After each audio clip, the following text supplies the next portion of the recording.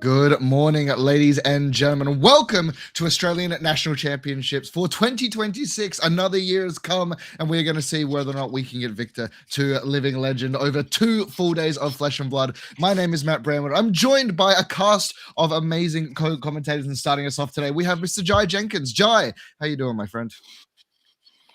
Good, Matt. How are you? Good, thanks, living the dream. Man.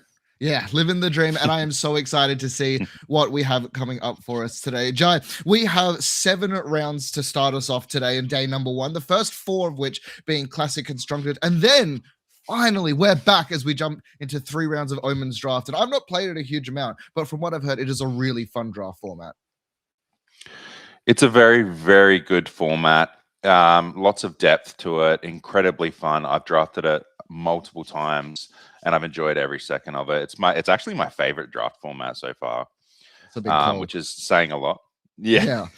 We've had some pretty great draft formats in the past, but yeah, definitely a super fun and interesting. I think it's like a really unique format as well.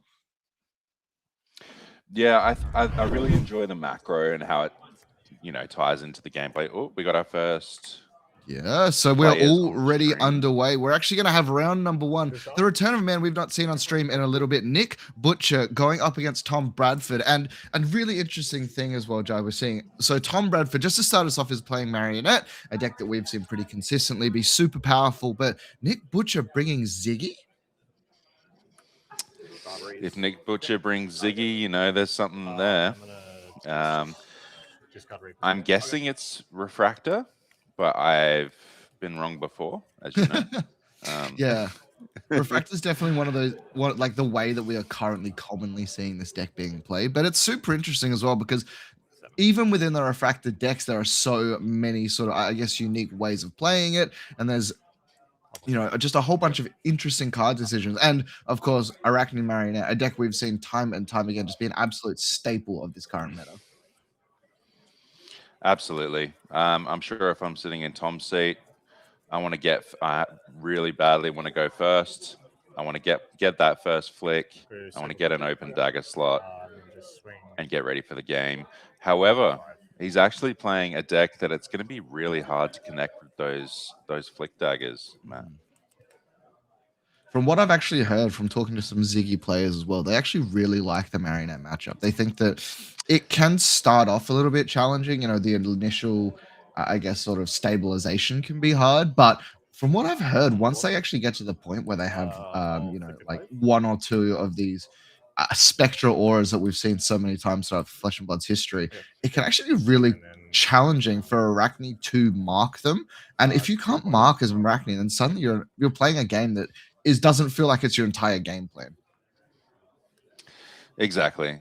The most powerful things that Arakni Marionette does involves getting the opposing hero marked, transforming into Orb Weaver or even Trapdoor is incredibly powerful. And if you can't mark your opponent, you can't do that, and you're basically just an aggro deck at that point, right? Yeah, exactly. And aggro decks versus illusionists, generally speaking, illusionist numbers pretty crazy. Now, an interesting point as well to sort of consider if you are deck building for this weekend is the fact that we had actually a deck say goodbye recently. Not the deck everyone expected, being Victor, but interesting enough, Prism has Living Legend. And I actually think that works really in favor of these Zyggy players because I think people are cutting poppers. That's right. Yeah. Zyggy is another reason to keep those sideboards stocked up with poppers, but I'm sure a lot of people will be taking them out. And like you said, it's going to just benefit those few Zyggy players because if you're not getting your Phantasmaplasm popped, it's a 2-card 9, and that's really good. Yeah, and I'm interested to see as well if Nick does opt. There's some versions of the list where they're actually kind of super built around going in a flash comboing, much like we've seen in the past Mm, before. But will be interesting to see what actually does end up happening. These decks are super. It's a deck actually I've been playing a fair amount as well, Ziggy. Um, mm, it's really interesting. There are some cards in this deck that are like I don't know. Uh, you can sometimes randomly die to Arcane in the late game versus Ziggy, and it's also really yeah, difficult to bring in Arcane Barrier versus it. I'll be interested to yeah. see what Tom decides to do and if he actually wants to. Um, but yeah, super curious. Players currently just sideboarding. We're just fixing the camera at the moment, so just bear with us briefly. But if you had to sort of put money on this one here, Jai, which deck are you sort of favoring in this matchup? Look, I want to be going Marionette because I love Marionette, but I think Ziggy's going to take it. We've got Nick Butcher on the deck.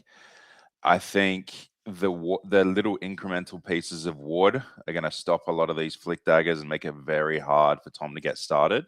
Hmm. I think he's going to need to roll pretty well in terms of luck throughout the matchup to take this one. Mhm. But that being said, it is Arakni Marionette. He could just go off and win. There's always that opportunity, isn't it? Like there's always that possibility, isn't there? Yeah, exactly. I think the later the game goes, there we are, the more likely we are to actually Oh, see yeah. Nick sort of take this one away and taking a little bit of a start here as we are jumping in. And it is as we sort of expected that reality refractor. Giving Yeah. each of the illusionist auras 5 base attack and once per turn attack for 2 really sort of goes well with what Ziggy wants to be doing. And over on the other side, as we expected, but interesting, has brought the Stalker steps in just to make sure we have a little bit of arcane barrier. Absolutely. That's the great thing about that piece from the Slippy Armory deck. Played in a lot of. Oh, what have we got here? So starting it off, we're actually jumping a little bit in. We lost a little bit at the start of Yeah. that game. So Nick has deployed out a couple of auras already, but we are seeing exactly what this Arakni deck wants to do. We're seeing just jumping through, Yeah. has Orb Weaver Spitteret to allow for that Calistera, but also pick up the point into a Kiss of Death. And this is so much damage that's coming across. Huge. And Nick, one thing about this Ziggy deck is sometimes your hand is a bunch of cards that do not block. 100%. And if Marionette likes anything, it's decks that do not block well. Elliptical Conflux is that singular aura that you see on Nick's side. We are going to see the reaction coming across from Tom Bradford. So we are going to see the Elliptical Conflux go away, which does create an embodiment of lightning on the way out. So a little bit of damage negated. 15 plays 36. But if there's one thing the Wow. do, it is actually just sort of stabilize. Now, this was also Yeah. off the back of the fact that this was a codex turn as well. And that does affect Yeah. the refractor because it does say they are weapons specifically. And starting it off, Nick is going to reply back with an Enlightened Strike, likely with Go Again. And in the hand does have the brand new gem as well, Voltaris, creating those lightning flows. Yeah, you love to see it. The old E-Strike, draw a card with the Go Again. My favorite thing to do. Just feels like value. And it looks like he also has the aura in hand that gives Go Again. So might be looking to turn into a pretty wide turn here for Nick. Yeah, definitely some options and needs to start clawing back this life total because Tom's sitting on a really healthy 21 points. But versus Illusionist, it's definitely interesting. The second copy of Enlightened Strike has come out now. So first we're attacking, drawing a card. This one most likely going to have Go Again. And then Nick's going to be able to deploy out. I do believe that is in the hand. It might be Fleeting Starbreeze.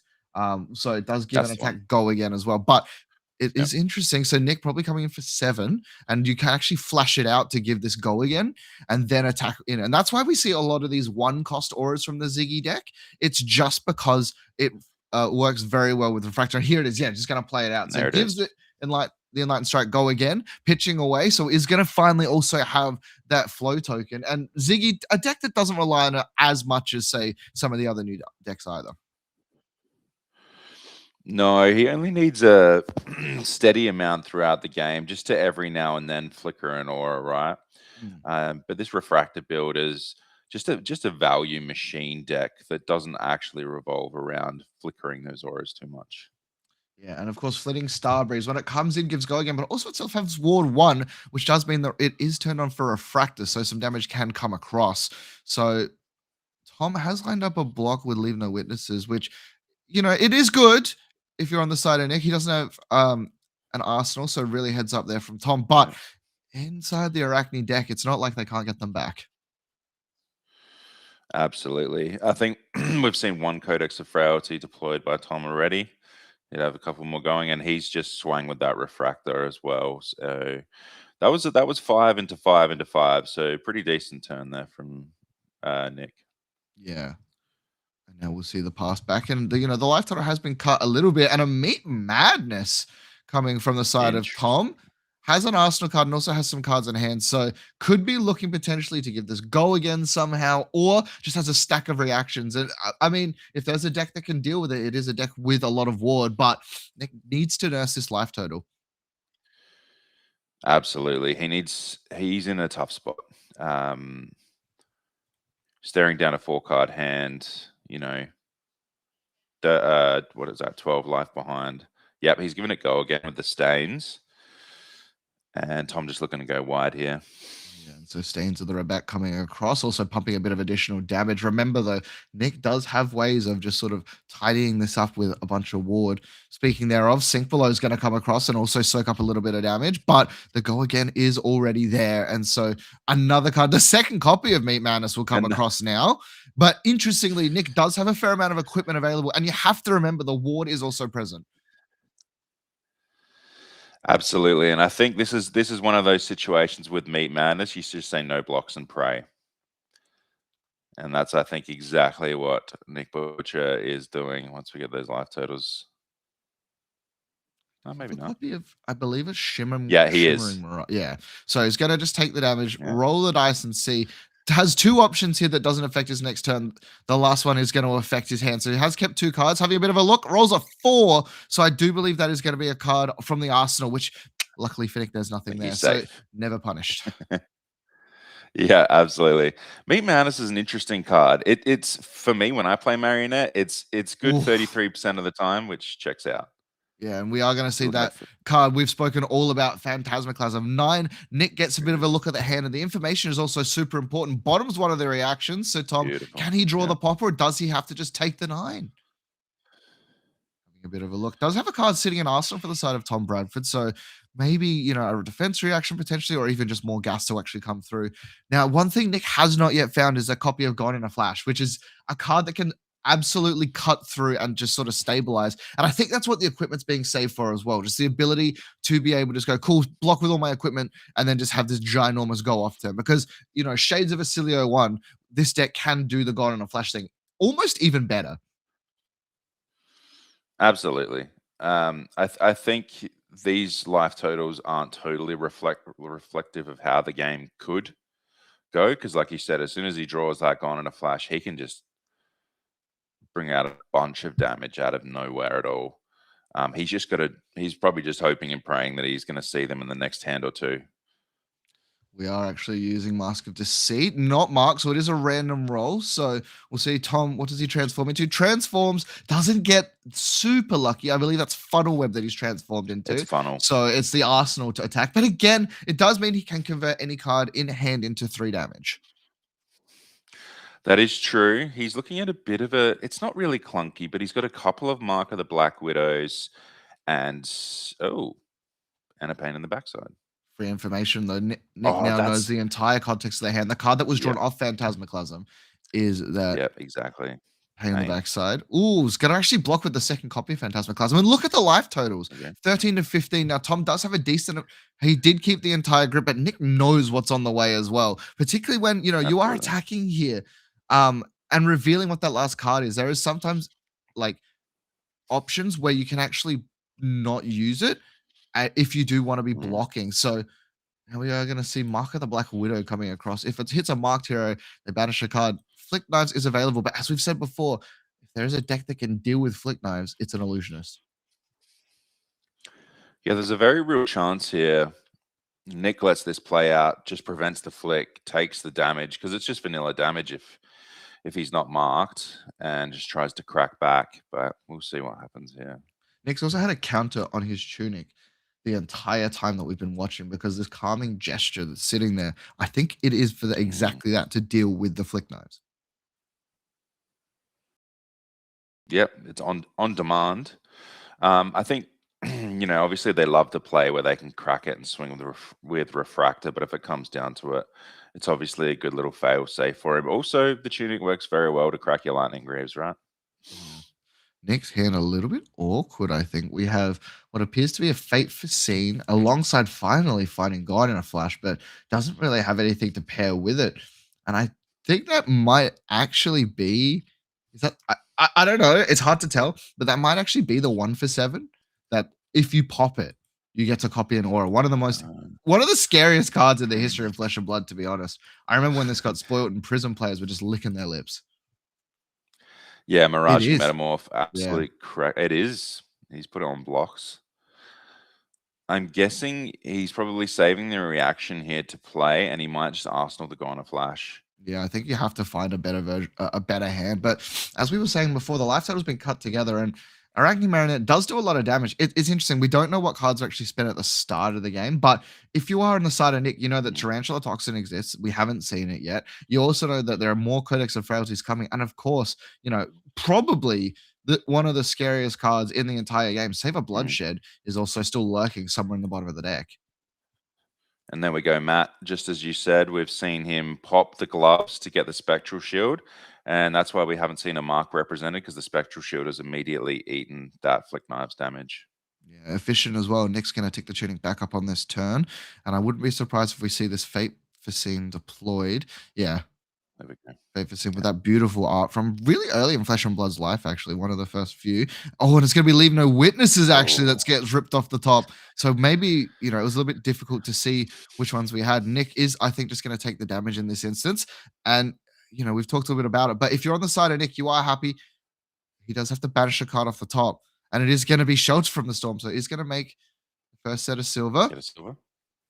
But if you are Nick, that card is not attacking this God in a flash, which is probably his way back into this game. And he has to just find a hand literally just full of auras and then a whole bunch of just go again.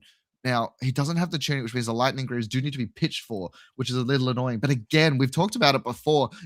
The refractor is available in all these instances. If you can pitch a blue, spend it on a 1-cost thing and then go from there. Manually popping the silver for the side of Tom Bradford. Yeah. You don't see that too often, pitching the silver. Oh, you want to talk about some scary interactions? So Savor Bloodshed into Kiss of Death. One of the most fearsome and challenging situations to deal with. 7 go again on hit, lose a life with 2 other cards in hand. 2. Absolutely. When you're staring down, you're on 11 life, and you're just trying to buy some tempo back to get you going a flash turn. The last 2-card combination you want to see is Savor Bloodshed into Kiss of Death.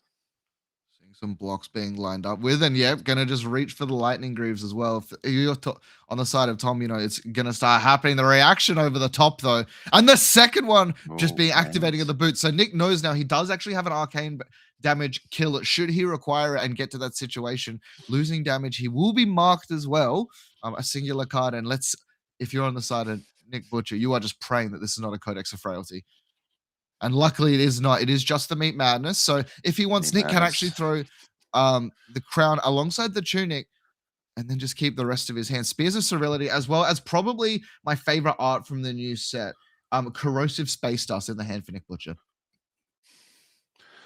Absolutely. Gorgeous card, Corrosive Space Dust. But it does look pretty awkward here, because he does really want to give his crown, but he doesn't want to crown away that Gone in a Flash. He wants to keep it. So he's got a bit of a decision here on how he's going to play his next turn. I think Nick kind of identifies that, it's a saver turn. He's probably not going to get the value off Gone in a Flash that he wants. So just going to block with the spears here. Considering the crown block as well, he might actually, I wouldn't be surprised. He's going to crown it away and just sort of dig for something better, but he is going to look to flick knives with the Savor Bloodshed. Nick, considering he does technically the draw too. Oh, Matt, I think he's drawing a Codex off the top, but he doesn't have an action point, I don't think. No action point available. No. Lightning Greaves will return, and he's going to Arsenal the Codex though, so it's not likely in this instance with 2 cards, but even if Nick were to turn back and just like present a ginormous pivot turn, Tom does have the bailout here as well. Looks at transforming and transforms into Tarantula. So you want to talk about daggers being scary. The next turn, there's no reprieve. Gone in a Flash will be played though. Interesting.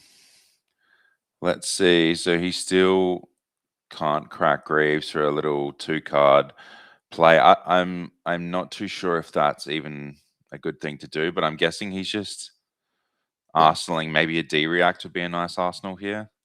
It's one of these things where he just wants to get cards out of Tom's hand and isn't punished as well. Finds the second copy. So, you know, if Nick can survive this next turn, or Codex, I will say, if you are on the side of Nick, you're probably feeling pretty happy about this as well. If they're just ripping Codex of Inertia immediately, because it also forces a discard, and you know, not the most impactful discard that we are seeing here, but now we're going to see a couple of reactions. Does he actually find the attack?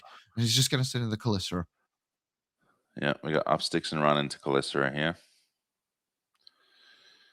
But Matt, the scary thing is, this is definitely not where you want to be against Arakni Marionette, because all his reactions are lethal. Yeah, he's double reactions and the fist pump will be extended. And Tom Bradford is going to beat Nick Butcher in round number 1 of your Australian National Championships. A really interesting back and forth game. And you kind of saw sparks of genius there from the side of Nick Butcher. You could see where it was going, but it just the constant pressure from Arakni Marionette taking it to 1-0, showing why it's been one of the most consistent decks over the past, let's say, year. Absolutely, Matt. That's just like we said, you know, Ziggy could have a nice matchup into Marionette, but if he comes storming out the gates, it's very hard to stop him sometimes. And I think all that tempo that he gained at the start of the game, when we tuned in, he was already down to 27 life. I think, Tom just came hot out the gates, and that deck, when it gets rolling, it just doesn't stop.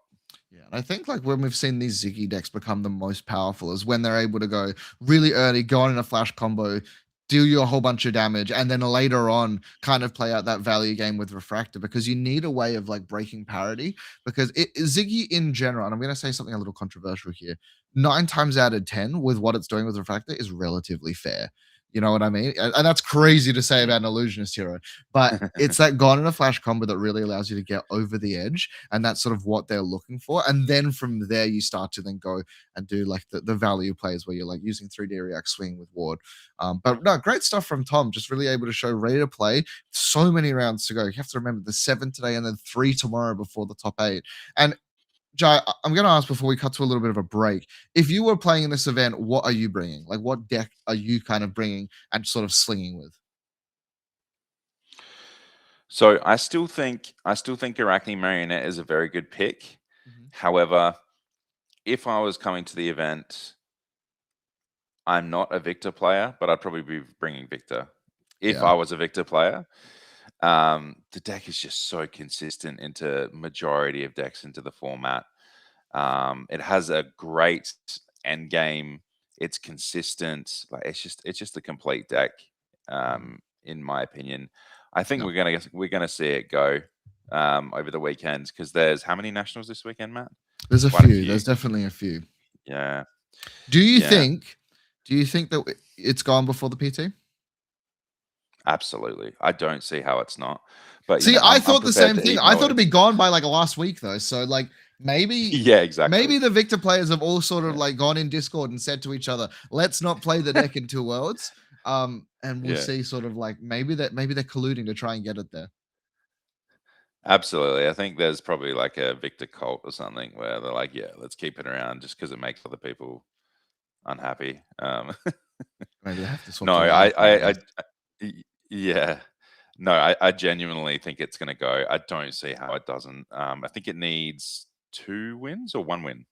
I wouldn't be surprised if it's 1. It's 1 or maximum 2. So I think it has to go. The deck's too strong. But yeah, I think the good thing about this meta and the meta that we've been in for a while is that you could bring us like a lot of decks, and it would be a decent pick, right? Yeah. Just because we've been in such a healthy meta for a long time, which means the game's good. Yeah, exactly. But we are going to cut to a short little break, ladies and gentlemen. Players are finishing off round number 1 of Australian National Championships for 2026, and we'll be right back after that to bring you more classic constructed action.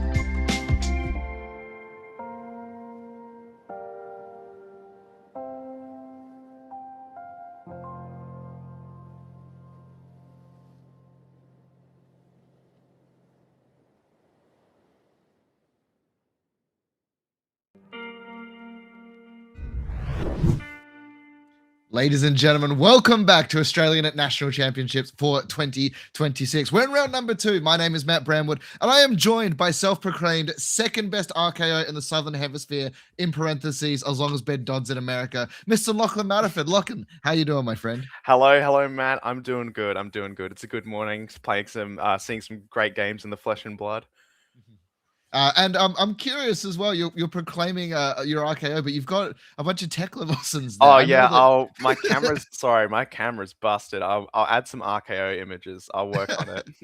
Thank you. Well, we've already seen one great game thus far. We've seen Zyggy represented, alongside Arakni Marionette. And let's take a quick little peek at the meta game breakdown here for this weekend, because it is a little bit of what we expect. Taking a bit of a look, the most represented deck that we're seeing is actually Gravy Bones. And I think that's probably in response to the fact that Victor is still a legal deck. It's gotta be, right? But on that, I'm counting 1, 2, 3, 4, 5, 6, 7th most represented is Victor. I would not have picked that in a million years. I would have thought firmly 1 or 2. I think it's interesting that he's so far down. It almost seems like there's an overcorrection, but I don't know. It's hard to tell. I have a feeling that I wouldn't be surprised if people actually dropped the deck and were practicing and testing other decks on the assumption that it was gone. And I think that perhaps it's only those people who have played, reps and reps and reps of Victor that are just like, cool, I'll just pick it back up again. I know what it does. Interestingly enough, though, 2 of the top 5 decks being Draconic Ninjas. And although they're both Draconic Ninjas, they represent different things. I think Fi has a lot better time into your fatigue-based decks and is a lot more explosive, whereas Cindra is your return on investment over time, good value. Yeah, it's interesting. And also leading out the top of our day, we also have Arakni Marionette. We've already seen it once on stream, and a deck that I think is just so consistent. And then Oscilio Constella Intelligence. Not the Oscilio that you're used to, but definitely an incredibly powerful deck, particularly versus something like Gravy. Yeah, I played against a version of this deck at my locals earlier this week, and oh my goodness, is it scary when they get stuff like Aether Flare or the name escapes me, the Aura, the Blessing of Aether. It bumps both sides of your meld cards. So you can look at something like Comet Storm Shock, and all of a sudden your Shock's getting +3 or +6, and your Comet Storm is also getting +3 or +6, and it just goes nuts. Yeah, it's pretty crazy. Now, taking a bit of a look further down the metagame as well, we are seeing a couple of interesting things. We've seen a couple of Ziggies already. Nick Butcher being on Ziggy does represent this deck's incredibly powerful, but something I don't think anyone expected, more so than Puffin, more so than Marlon, more so than, Lyeth Goldmane, Rhinar coming in with 7, the same amount of Yowls and Vynsets being Rhinar? Yeah, I think Rhinar... I feel like Rhinar has to be a response to this sort of perceived guardian meta that we're in. If you can just remove those cards from their hand, then what happens to their block value? It's too bad. You're copping damage to the face. And I think they might struggle with some of the aggressive decks, but if you can just stomp them, it might be enough. Yeah, and speaking of stumping, we are going to jump into round number 2. We have the current reigning national champion here on stream. That's right, ladies and gentlemen. Justin Lim on Dorinthea going up against Shaun Leow on Victor. And this is a matchup that I think is very interesting. All right, this is going to be a fun one to cast. What do you think about this matchup between the clashing and the reactions from each side? I think it's one of those things where if you are on the side of Victor, and you can see here Miller's Grindstone already, you're preparing for these longer games, but you also kind of know for a fact that you are going to win every clash. A great start for the side of Shaun, though, pitching away using Trouble 90 to gain immediately 3 gold for not a lot, and then also making the mites as well. So if you want to talk about a turn 0, that's a fantastic way to start. I was about to say maybe, like going for a little bit slower, but instead, no, it's just going to come out of the gate absolutely swinging. Yeah, I don't think you can ask for anything better than this. And interestingly, go on. Fantastic. Oh, no, I don't have much to say. Just, I'm stunned more than anything else. It's an incredible start. Getting your gold condition is met. You don't have to worry about it now. You've got the Aurum Aegis as well, so you can even destroy a gold if you lose a clash, but I would absolutely be gobsmacked if Victor loses a clash here. The only way they can lose is by revealing one of their misses. I don't think Dory's revealing any attack actions. And interestingly enough as well, if we actually take a bit of a look, shades of the past here for the equipment side of Justin, and we actually have Courage of Blade Hold in the Ooh. chess piece alongside of Refraction Bolters. So I have a feeling that Justin is not going to try and play this and like play for perceived value. I think he just wants to kill Shaun as quickly as possible. Yeah, I agree. I'm not sure what else you could do besides try and have one huge turn to rack up a couple counters, maybe with something like Listening Steelblade, and go for it. Yeah, starting off though, all the way back to Welcome to Wraith here. Steelblade Supremacy going to come out, +2 and on-hit draw a card. So already just starting to swing. So ladies and gentlemen, strap yourselves in. This could be a long one. Speaking though of those clash cards you were mentioning before, Test of Iron Grip being the first, and scarily enough as well, this happens prior to reaction, so you can't even respond. Yeah, this is brutal. Yep, losing that Ironsong, rough. And we are just going to see the pass back. And it is one of those interesting things when you are playing Dorinthea, which is the fact that your opponents are constantly overblocking, that you can actually almost fatigue your opponent. It's super weird, but we are going to see something coming across. And interestingly, something we don't see attacked with relatively frequently, Clash of Bravado. Yeah. But it also, does have +5. I think that's got to be more what it is than anything else. Is you can convert your hand here. You've got an extra. I think Clash of Bravado is a base 7, so you're sending in the base 7 instead of the base 4 of Miller's Grindstone. So just getting that extra damage, and plus, is it +4? I think it's +4. Yeah, +4, +4. 3 golden aura mages. Either way, setting in 11 here, it's going to be a tough one. It's a lot of damage. It also had the Seismic Surge, and that's another thing that might be a little bit atypical as well. Not running the Tunic, just going to bring the Tectonic Plating in. Knows that we are going to need to block a little bit in this matchup, and probably doesn't want to bring a Balance of Justice in for no reason. I think it's also important to mention the gauntlets as well. Often these gauntlets don't have a lot of extra text, but against someone like Dorinthea, it brings down the value of their reaction to get over the top by preventing the +1. Regular Dorinthea turn there as well. Just deciding, you know what, I'm just going to block with 3 cards, swing the sword, and sort of scare my opponent. And this is the thing with because if you haven't watched Dorinthea in a very long time, Dawnblade is always so scary because it has to be respected every single time. We are going to see a clash happening as well. Of course, won by Shaun and just the pass back, but still got a card out of hand. So that was a 1-for-0 trade in Justin's favor in regards to the fatigue matchup. But you want to talk about swinging haymakers, the crackback immediately being presented. Spider Crush, terrifying versus any deck that cares about going in. Yeah, there'll be no ability to buff your sword on the front here with Spinal Crush if it hits. But I have a feeling that we're going to see 3 cards thrown in front of this, block another 9, and try and go for the next turn cycle. It's curious as well, taking a bit of a look. We don't actually have the players deck list, but Beat of Ironsong is a card that has been released. And I have a feeling that card might be the way that it gets over these really grindy matchups, because that card is pretty crazy.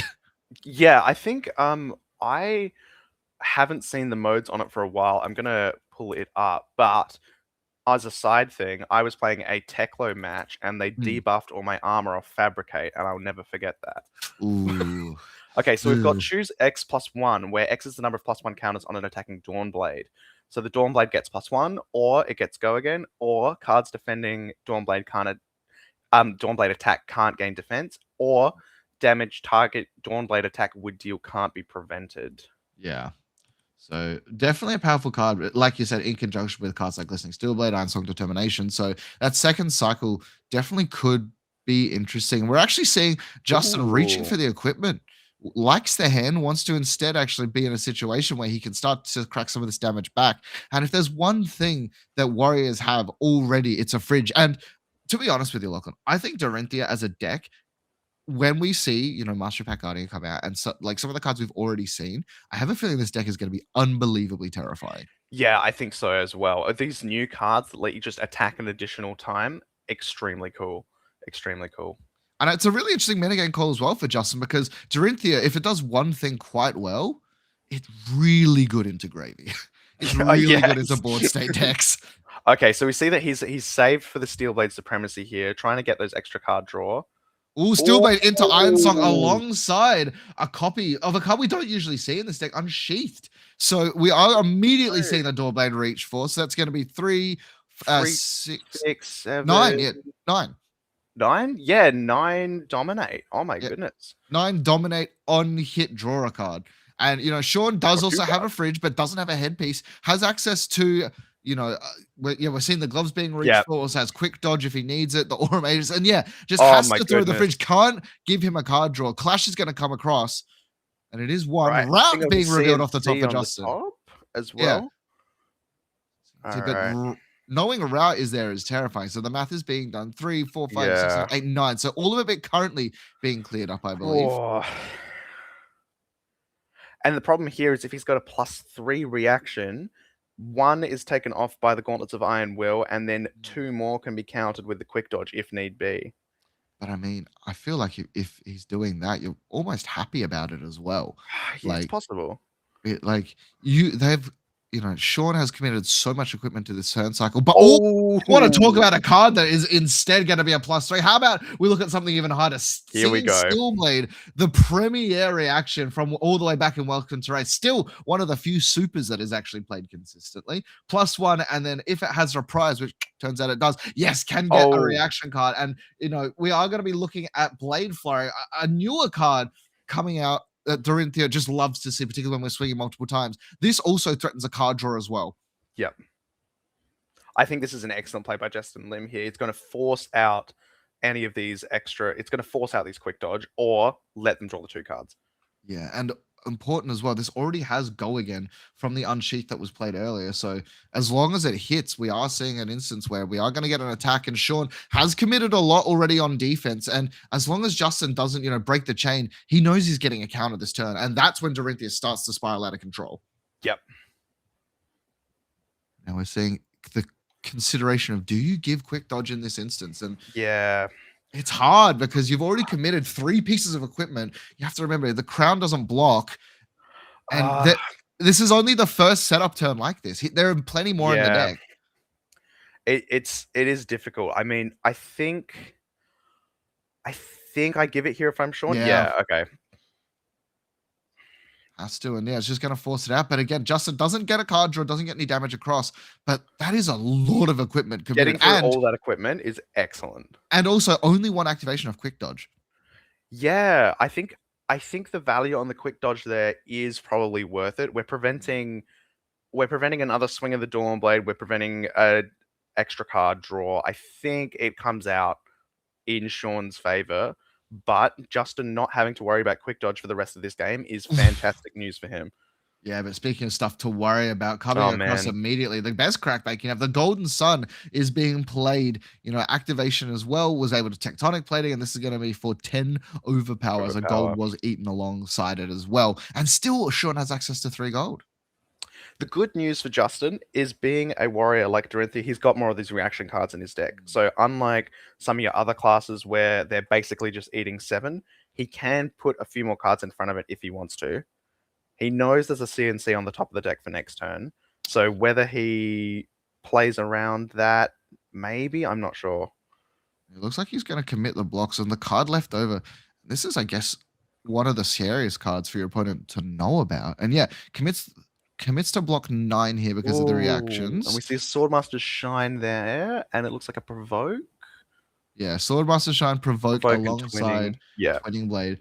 But that means Route's been kept in the hand, and that Route is going straight into the arsenal. And if you're Shaun, Route is a terrifying card to have to deal with because these Victor decks don't run many reactions. Oh, actually, I'm not sure if it is the Route because we shuffled off Singing Steelblade. Oh, of course, you're right. Yeah, he did shuffle. I'm not sure what card that is. So, and that also means Shaun doesn't know what it is either. Ooh, not opting for the CNC here. That's interesting. Yeah, has actually passed back. Disable is going to be the option, but I guess wants to use more of the hand and knows now for Justin though. But this is so much easier to play around. He can just present a card plus 1 of his pieces of equipment. Yeah, including the Volters, not get crushed. Knows that there's no ability to pummel. Looks like he's reading the card, which I'm pretty sure that's not the case. If you've been playing Dorinthea a little bit, you know what that card does. And I'm curious as well, do we actually run Authority of Attire on the side of Justin Lim? That's a tricky one because I'm trying to think what density of the Victor deck can support these defense reactions, because they might struggle because they still want to win their clashes. But against Dorinthea, you can side in your defense reactions because it's not really a huge deal if the Dorinthian's not going to win a clash. Yeah. Like, it's just not happening. Oh, another Swordmasters? Oh, is that Swordmaster? I think that's the other one. That's Gleam of the Blade. So that's okay. that's the one that creates a flurry token. But interesting. So it's from the Hala deck, and creating flurry tokens for the side of Dorinthea is certainly an interesting thought. I wonder if there's a little combo that Justin's got in his deck where he can line it up to attack the 3 times, or whether it's just extra abilities to attack twice without proccing a Dorinthea hero power. I think there's a crazy word where if you have that plus Twinning Blade, you start to go into absolute crazy land. But you want to talk about setting it up. We've seen this one already. Here we go. The third copy of Steelblade Supremacy and the second copy of Ironsong Determination. But guess what he doesn't have access to? No fridge available for the side of Shaun this time. Going to use the last of his equipment blocks outside of his Aura Mages, but I think he wants to keep that for the gold. So blocking for 2 plus a card here. But Justin has the ability to get over the top, I would assume.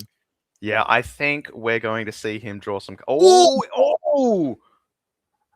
Is going to have it, but it is going to also enable the +3 over the top. So damage to leak across for the side of Justin Lim. First blood drawn in his instance. Refraction Bolt is most likely going to be cracked in this instance as well to threaten off and have the ability. And look what he beat the Ironsong as well. I stand corrected. Victor is playing defense reactions. My goodness. And thank God he did in this instance, because so much damage. Now, you have to remember that this Dawnblade is going to come across again, and it is in an instance where he can't block with any more equipment. Sorry, I lied. He has the Aura Magus as well, so he can't actually get over with just the beat of Ironsong. In order to do that, he would actually have to... he can't. There's no way for him to get across if he decides to commit the last piece of equipment. But you want to threaten that counter anyway. I think you need to push for the counter here. Now, I can also see the value in doing the setup. Ugh. It's interesting here as well. I think he's just trying to sort of figure out, does he want to actually kind of threaten this and get the piece of equipment, or does he want to pitch into the Bradfor breaches and guarantee that he's going to swing tempo in his direction? Now, you have to remember, he did just use his Refraction Bolters, so he doesn't have that free source of go again anymore. But no, he's just going to, he's just going to swing.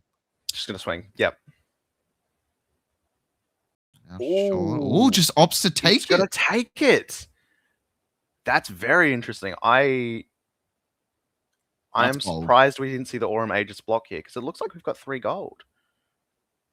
Yeah, and he's going to draw a second card as well. Arsenal there. And now, it's interesting because we have 3 gold available. Has a pummel in hand as well as what I do believe is a Goldmane estate.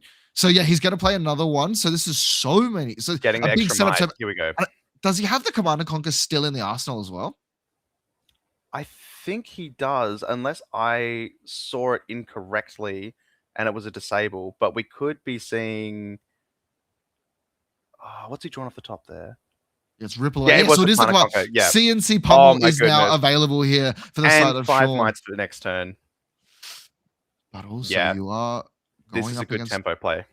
Dorinthea with a counter, and that is always scary. Life totals 32 to 31 as these players start to whittle their way down through the deck. Justin knows that this Command and Conquer was available and knows he's kept a lot of extra cards. Could have blocked with an additional one there and actually denied off the potential for that count. But I guess he has to give up the actual Aegis, which means that his Goldmane estates are less value. Yeah. But do you read the pummel here is the question. You have plenty of life to actually play with. Maybe you just give it up. Because if you're doing that, you lose your counter. I don't think he can block 10 because without giving his whole hand, because that Courage of Blade It'll pop if he blocks with it. It will break, won't it? Yeah. It's got a counter on it.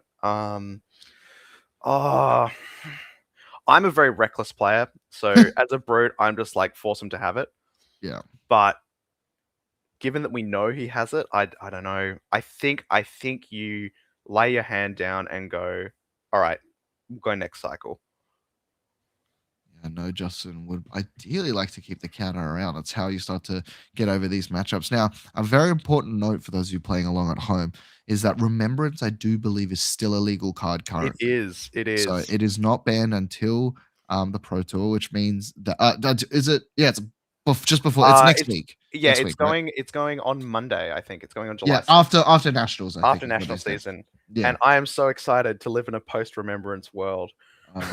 Look, the deck that I've been cooking definitely is happy about that card being gone as well. But it is an instance where the Remembrance is available. So we are seeing, a lot of these Visit the Goldmane estates being played, but it's definitely not the first time. And yeah, Justin declares no blocks yeah, on the pummel. ask them to have it. Never punished. So the Arsenal will be gone as well as a singular card, but Justin able to keep 3 in hand, which means this counter is so much scarier now. And Shaun is unbelievably low on equipment. Yeah. Wow. If you're playing Shelter of the Storm, do you think the Victor is also on Sink Below here? I don't know. I feel like All Spoils of War. Yeah, Spoils of War. The second copy was actually again. put into the bin. But yeah, the clash is coming at the perfect time. The reveal off the top, and yeah, Macho Grande going as Blade Flurry. And the second copy of Blade Flurry is also put into the bin. And so suddenly so much damage leaked across, but it was the perfect decision. And now also off the top here, the double clash available. Victor Iron Grip Goldmane being just the winning first it one. all. Oh my goodness. Oh, but does actually lose the second clash. Is he going to pop Yeah. a gold? No, decides it doesn't matter. And the curse continues of not being able to to be able to win this clash, the double clash on stream. But again, the counter gone, and suddenly that turn so much damage leaked across, and Wow. Shaun just blunts all of the aggression, and now has 5 mites available for this turn coming up. Yeah, the Blade Flurry off the top there is Blade Flurry out of hand is brutal. Ooh, I don't even know what card that is. I'm guessing it's one Is of that these. Thunk? I think it's one of the 3-for-7s from MPG. Is going to be my guess. Yeah, it's kind of hard to. Oh no, he made a seismic. So.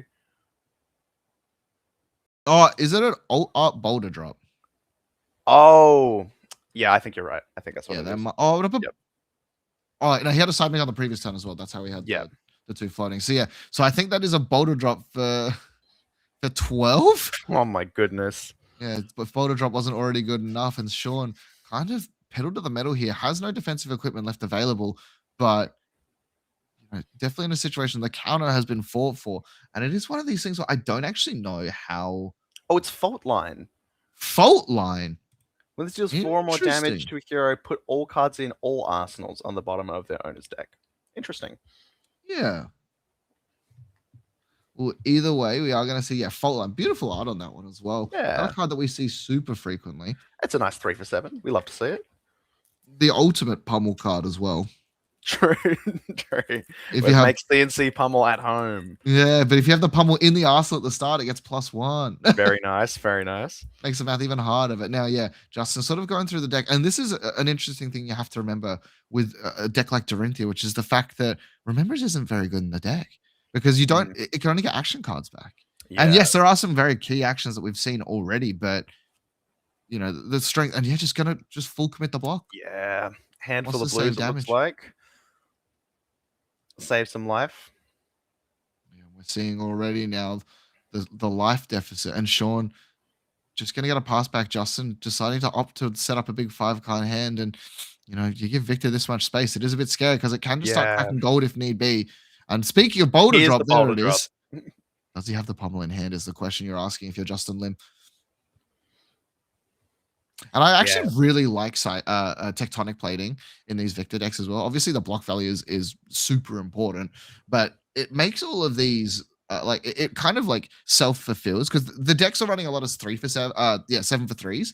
So just being able to kind of churn seismic back to back to back to back is certainly if you're playing this kind of value game. Yeah, you kind of keep your resource up, just floating around the place, and then on the turn you need it, you get a discount. It's fantastic. Yeah, again, just some of this welcome to Wraith equipment we're seeing on both sides of the table here, still showing its prevalence and prowess throughout the years. So Now Yeah. Justin has a big decision to make is in a situation where he needs to kind of consider. And I've also just realized, Lachlan, that he is running a white border Dorinthea, which I think is hilarious. I do like that. I do like that very much.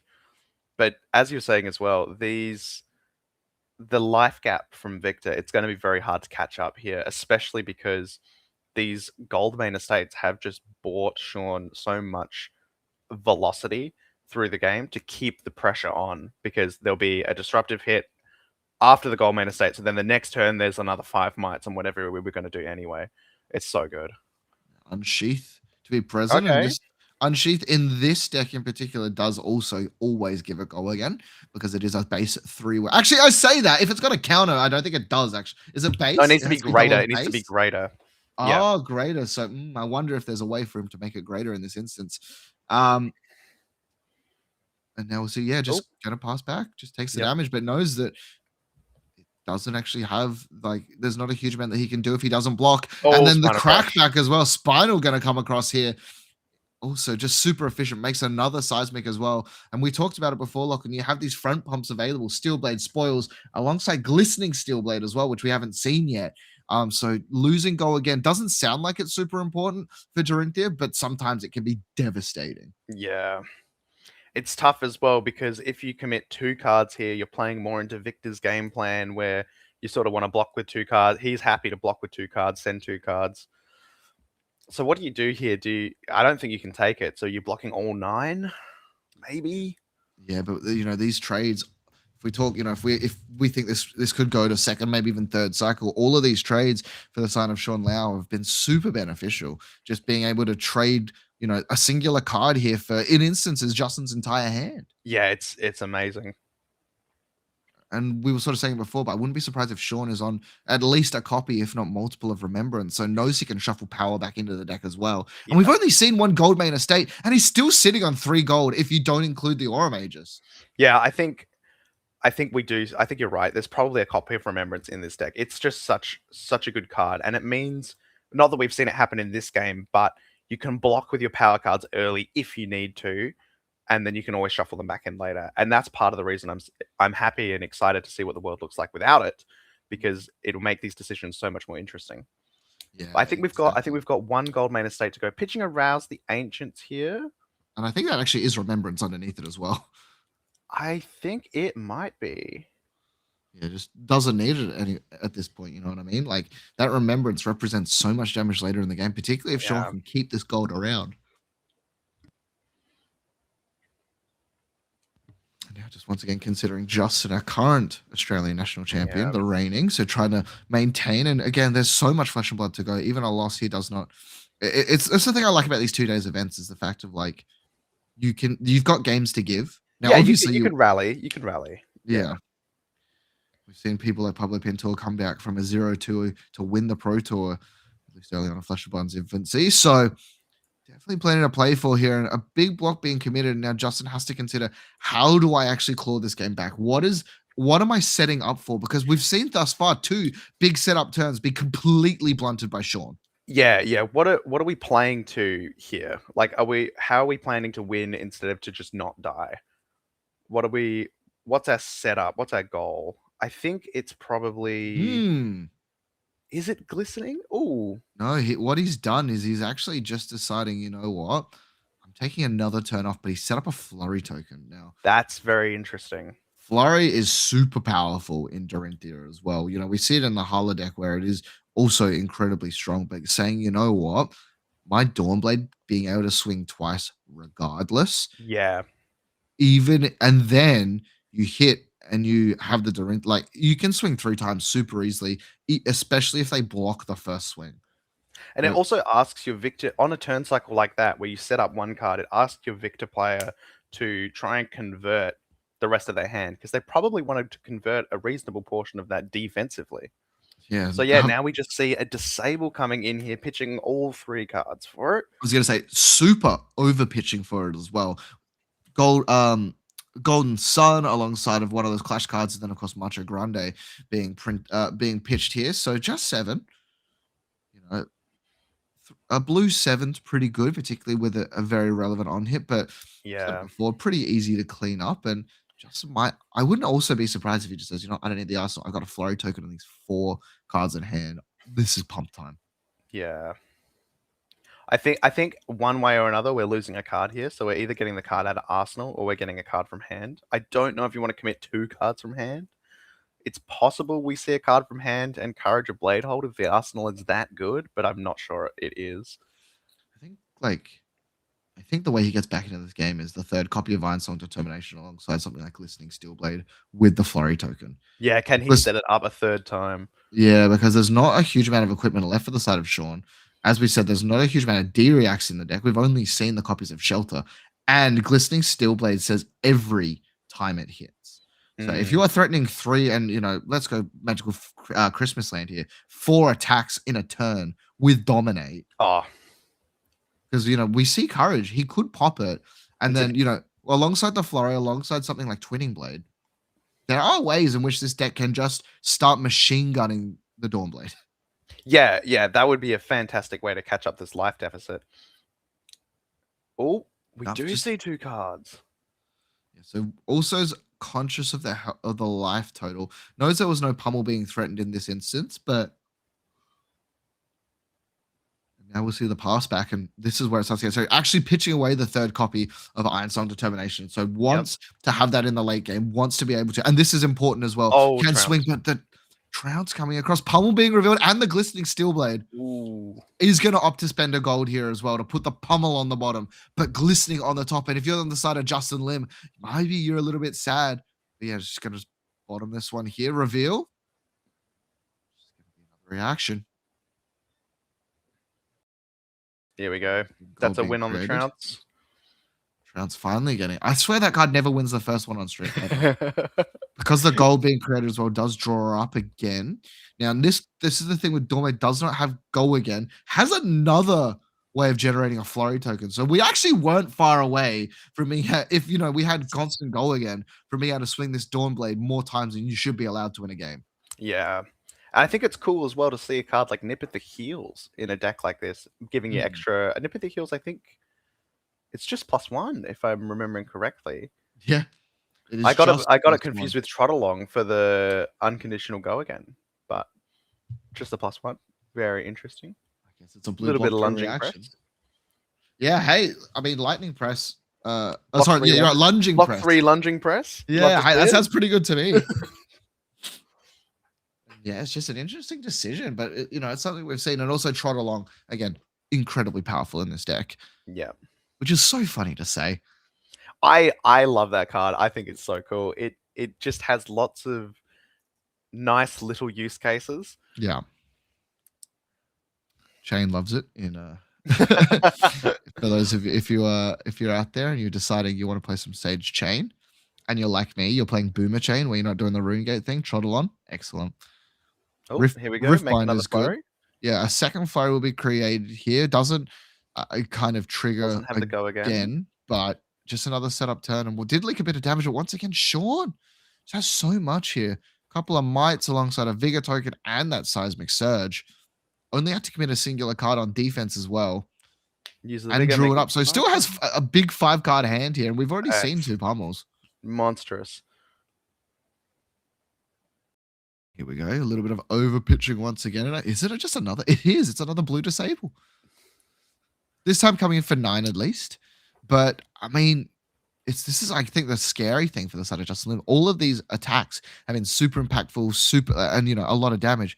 They're Shaun's blue base. He has so much power left in the deck. It's crazy. Yeah, it's exceptional. And being able to send these attacks just to make sure that every turn you're ripping at least 1 card from your opponent from somewhere, whether it's the arsenal, whether it's the hand, just to make sure that, no, you can't have a 5-card hand. You've got to play by my rules here. And in a deck like Dorinthea, where you want all your cards, that's very tough. It's interesting, though, because you are right. You always want all your cards in Dorinthea, ideally. But it's almost like you can't even necessarily. It's one of the few decks where you want all your cards, even if you can't convert them. Because the more cards that you keep in hand, the more math your opponent has to do, and the more they're going to start doing really weird blocking. Yeah, you can bait them into making the wrong decision just by having blues in your hand. It's not amazing, but it's If it's damage, it's damage, right? Exactly. And you know, it looks pretty dire for the side of Justin at this point versus Victor. But you have to remember is that if this Dawnblade gets a counter, a singular counter, it can flip the entire script unbelievably quickly because every block becomes inefficient for the side of Shaun.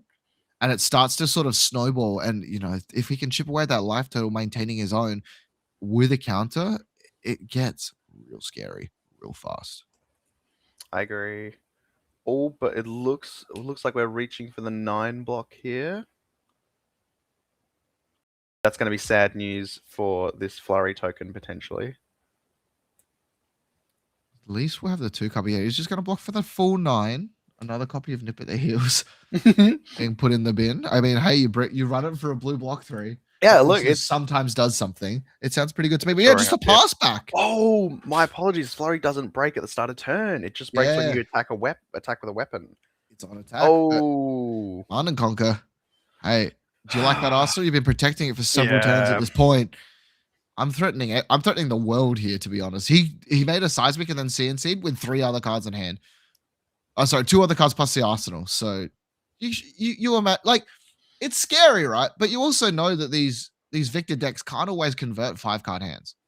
Yeah, I think in this case, I'm not worried about Pummel here. We've seen one go to the bottom. I've been wrong before, though. This is the first time for everything. True. Are you worried about Pummel here if you're Justin Lim? I'm gonna be so honest with you. I've just decided I'm never worried about Pummel because I've been pummeled by the most ridiculous cards in the most ridiculous decks before that I've just decided not to care. I've been pummeled in Lexi. I've been pummeled in Chain. Yeah. I've pummeled people with Enigma. Blue pummeled people with Enigma. At this point, I don't care. And neither did Justin. And as a result, here we go. It's going to start it off. Here we go. Importantly, though, Steelblade Supremacy was actually pitched with. And we're finally popping Courage of Blade Hold. I think this is excellent. We've got a guaranteed 2 attacks with Dawnblade here, just off the Spoils of War, the Dawnblade. The Spoils of War and the Flurry.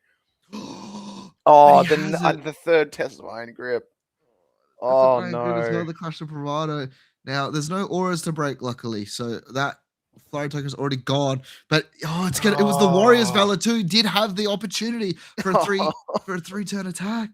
Has a 2nd copy of Singing Steelblade in hand, though. So can get over the top here should he need to. Because you're probably looking for Blade Flurry, right?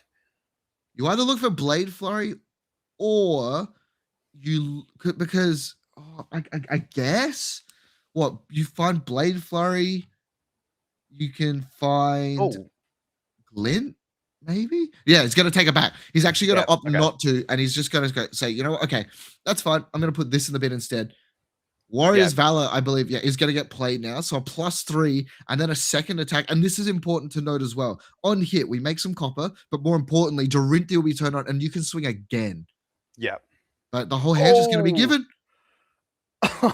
Just what a time to have those 4 blocks. Oh my God. Just the one turn Justin tried to turn the corner, set it all up, top Courage, and it also had to be the turn that Shaun didn't have gas and had literally 4 clash blocking cards in hand. Just nothing going right for the side of Justin Lim. That's very rough. Oh, of course. At first swing of Miller's Grindstone. And he made a gold in all of that as well, which meant he drew the copy of Ripple away and so still is able to present a terrifying, to be honest, threat because you're never winning this clash and you are just losing cards. Yeah, this is a very unfortunate position. To give 2 cards here instead of the health and 1 card from deck. That's unfortunate. Yeah, just Dawnblade being caring about the threat density in deck, though. We know there's a lot of power cards left in there still, hopefully, at least. Yeah. Disable being blocked with. Now, bit of traditional fab there. Glistening Steelblade is in the arsenal for the side of Justin Lim. But we've also seen Shaun have so many ways of attacking. Again, another one. So it's got +1, and then on hit, both players discard their arsenal. Starting to feel like every card in this deck says destroy your arsenal. If it's not that card, it says visit the Goldmane estate. Yeah, or it's literally been cards that clash and ruin all of the offensive output Justin's had. Yeah. Spinal Crushers and Arsenal disruption. That's been the entire game plan for the side of Shaun. Also found, I think it is the second copy of Remembrance as well, because we've had no shuffle, and I'm pretty sure we're not back to that second cycle. So Shaun is on 2 and does have the opportunity now, if he wants to shuffle it away. I think we see it played here, probably, right? I would imagine. You don't want to IP it, I don't think. Yeah. What are you grabbing? You're grabbing two visits and then probably a CNC, maybe? Or Spinal. Spinal, true, Spinal. We've seen 2 copies of Spinal going to the bin as well. You could also actually, and this is what I think is so gross, is if you really wanted to kind of like, because you have so much power left, you could also just get back like a Clash of Bravado. True. Oh no, he's got a Golden Sun in there. He has a Golden Sun in the bin. Yeah, well. I was wondering about, because normally you see them pick up Golden Sun, but against Dorinthea, I guess it's still, look, it's still 10 damage. So the overpower, overpower not as, oh, here we go, at first glistening. Yeah, has to, had to, still has cards in hands though. So yeah, he did bottom one of the glistening, but had the second copy in hand. Now glistening gives go again, and then also each time you hit gets a +1 counter. 2 cards, and this is where it does start to get scary. And yeah, you see immediately Shaun reach over, like, what reactions do you have? And it is scary. And this is one of the things I love doing when I play Warriors. We've seen already he blocked with a Swordmaster's Shine, right? Yep. So you know that there's a +5 looming in the deck. Yeah. You know that he's on route. And so the math becomes super hard. And I love in reaction-based decks, one-ofs. Yeah. One-ofs that you think of multiple copies. Yeah, it's fantastic, because then you have them guessing about how many there really are. Like, do I have to worry about 3 of these? Do I have to worry about 2 of these? But could it be something else?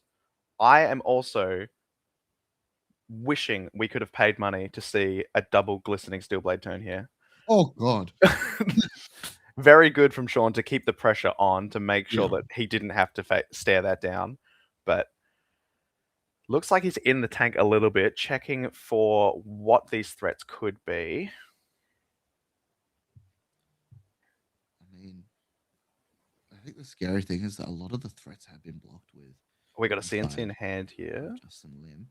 And we are, so we're going to see Ripple Away being blocked with, oh my God, the +1. Let's go. No way. The +1, nip at the heels, might be the first time we get a counter available for the Dawnblade. Oh my God, +1. No, has the shelter though. He's going to cover it up, but I think he's actually playing it as a reaction. So yeah, I was going to say, you're using a full defense reaction for +1. Nip at the heels almost. Oh my goodness. I don't think I've ever been more excited for a reaction to be played in my entire life. Ooh. Oh, and the CNC here. Once again, would you like to keep your arsenal, Justin? Oh. Look, I think it's... I actually think it's one of these games where by the 4th copy of something that destroys your arsenal, you start playing like it's gravy, and you just stop arsenaling. You just true. You know, is there a world where you can do that? I don't think so, because the other thing with all of these compared to something like gravy is that every single attack is for 10. Oh yeah, exactly. Yeah, 2 blocks. And yeah, we're just seeing so many of these big reds being forced out. Now, Warriors Valor, the classic coming through. So it is going to be for 6. And here's the play. Another nip of the heels to bring it to 7, and off we go. Yep, to bring it to 7 and then pass. No. This is the one turn. He doesn't have a 4 block, surely. Oh, he actually also has a Tropple Darnie in hand. So only 3 cards defensively, but has also found a copy of the Golden Sun. And hey, says, you know what? Oh, he's got the Remembrance in Arsenal too. So he's like, I don't need this right now. And nope, just pass back. No nip at the heels, unfortunately. Have we seen Dawnblade swing a second time this whole game? With the exception of like the courage turn. Okay. I'm trying to remember. Yeah, I think only with the flurry courage turn is the one I can think of. I was gonna say the one turn where it didn't rely on hitting. Yeah. Hold a drop as well. Every single card that Shaun has attacked with has threatened something that is important for Justin. The other thing that's being threatened that's important for Justin is his entire life total at this point. 10 plays 29 for the side of our Dorinthea player and current Australian national champion. Yeah. And the rough news about this as well is like, I'm going to go out on a limb and say that he's down on deck damage as well, because the efficiency of this Victor deck to block out means that you're not converting cards from your opponent's deck by attacking with your Dawnblade, unfortunately. We see the Twinning Blade that was pitched away. Oh, down to 1. It goes to 1 here. And now the Dawnblade will swing across. Another clash defensively. A clash of might. That's, I mean, see, I thought I saw that card before, but I wasn't sure. It's like, surely it's not on Clash of Might. Well, wow. I mean, it is pretty good. Sigil going to be played in this instance. Not what I expected coming out from that Justin might be one Lin. of your one-ofs. I haven't seen any others. No, and you know what? I'm kind of glad that is the case. But yeah, 29 plays. I was going to say plays 4, right? Oh, I think the life totals might be a little bit wrong, but either way, now we're going to see coming across. Just you know that you're in a bit of a problem when they're just sending in every card for 9 every single time when you're sitting at 2. This is like the worst position to be in when you're playing Flesh and Blood. And all these, you can just pitch all these blues for if there's no threat, and like even if Shaun wants to, he doesn't have to block really anymore. And he can just convert his hands for damage every time to just grind Justin out here. I think it's a very tough spot to recover from.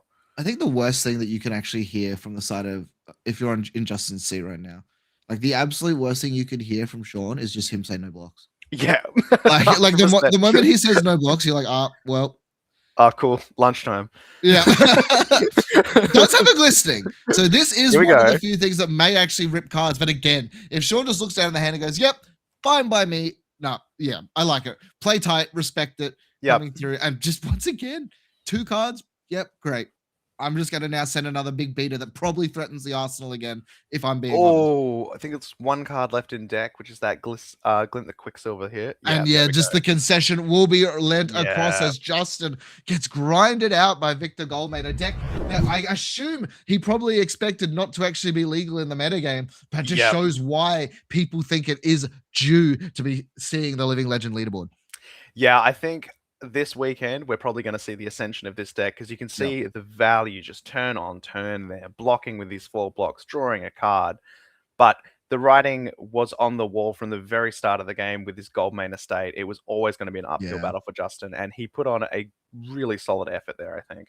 I agree. And just, looking down at your opening hand as a Victor player and seeing Tropodani, Goldmane estate, something that threatens Arsenal and a blue, is probably the nut, like the turbo nuts. Yeah. I think the only thing that would be better is Riches and then triple Goldmane estate, followed by the next turn finding Remembrance. I'm just going to start a couple of might ahead, and we'll go back to how we were with these 80 cards.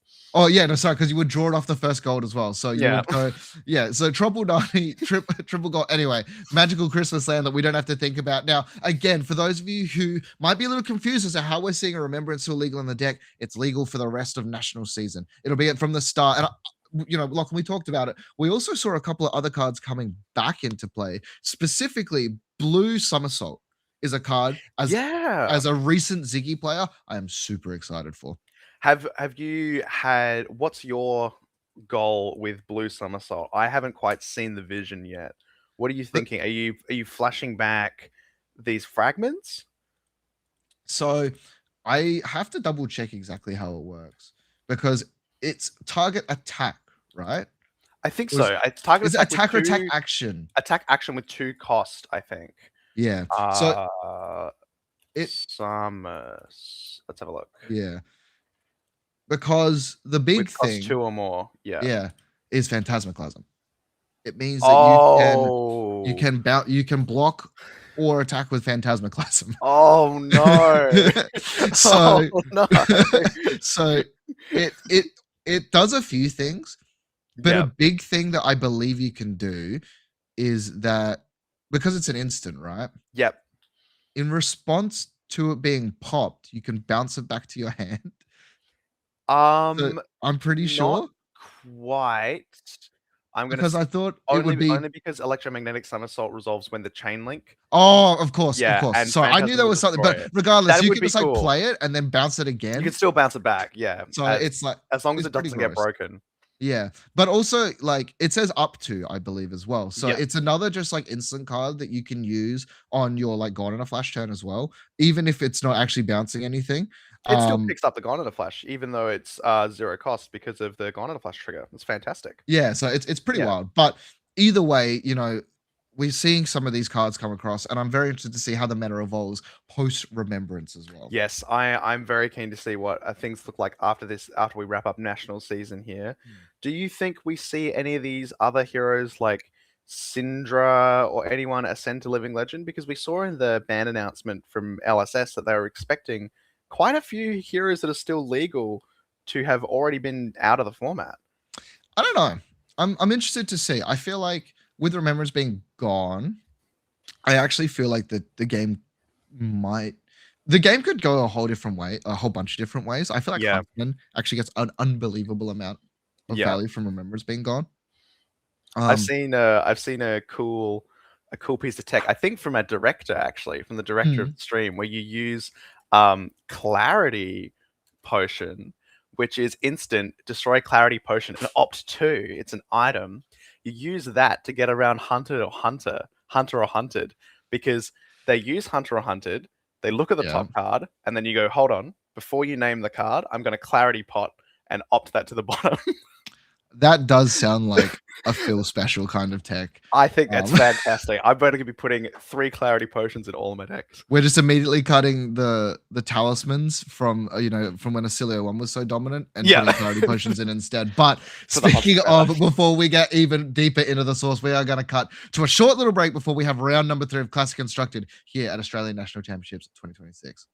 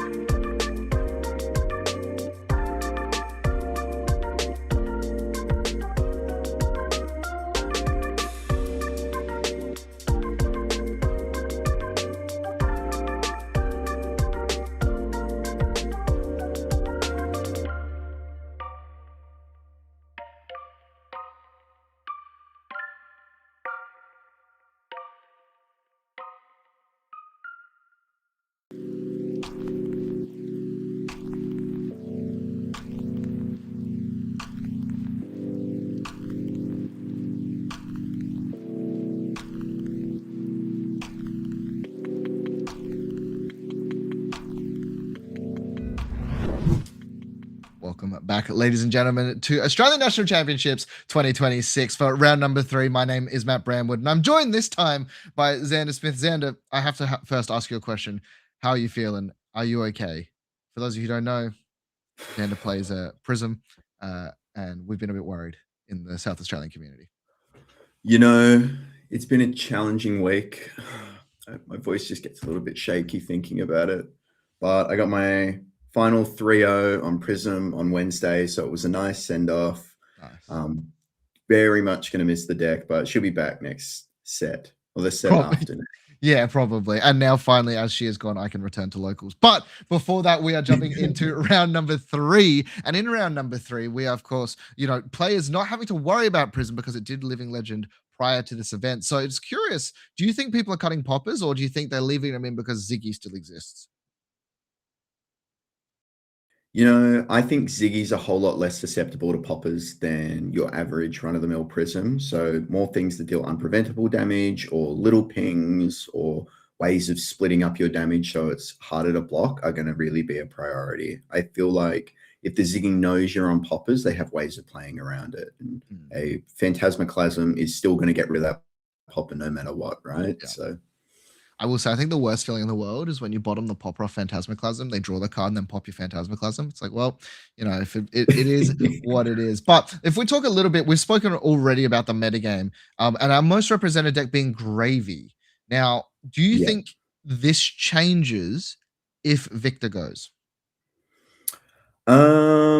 Yes, I feel like we see more of a spike. I feel like Victor players have found out a way to just grind out the game to Gravy and have a whole lot more of interacting, having more agency to play the game, but at the same time, by the same token, the Victor also having a way to push back on that. So once Victor goes, I feel like the barrier to entry for Gravy gets a lot lower. But also with Victor going, and we're already seeing it a little bit, of our top 5 decks this weekend, we're actually seeing 2 Draconic Ninjas being present. They are difficult matchups for Gravy. Definitely not unwinnable, but a big thing about it though, and we've talked, we talked a lot, we talked with Jai about this, but a big thing that is changing come Monday is the fact that we're losing Remembrance. And now Remembrance is actually weirdly important for Gravy as well in those super grindy matchups. Yeah, Remembrance is one of those cards that has always kind of reared its head when you run into that problem of fatigue. And with these decks like Victor in the metagame, Jarl, having Remembrance has been as important for aggro decks as it's been for them. So, yeah, Scuba's still around. You still have your friendly little boy Scuba. You have other ways, like I've seen Moray Lafay take up a few spots in decks just to get over the line. Cuddy Second Whaler as well is a big part of it too. Yeah. So, real answer, I think Australian players are just very good, and Gravy's a high skill deck where the pilot gets a lot of agency in how the game goes. I'm really, really excited to see how the deck shapes up this week. Me too.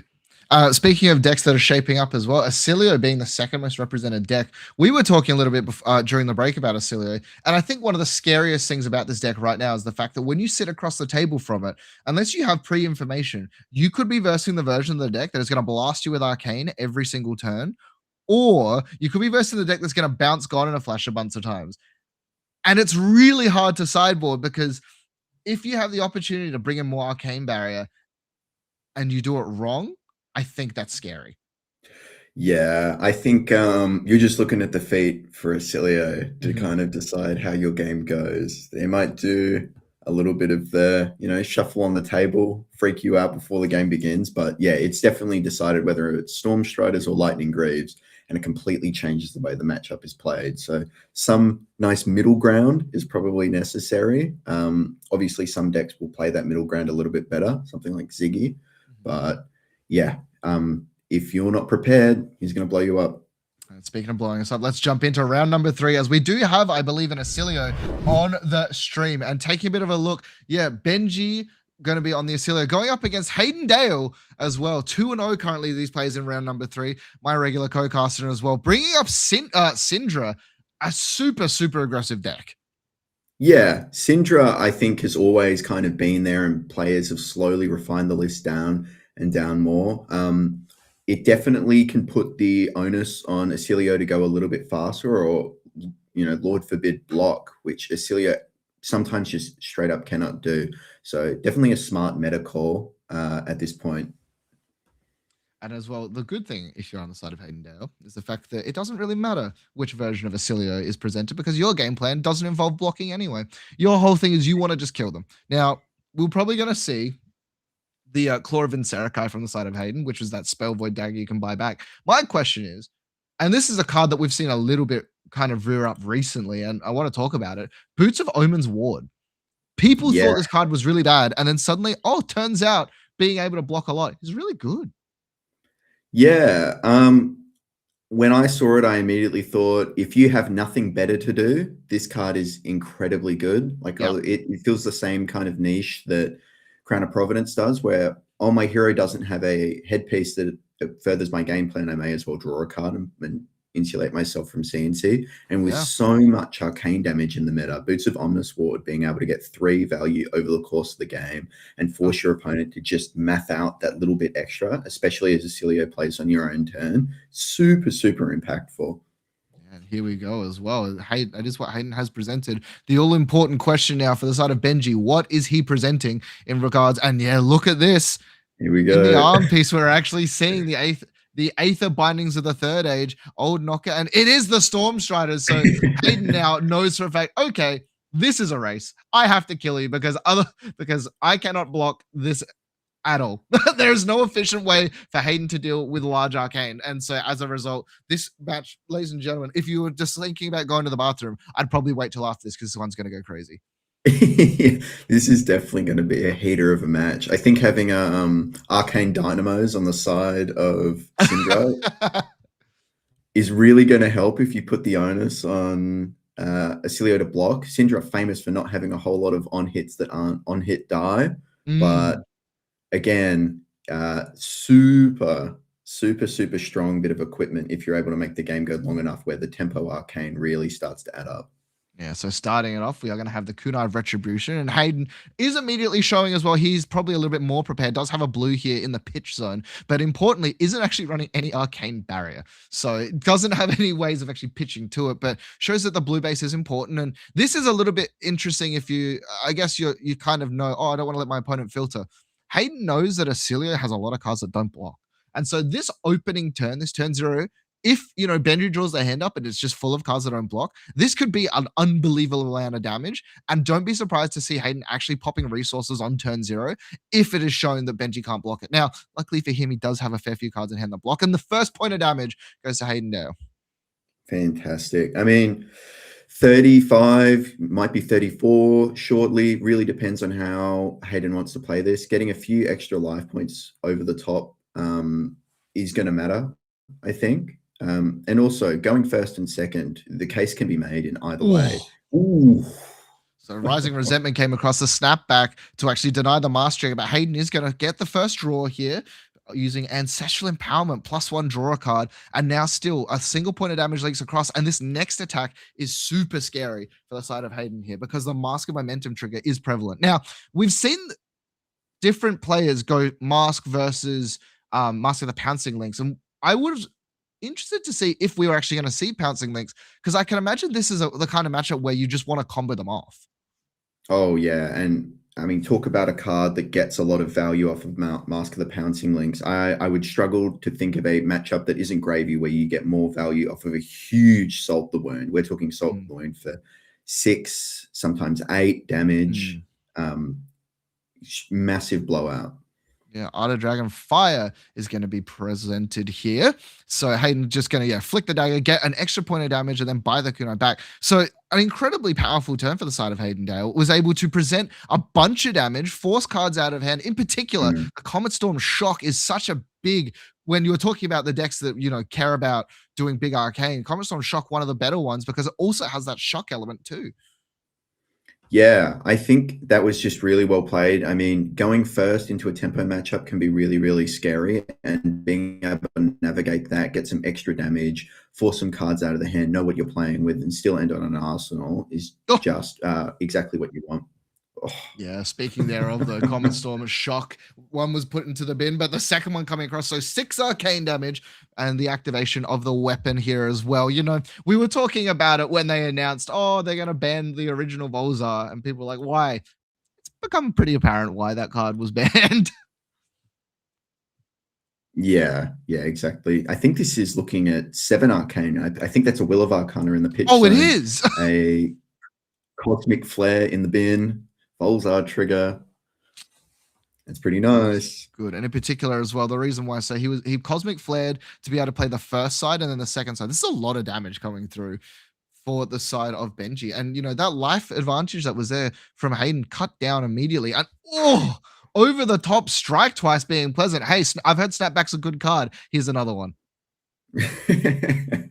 Yeah, with the one floating and not paying into the shock part side of Burn Up Shock, it was a bit obvious that he was just going to get blasted there. But back to Hayden's turn. Yeah, and this is what we expect, you know. Oscilio, if it's going to do one thing, it's going to send a lot of damage. But Cindra, a deck that also does it, Hayden gives a little bit of a cheeky look as Oath of Loyalty being the first card. Important to note here with this Oath of Loyalty is that Hayden currently does not have any fealty tokens. So you know for a fact that every single card has to naturally be Draconic, or he has a way of gaining a fealty during this turn. Yeah, again, the one cost that we saw on the prior turn out of the Dragonfire is a nice playoff with the fealty if you're able to get it Draconic. But at the moment, you can kind of guess where this hand is going to go and what cards are going to be played. Yeah, no blocks being presented. Now Hayden, onus back on him. Now there's an interesting line as well and something to look out for. Actually immediately going to come out here. So using one of the more powerful cards in one of the reasons why Cindra's been brought back into this meta, Draco Fire. Next attack gets +2 and costs 1 less to activate, but also gives you the resource if you banish 2 of them.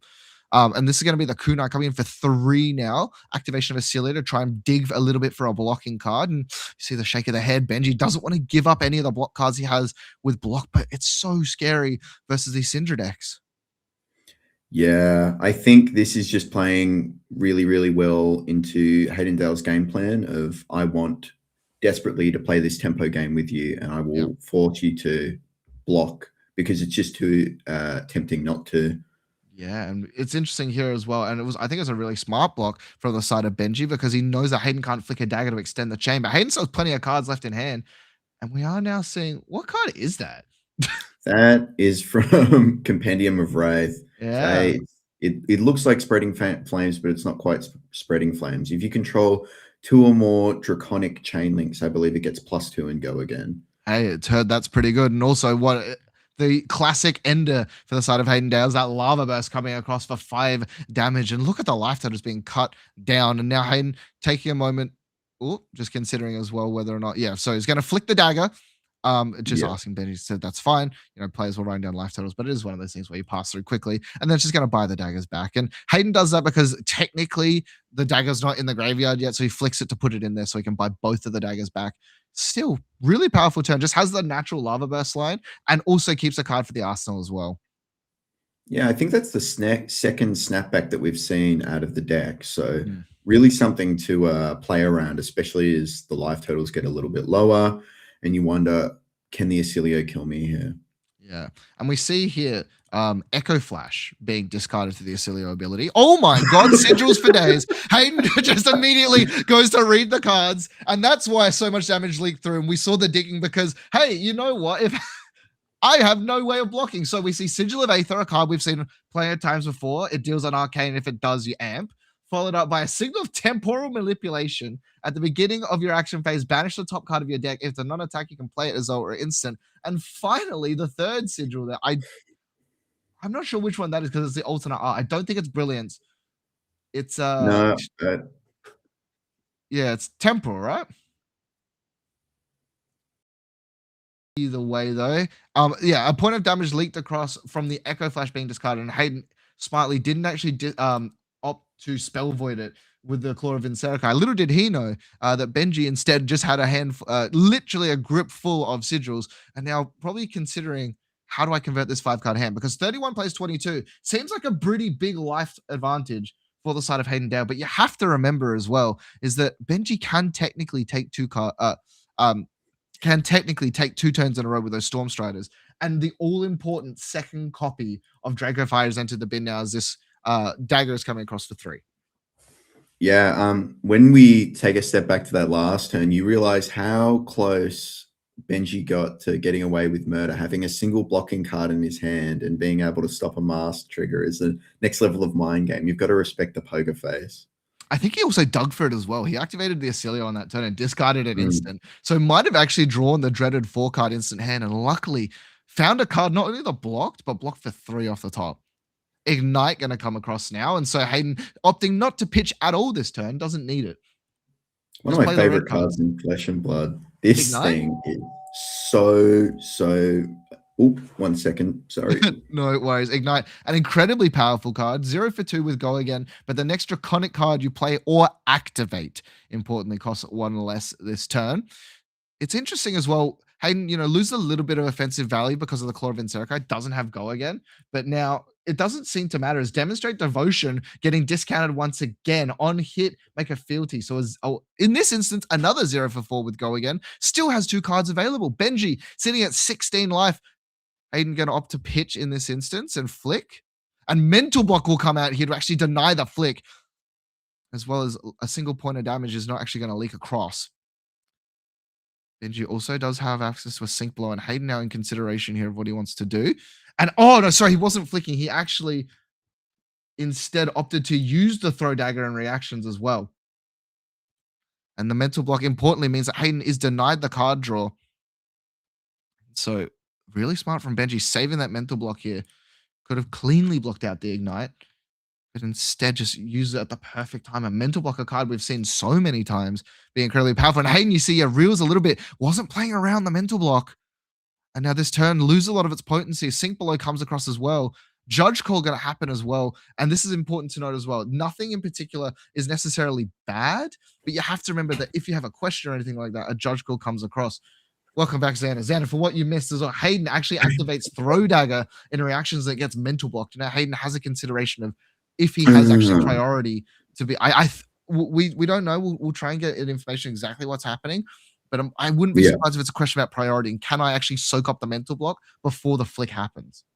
Yeah, as well. Does Mental Block prevent the next 2, or does it prevent 2 from the next source? Yeah. Right, that could be pretty big. I mean, talk about getting your value out of your card. Well, it's not even from the next source. It's just the next 2 damage. Oh, that's great. Yeah, that's so fantastic. So that's why the card is so powerful. You can if it's 4 into 4, you can block, and then that sort of thing. As we're back into the action here. So yeah, all gone through. The Ponder has been created. I think it was a question about that sort of thing. And now Snatch coming across for Hayden. I probably would have liked an additional card. Doesn't have a huge amount of blocking value, and this is one thing with this version of Oscilio. You don't really have a fridge. Digging with Oscilio again does not find a second blocking card, so this Snatch likely to connect. Yeah, I mean, Hayden really playing this super measured, and Oscilio having the blocking hand here does help the case, but again, being able to draw a card off of this, I think this is only the second chain, right? If I'm looking at this right, the Demonstrate Devotion got synced or sank. I see. And yeah, so this is smart here from Hayden. He's going to flick the dagger, which eats up the Mental Block. The question, I think, we got word from a man down on the floor was just whether or not Hayden creates the fealty, which Benji has allowed him to do, which is really nice. Hayden's going to buy back the daggers, and the Snatch does hit, so Hayden does end. Oh, the Mental Block as well. So yeah, so they've realized gains the life. It isn't going to block up the Snatch because it will just eat the flick. And that's why Mental Block is super powerful, can deny those cards. And, Benji Mental Blocking the Throw Dagger there probably saved him at least 4, if not more life. And it's a pretty big life advantage for Hayden, but look at what's about to pop on the starter turn for Benji.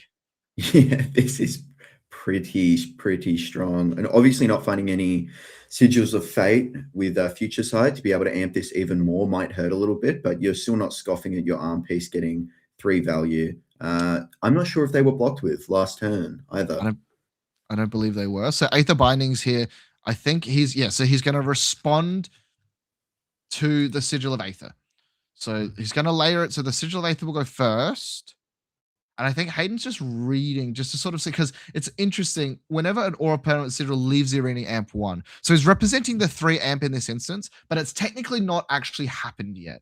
It will happen, but because the Sigils pop 1 at a time, and Hayden has to decide if he wants to actually block this additional damage to deny the singular point of amp. And I wouldn't be surprised if the Claw gets used here. Yeah, Claw or Boots of Omnisword will probably get used over the course of this turn. You'd have to imagine that this is going to be the big swing where you get pumped for a lot of Arcane. But we can talk about an uphill battle for Benji. 11 plays 30. Just the raw Arcane hasn't been able to get there so far.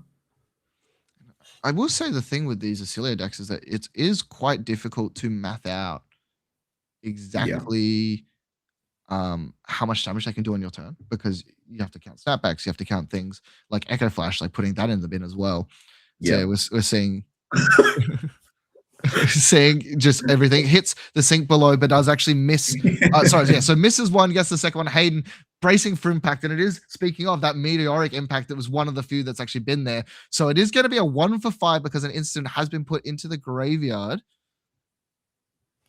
This thing is such a limited bomb. I mean, getting the swell tidings level of damage off of one resource really makes the difference for how this deck wants to curve out.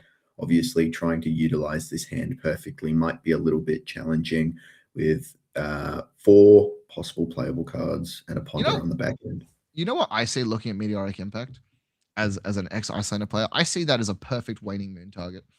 You pitch a blue, play Impact after like discarding an instant, then Waning Moon. That's 8 damage. That is kind of nice. Yeah, Sigil, Meteoric Impact, Waning Moon. Sounds good to me. Now Hayden has to consider. Now it is sort of important to know that obviously he has the boots. He can technically activate his hero ability to buy back the Sigil if he needs to, and this is scary. So now we're actually seeing, using the action point, the Aether Flare coming across. Aether Flare, for those of you who do not know, is going to be it's kind of like Aether Wildfire, but only for a singular card. So it's 3 damage. How much damage actually happens, it'll come across, but it is actually pumped up pretty extensively by those graps and by the Aether Binding. So this is going to be for 7, and activating the boots as well as using the claw here. So 2 damage being negated. So this is going to come through for 5, which is, and then buffs the next thing. Guess what? An instant gone to the graveyards. This is then going to be for 10, and suddenly the life totals have been cut in half. Hayden's life vanishes in an absolute, just disappears. You could say it was gone in a flash, even. I mean, these are the explosive, big arcane turns that Oscilio really wants to play for. And Aether Bindings of the Third Age really facilitating enormous amounts of arcane on your turn. Exactly what you want to do with it. Now, Hayden sitting at 18 was, again, he did activate what we were saying. He was able to buy back the daggers. Now, technically, his hero is still tapped, but there's nothing else in the deck that taps the hero. So just representing that he has that hero ability activation. Cloud Cover, I think, was a card in Benji's hand, which is really important for these Oscilio decks versus something like Hayden's, because not only does it block, but it's also an instant going to the graveyard, and we've seen how powerful that can be. Yeah, having ready prevention to just stop an extra marsh trigger in case you need it is exactly the kind of flexibility that this deck needs to get over the line, given how fragile it is and how weak of a fridge it represents. Ignite's going to be the first play.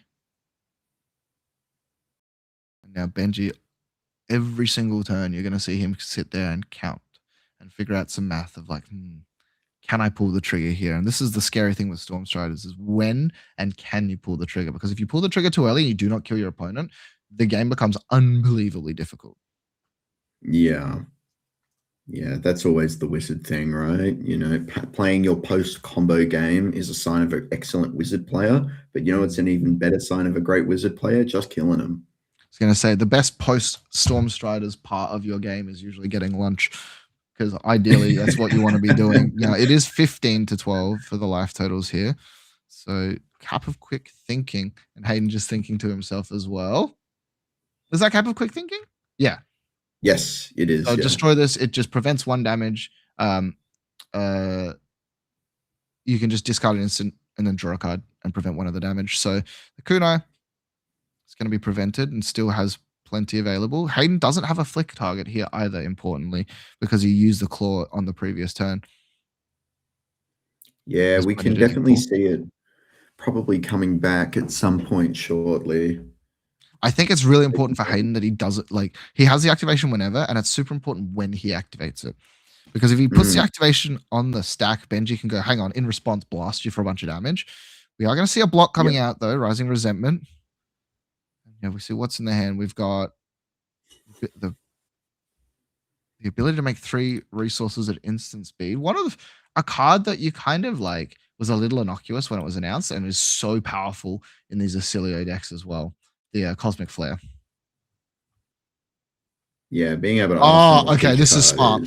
Okay, so Hayden is going to activate Flick Knives and flick himself to guarantee the grains of the blood spill, so he gains the resource. Because this is super heads up from Hayden, because he knows like there is prevention available. We've seen the cap, we've seen all sorts of things, and yeah, just coming through once again on that back end, just going to have the single resource. And I think it's not hunted, it's cut through is going to be there.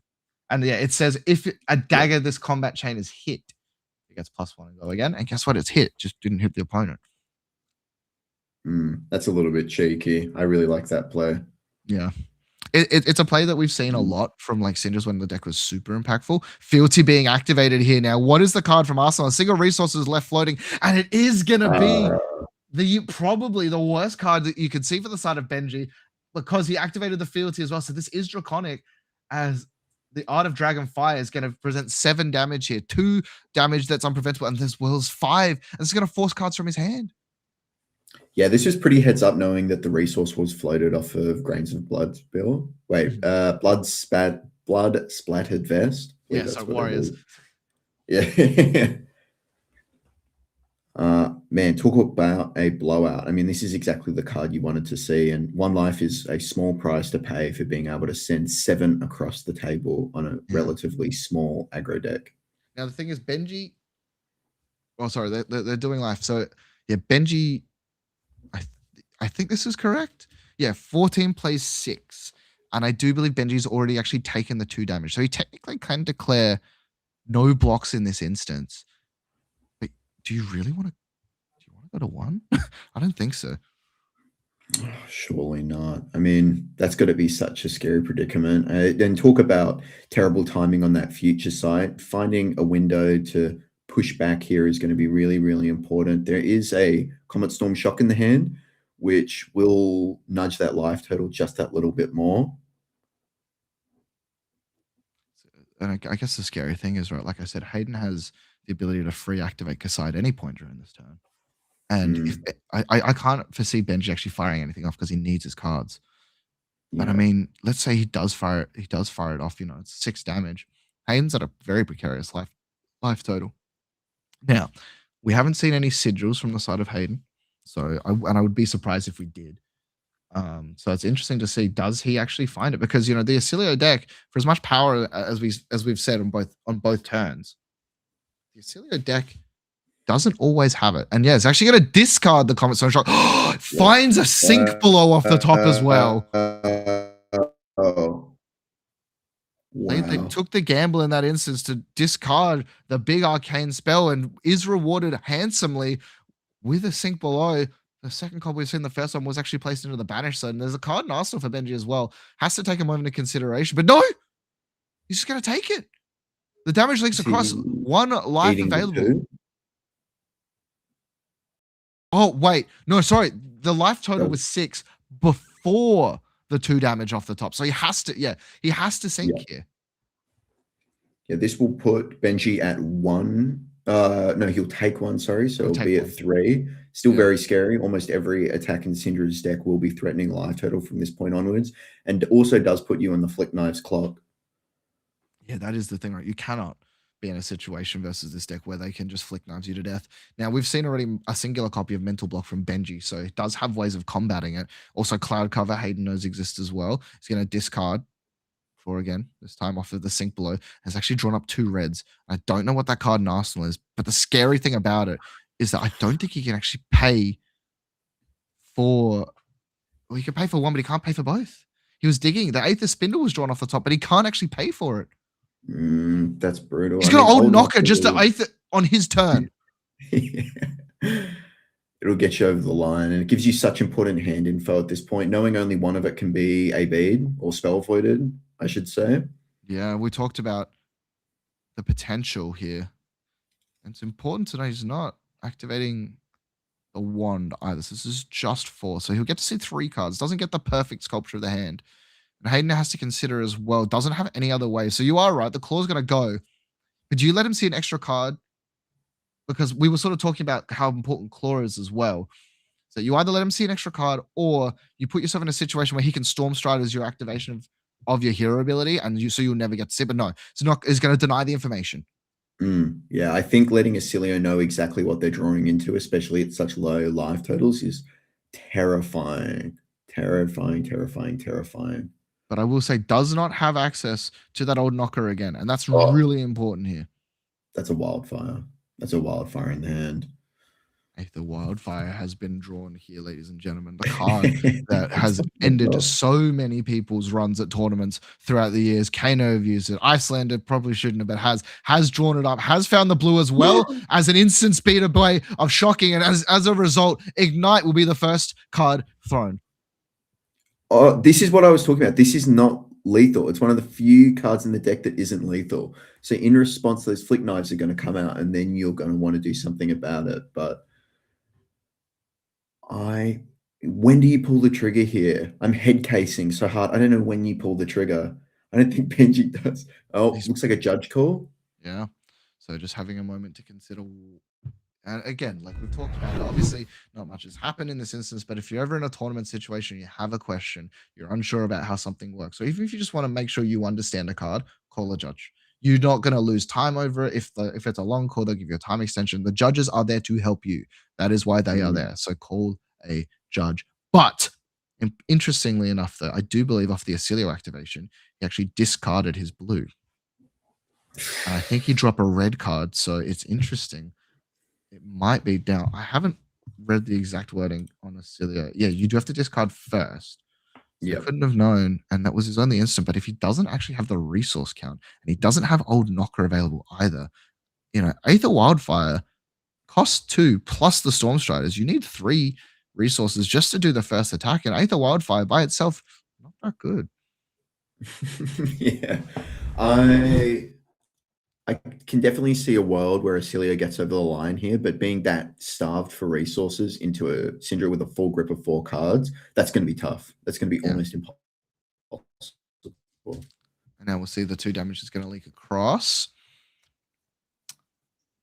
And just taking a little bit of a moment here. Hayden wants to reveal the least amount about his hand. And this is the thing you have to remember, Wizards. You and I know Hayden has no way of negating any additional damage, right? As long as Benji can pay for everything, Hayden's dead. But it's super important when you verse Wizards that you don't give up information unnecessarily. And you put them in a situation like this where Hayden is doing. Every single card right now kills. And you want to put it in a situation where every card kills and you have the most amount of cards available in hand. So they do not know what happens. And yeah, as a result, Benji down to 2 has to force action here one way or another. And I think the smart thing as well, if he believes he can live this turn, is to not pull the trigger now, put Hayden to as low a life total as possible before doing it. Because yeah, look, in the hand, he has found a shock, right? So there is a way of being able to do it. And it is one of the few, because it's consigned to Cosmos Shock, which is just being blocked with. It's going to get +1 over the top. Ancestral Empowerment now is going to allow 1 damage to leak through. Hayden draws a card. And we'll see here immediately, though, if you're blocking and you've committed this card to blocks, it's hard to get enough resources and damage over the top. It was your 1 instant speed 0 cost. So now suddenly that Aether Wildfire looking a lot less interesting. And I think Benji was relying on drawing a blue card. Yeah, Benji trying to draw blood from a stone here, finding a way to both live this turn and push the arcane damage over the top. It's going to be tough, especially being in the Flick Knives waiting room now. Yeah, and you heard as well Hayden saying, yeah, I've resolved Ancestral Empowerment.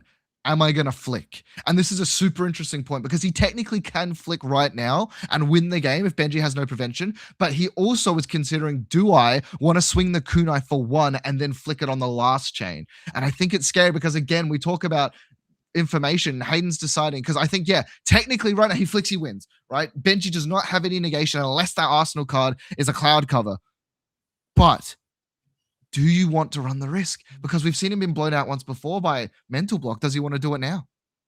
Yeah, as well, sending the dagger first and then flicking opens yourself up to mental block, but I think that's a risk you have to take, what with the extra resources. Yeah, he is just going to opt to actually send the dagger by itself, and this is what you're excited about if you're Hayden Dale, to see that card being blocked with Blaze Headlong for 4 coming across. Now, Benji knows the writing is on the wall unless he has found another 0 for 4 alongside a mental block. Has to pop the Storm Striders, going to activate, and in response here, Hayden's just going to tap with Ignite, gonna buy back the dagger, use it in this instance so he negates some of the damage. A single point's gonna come across. Benji deciding, I have these cards available. The damage will come through, and Hayden Dale, through the skin of his teeth, able to pull together a hand where Benji looked like he had everything to play for, but couldn't get there. And this is why we're seeing so many of these Draconic Ninjas at the top tables. Wow, what a showcase of what Cindra is able to do, what Arcane Dynamos are capable of, and perfectly putting Oscilio in your game plan. That can be so hard playing a deck that is mostly damaged without the on-hits, especially into a deck that is as explosive as Oscilio, but running the mask, running all of these kind of tricky ways of preventing arcane damage that recur, such as the Arcane Dynamos, super, super important, really, really well played. Put him in the blender. Yeah, the blender is definitely the number one place that he was, and just a really great showing. Hayden Dale going to 3-0, Australia's first national champion as well. So great to see plenty of them, plenty of our national champions. We had Nick Butcher, we've seen as well, just playing and sort of getting out there. So it's been really awesome to see. Now, with Oscilio 2-1, still plenty to go, and we also have one more round of Classic Constructed. Tell me right now, Xana, we've been talking, I've been asking everyone this. If you were playing this event, obviously with Prism gone, what would you have brought?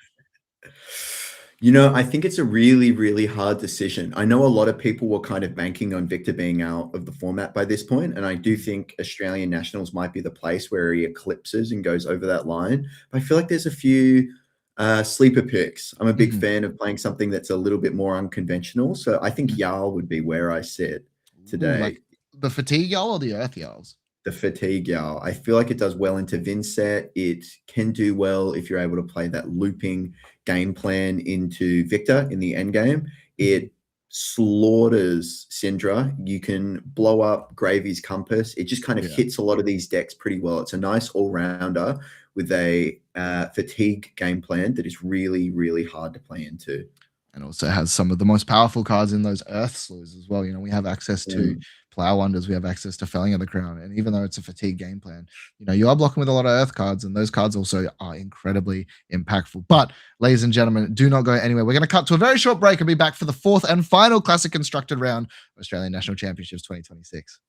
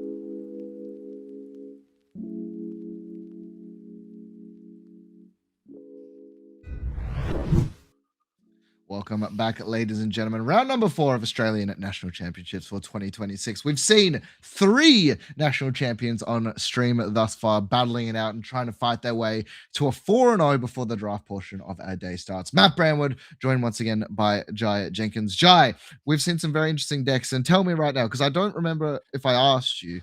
Oh, you said you'd play Victor if you were at this event, correct? Yeah, I think like we saw in the other, I think it was round 2, we saw Victor against the Dorinthea. And I thought in that match, I was like, yeah, I think Victor's a good pick. That game was just, it was excessive, the brutality towards that Dorinthea. Every single turn, so much value. Yeah, it just made me like, you know, cement that pick in my mind. Like, yeah, I think I've thought Victor's really strong for a while, like a long while, because we've had a couple local players in Adelaide just doing really well with it consistently. Yeah. But if you want to talk about a deck that doesn't mind fighting into Victor, it's what we have up next on stream. We actually have a Vynnset player going up against Pleiades. Now, we don't know what the Pleiades deck is. It could be one of these fatigue decks. It could be the big Aura package. But regardless of it, I think, to be honest, that Vynnset does quite well into these sort of slow, fatiguing matchups. It's a very specific strategy, but I mean, Cull is an incredibly powerful card when your opponent wants to block. Absolutely. And she can play that really long game. Malefic Incantation's a hell of a card. Just sets you up over the course of the game. If she gets 2 to 3 Malefics out and a Rune Blood Incantation, she just goes and goes and goes. And we've seen those really skilled. It is a high skill based hero. Oh, unbelievable. But those, but those really skilled players can set up some insane turns. Yeah, I agree 100%. We've seen some like very interesting usages. We've seen it like a little bit more of a resurgence of things like Mordred Tide in the deck as well for these fatigue matchups. So it is very interesting to see. But let's talk a little bit about Pleiades as well, because this deck, I think, is really cool. And I think that the actual hero ability, and I also think that the guitar weapon is really interesting. But it seems like the best way to play this deck right now is this fatigue gameplay. And it's pretty obvious to see why as well. It has access to some of the most powerful cards in the game, in like Rampart of the Ram's Head alongside Miller's and Sledge of Anvilheim. But you can also see like all the Clash cards, Testifying Grip, all of these defensive options. And then also you can just swing like these big attacks. And I think that I've loved recently is this Call for Backup package as well. Oh, absolutely. Just being able to keep, and what's the other, the blue aura that puts something back on top of your deck? She just keeps recycling these cards, these higher value cards. And I can't remember for the life of me what that card is called, but it puts good clash targets back on up on a pedestal. Puts good clash targets back on top of your deck when you're clashing. It's just so strong. And the value of tough smash up. Yeah. Just being able to play all those copies and get all those toughness. There's just so much longevity to the deck. I think. Sorry, you go. No, you go. I was going to say, I think she does lose a bit when the Miller's Grindstone goes, when Victor leaves. But the deck is still a powerhouse even without it. It will still see a bit of play. It has dropped off a bit in the last few months, though, I must say. Yeah, with you know, sort of looking at Arakni Huntsman being a really good fatigue deck, as well as these Lyeth decks as well that have come out of the woodwork. But it's going to be interesting to see, can the ultimate setup deck beat the ultimate stall decks? We jump into round number 4 here at Australian National Championships 2020.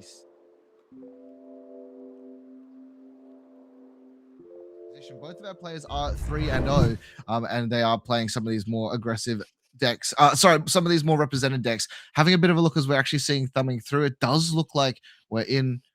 Oh, actually, I spotted a Righteous Cleansing for the side of Eriku, and that's a card that we don't often see in these fatigue strategies.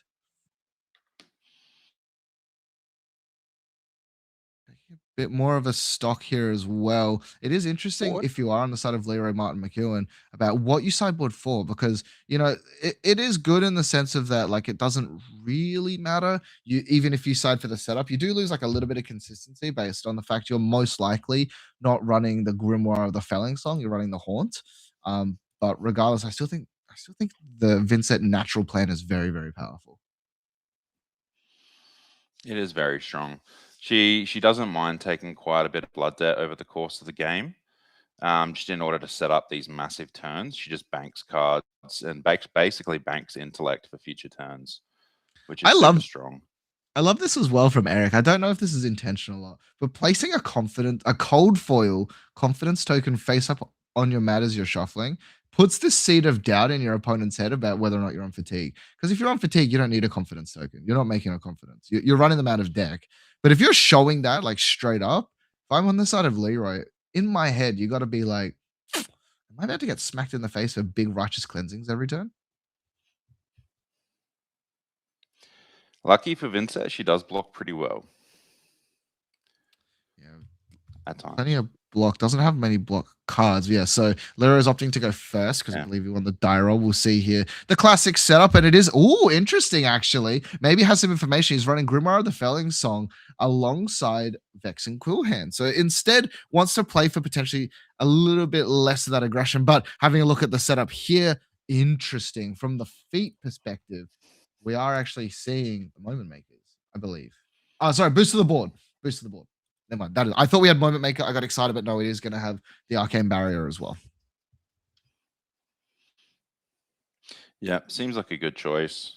I think with the Grimoire of the Felling Song, I think it has become the default for a lot of Vynnset players. A lot of Vynnset players aren't even utilizing the other book anymore, just because having that Rune Shard on demand is just so powerful.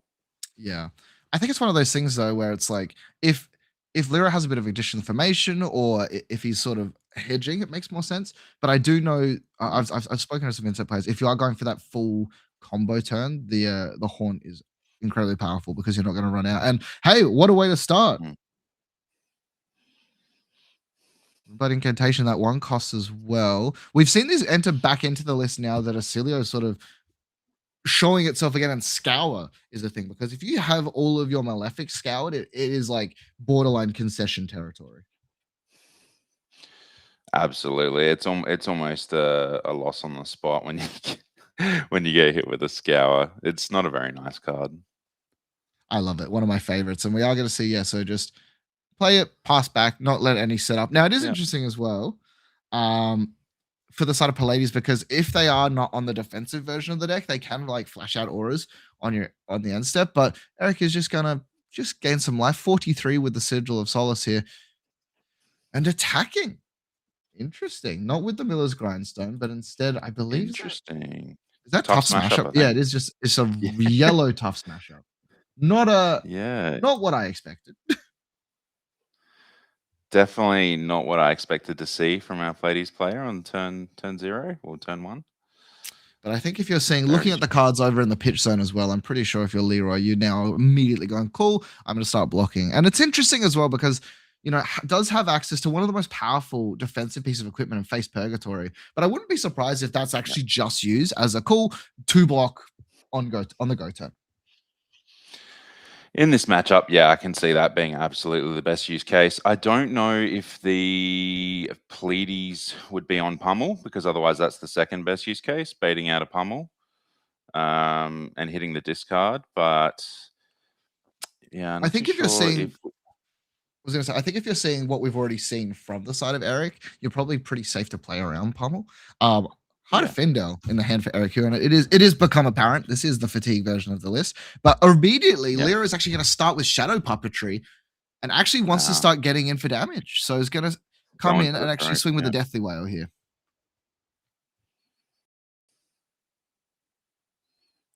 Deathly Wail with Shadow Puppetry being attached to it as well.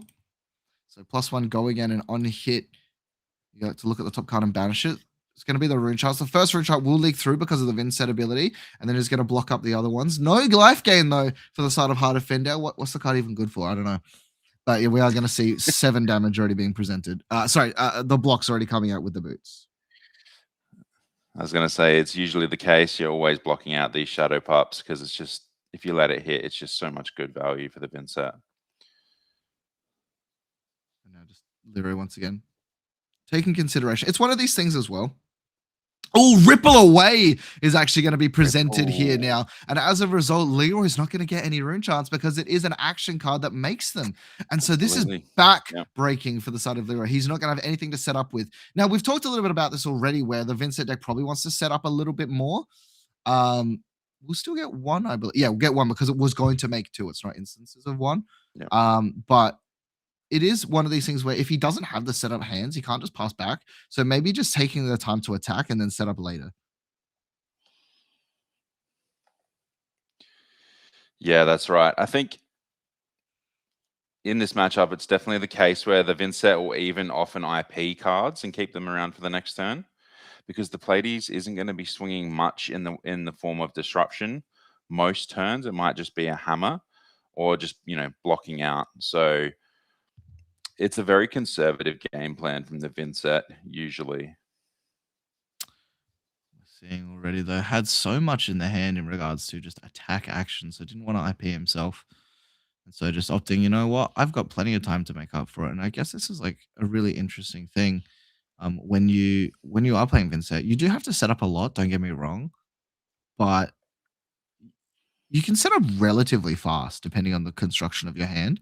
So it's like you can afford to spend a couple of enchants. Funeral Moon is going to go into the banish zone. Probably the best place for that card to be as well, because you play it from banish and then you can like recycle it back in. And that's sort of the power that we've seen through deep recesses of existence. Just being able to banish your own cards from graveyard is so strong. Yeah. Funeral Moon also one of those wide turn enablers with the Eloquence tokens. What Alongside the boots as well for Leroy. And it has to consider, has a Malefic in hand, and I think Eric is just considering, nope, it's just going to be Leroy passing it across. It's a yellow Malefic incantation. Now I would be surprised to see Leroy attacking again. Just probably at this point starts banking up these rune charts, playing out as many Malefics as he can. And ooh, interestingly, is actually going to play out Envelop in Darkness, and he is going to go for an attack. So Envelop in Darkness creates a rune chart and then gets +3. And then again, we are going to see that Deathly Wail. So it is going to refund unless we see another copy of Ripple Away being discarded. Yep, I think the Vynnset, if like Leroy could make the decision not to attack, but in the end, his decision point is probably, I'm going to make some rune chants on the back end, so it's okay to attack here. Vynnset really falls apart when she doesn't have those rune chant build-ups on the back end and can't do anything on the following turn. So that's probably his justification for letting this one rip, I think. Also is insulated pretty heavily from any clash cards with this card here as well. Has no cards in hand, just a card in arsenal. And I will say, like, the Funeral Moon probably not being deployed here, so we'll take a little bit of blood debt. That's not too bad. But also, yeah, depends, because I was going to say, unlikely that his opponent is actually going to let him hit. But I couldn't tell. I think Leroy might have actually pinged himself with the shadow action, so might be able to play it at instant speed anyway, if he decides this is the turn to do so. Or, as you were saying before, Jai, being able to leave it to enable longer turns. It looks like he's thinking about playing out the Funeral Moon, is he? Yeah. So he's considering keeping it for a future turn or just playing it out to go up. Yeah, he's just going to keep it here. I think it's wise because he's already on 3 rune chants. So going to 4 at the start of next turn enables all of your cards, right? Yes, for I believe, with deep recesses being the biggest one. We also see, 2 to 4 is generally like 2 is like a big breakpoint, and then 4 the other. Another card though that might be really interesting on these go ways turns, Succumb to Temptation. Right? It's own. I don't know. I wouldn't actually be surprised if you sided them out, because it's unlikely that your opponent's going to have cards in hand. Absolutely, and I think Eric, he's 3-0. He's clearly pretty experienced in playing Fatigue Pleiades.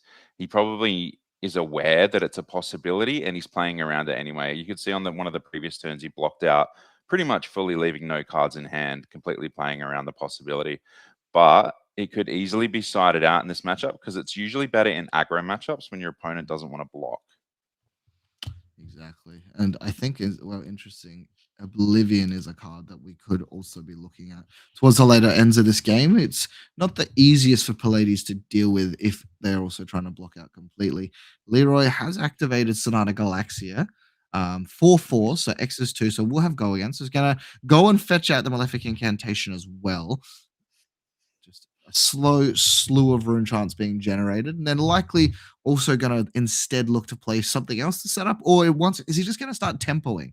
I don't know if you get there tempoing consistently, but with how this sort of deck has been set up, it's definitely fell more into that vein. I agree. He's come out of the gates a lot more aggressive, and his opponent's still on 38 life, so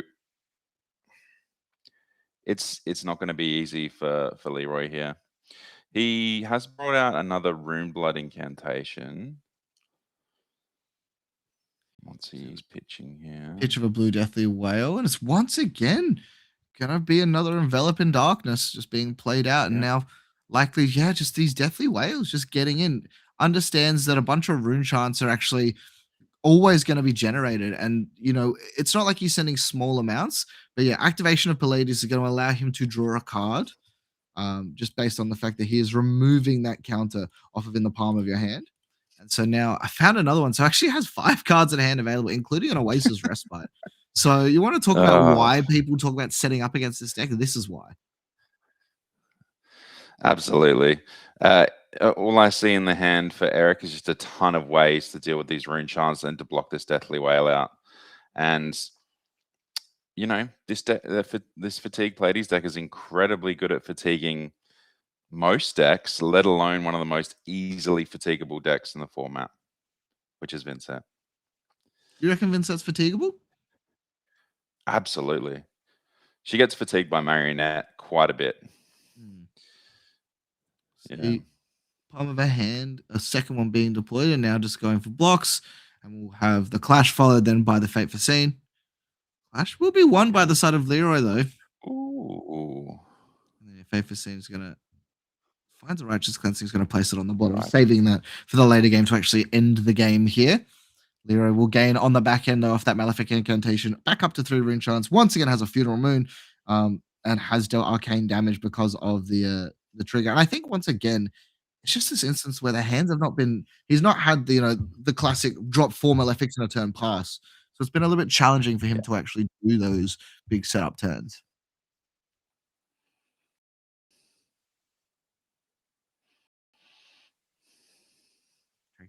I've got an update to the life totals as well. They are 28.35 for our viewers. But Eric, looking at the hand already, does actually have a Fiddler's Green available.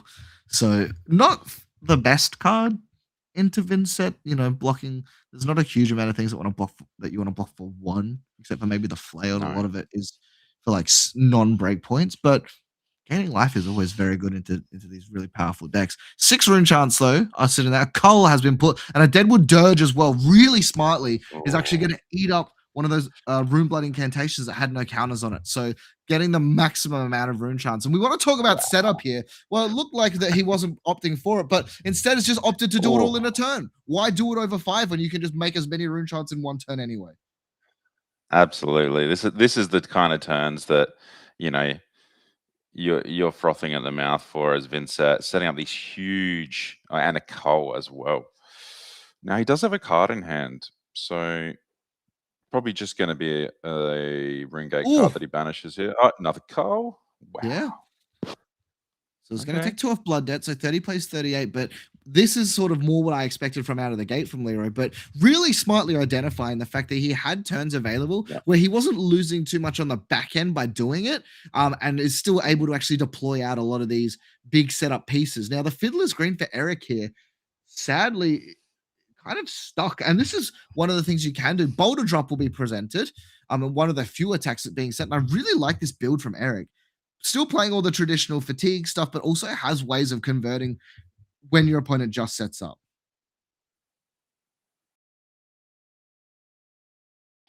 Yeah, it's really important, especially into a deck like Vynnset, where she's like, okay, if you're just going to swing hammer at me, I'm just going to set up 1,000 rune chants and try and kill you in a couple of turns. Like, this Boulder Drop is very annoying for Leroy here.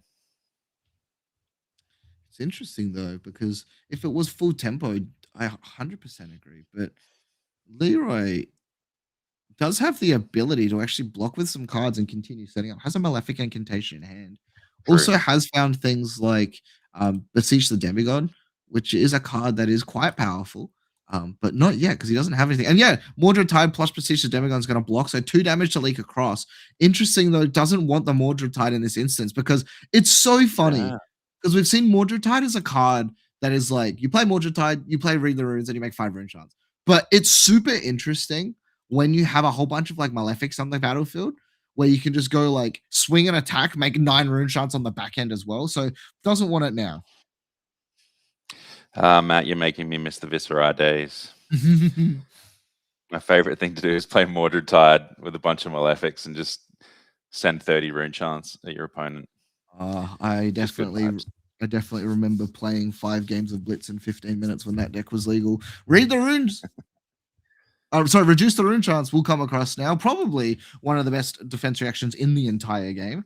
Makes a rune chant and also just blocks for 4. So it's a 0 for 4 +1. It's unbelievably strong. Excellent card. It's so easy to get all the rune. Like it's like the most confusing class in the game because everything's like reduce, rune chant, read. Like it's all R's. It's so easy to get these cards mixed up. Yeah. And reduce and the Aura Rune Blood Incantation, they're both red. Yeah, and also then like let's be so honest. Both confused. Everything is red in this deck. It's crazy. It's red and purple, but we are seeing already 14 rune chants on the side of Leroy. Knows for a fact that this is the thing when you are playing these sorts of decks. When do you pull the trigger? And we are looking like a machinations of machinations of dominion being played out. And also, so it's going to be deep recesses of existence coming in with it. And the ripple away. You got a ripple away, discard a Matt. Ripple away coming through. And as a result, Malefic Incantations, they are actions. They're not going to make the rune chants on the back end. You see Leroy not happy about it. That's so brutal. But we are still seeing him. There we go. We've got some damage leaked for our. As you can see, the life totals down the bottom, guys. They're the current life totals. The one up the top is a bit delayed. Yeah, but the hard thing about this though is the fact that it is going to be challenging now for Leroy to actually play anything out because he's not going to have any of the rune chants. Might have to go to the scary thing. Now you have to remember this does have overpower as well. So we'll take the damage here. And now just considering does still have an Eloquent Eulogy sitting in the banish zone, but I don't know if he's going to have the rune shots. He might have to pop the Quill Hand, but do you want to do that at this point? And we are seeing 18 plays 22, no cards in the hand for the side of Eric. And it's actually going to be from the Arsenal that's going to come out as well. Okay. So just the damage leaking across. We'll see now what's going to be banished off the top. And can't even play the Funeral Moon out because it just won't do anything. No. But I just realized the riffle stops the eloquence being made as well. Yeah, so nothing being generated here. If there's one cast that does not like Ripple Away, it is 100% the Rune Blades. Was the same thing when people were trying to do Germinates. You would just discard a Ripple Away. It was just not good. Start of turn though, pass back from Eric. 18 plays 15, and we are seeing the 3rd copy of Eloquent Eulogy now.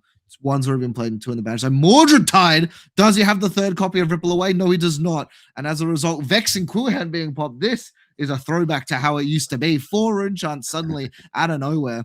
And still has the Grimoire if required as well. And once again, the machinations coming out. Exactly what Leroy wants to see here. More go again enablers just to push these cards out of the banish zone and onto the combat chain. You were talking about it as well with Eloquence tokens and Funeral Moon. So we'll be able to go super wide on this turn. Remember, Mordred Tide is active the entire turn. So it's not here. So he can also pitch into his Grimoire and make 2 rune chants again. And so there is opportunities in these instances actually to do a lot. But actually, I got the card wrong. Sorry. That is actually Widespread Ruin. So the top card of the deck is what's being banished in this instance. So plenty of damage, and damage to leak through because it had overpower. And then once again going through the 2nd copy of Widespread Ruin again. Oh, no, sorry, still considering on blocks. Yeah.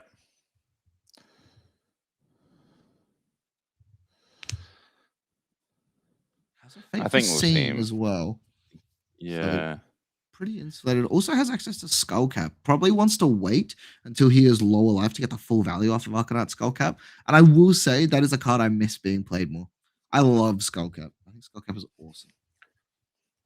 Yeah, it did get edged out for quite a while, but we have so many powerful headpieces in the game now. But it has come back into the game in various decks, and it's good to see.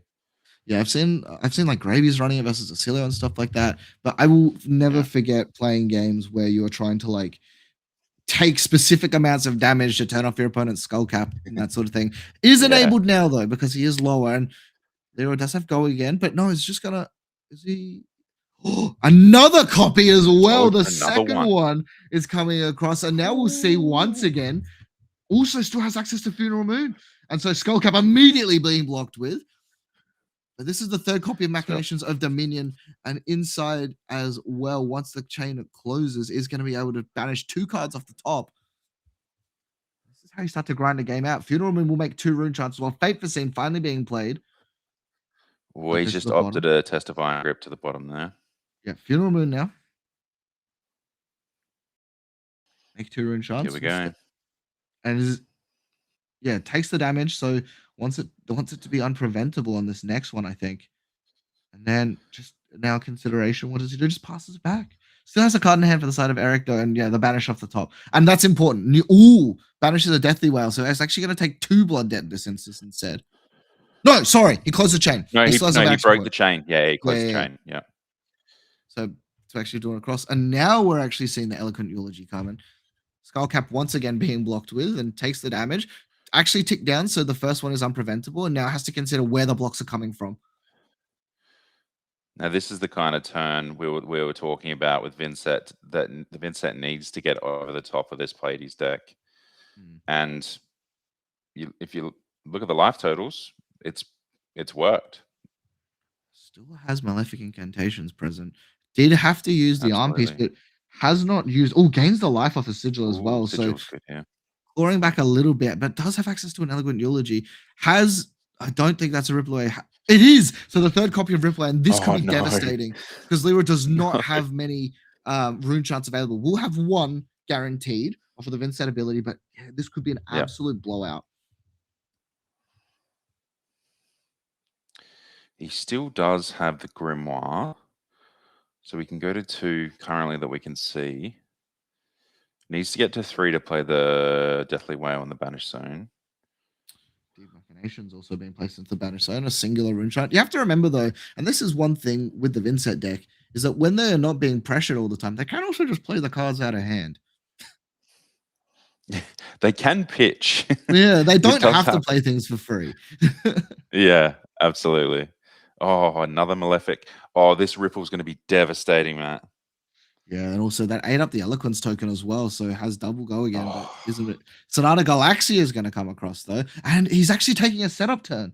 And I really like this decision. Knows that even though his opponent's at a low life total, he can't just try and trade back and forth because he's going to get fatigued. He knows he has to set up again. Has plenty of life to play with, and also a lot of equipment as well. And this Ripple Away, I think he's going to try his absolute best to keep it in hand. What's his target? Oh, he does have 1 more Malefic. Okay. Yeah, and I think, like you just said, Matt, I think Eric's going to IP the Ripple because it's going to be so much value in coming in this next turn.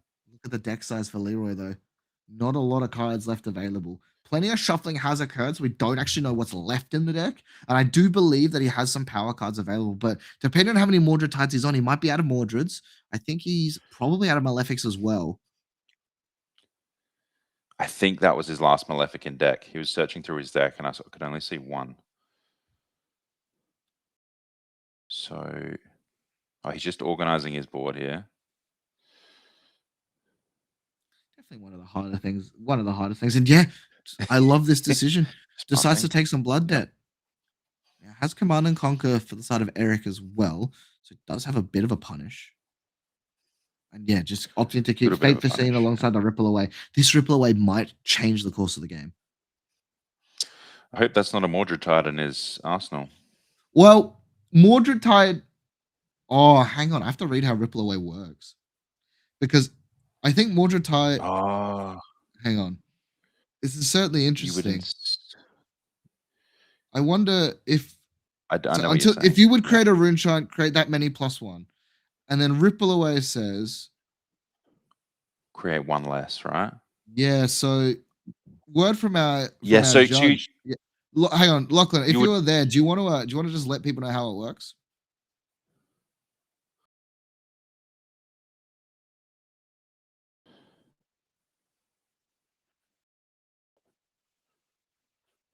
Away creates one less than that.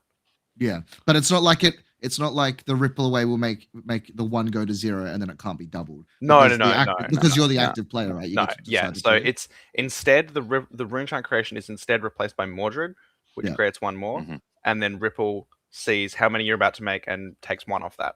Yeah. Okay, so it might actually be. Thank you. Shout That's out to Lachlan for jumping in there. Lachlan, of course, is also a judge, so it's great to have on site from our perspective. But yeah, so that Mordred type might actually save Leroy, to be honest, because if he goes from making like no rune chance, the game is just completely flipped because suddenly all of these attacks start to do things. And yeah, I love this blocking. And this is one thing Vynnset actually does really well is blocking. Yep. All those rune gates block for 3. All right, we got a Vynnset trigger. Got a The Deathly Whale. So plenty of rune chance that could come across here, and does have the ability now. Has to decide, does he play it out? He's going to activate the Grimoire as well. So goes to 3, and that is Oblivion being pitched as well. So no Oblivion shenanigans happening this game. 3 and 2. And now we will see, does Leroy deploy that from Arsenal? If it is what we think it is, and maybe not. Oh, it's not, and this is going to be devastating. 3 and 6. This can all be prevented, and the discard of Ripple Away once again. Leroy reels in his seat. He doesn't have the bailout. He had to use the Grimoire to get to this position, and as a result, now will not make any additional rune shots on this turn. Oh, cannot. That is devastating for the side of Leroy Martin, unless he has a way of actually activating his greaves, but he doesn't have anything to pitch with. No. Okay, so let's talk about the ripple value on this turn. So we've got 1, 2, 3, 4 Malefics losing 1 value each. Then it's going to stop the Deathly Whale creation as well, right? Correct, because it's an action card. Because it's an action. So that's a 5 value. Oh wait, no, because he hasn't taken It'll damage make yet on this turn. I don't believe. Oh no, he hasn't. No, because he's not played a shadow action. So, yeah, a shadow non-attack. Sorry. So yeah, no rune chance at the end of this, and this is the worst position you can be in if you're a Vynnset player. All 3 ripples away from Eric have gotten unbelievable value this game. Oh my god. So we'll see 4 life. Just blocking it out. Eric with a perfectly timed keep of a Ripple Away in hand. All 3 of them got an unbelievable value, and Leroy now has to think to himself, how do I pull this game back? Life totals plays 11. The gaining of some life. It's interesting. I was going to say 11 plays 9. Yeah, it's flipped. Yeah, it's interesting. Flesh and Blood's such a technical game because usually we say never IP cards because you lose value, right? But you have to have the knowledge there, Eric, to IP that Ripple Away for that turn because it's so pivotal in beating Vynnset like we just saw. And we've also had the dreaded hand of no rune gate cards. Now, this might actually be okay because he doesn't want to start taking too much damage. And yeah, it's just gonna banish Beseech the Demigod for a singular rune shot. Knows now there's no more Ripple Ways available, but it's 9 plays 9. So 9 plays 9. Your opponent, Eric, has ways of gaining life. And yeah, Mordred Tide being the one thing he might be able to do to play things out, but I don't know what's in the banish zone. Oh, okay. Very, very smart and heads up to keep the Envelop in Darkness in the banish zone with the Mordred Tide to go up to 3 again. This is brilliant from him. So just insulates himself knowing that Ripple Away exists. None left available. And so he's going to lose a life to make sure one of this comes through. So 3 and 3. Oh, sorry, this is going to be for 9 as well. Tick down. And now it does also still have activation of creepers available. I don't know if we're going to see anything else. But yeah, 4 rune shots available. So if he has something to creepers out here, he can actually also play the last card left available. But I think this is so much Eric. Eric is going to just have to pass it back after blocking.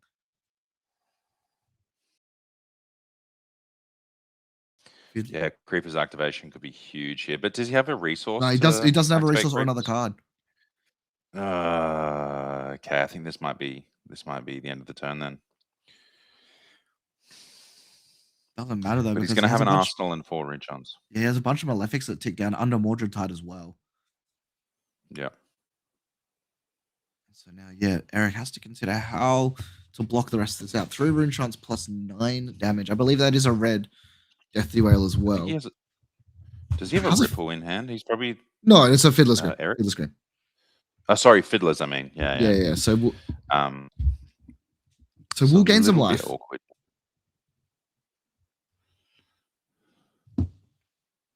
Leroy, from what seemed to be a diabolical situation, has managed to find the one line to allow him to play out these cards from Banish. And you have to remember, Blood Debt hurts. So pitching for the Rune Chance That's originally, right. and now 9 damage leaking across. Is going to take a little bit here, but we'll gain it back.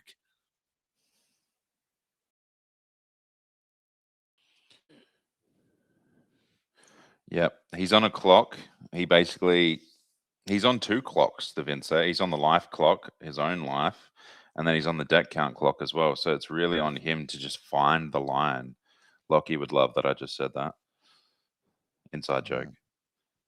3, 6, 7, 8. So we'll take 1, but then gain 3. So this turn ends.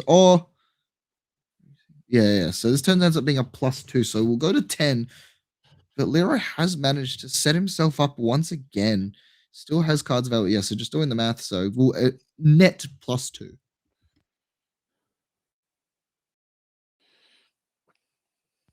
Once again, though, does he? Shouldn't he? I think he should actually be at.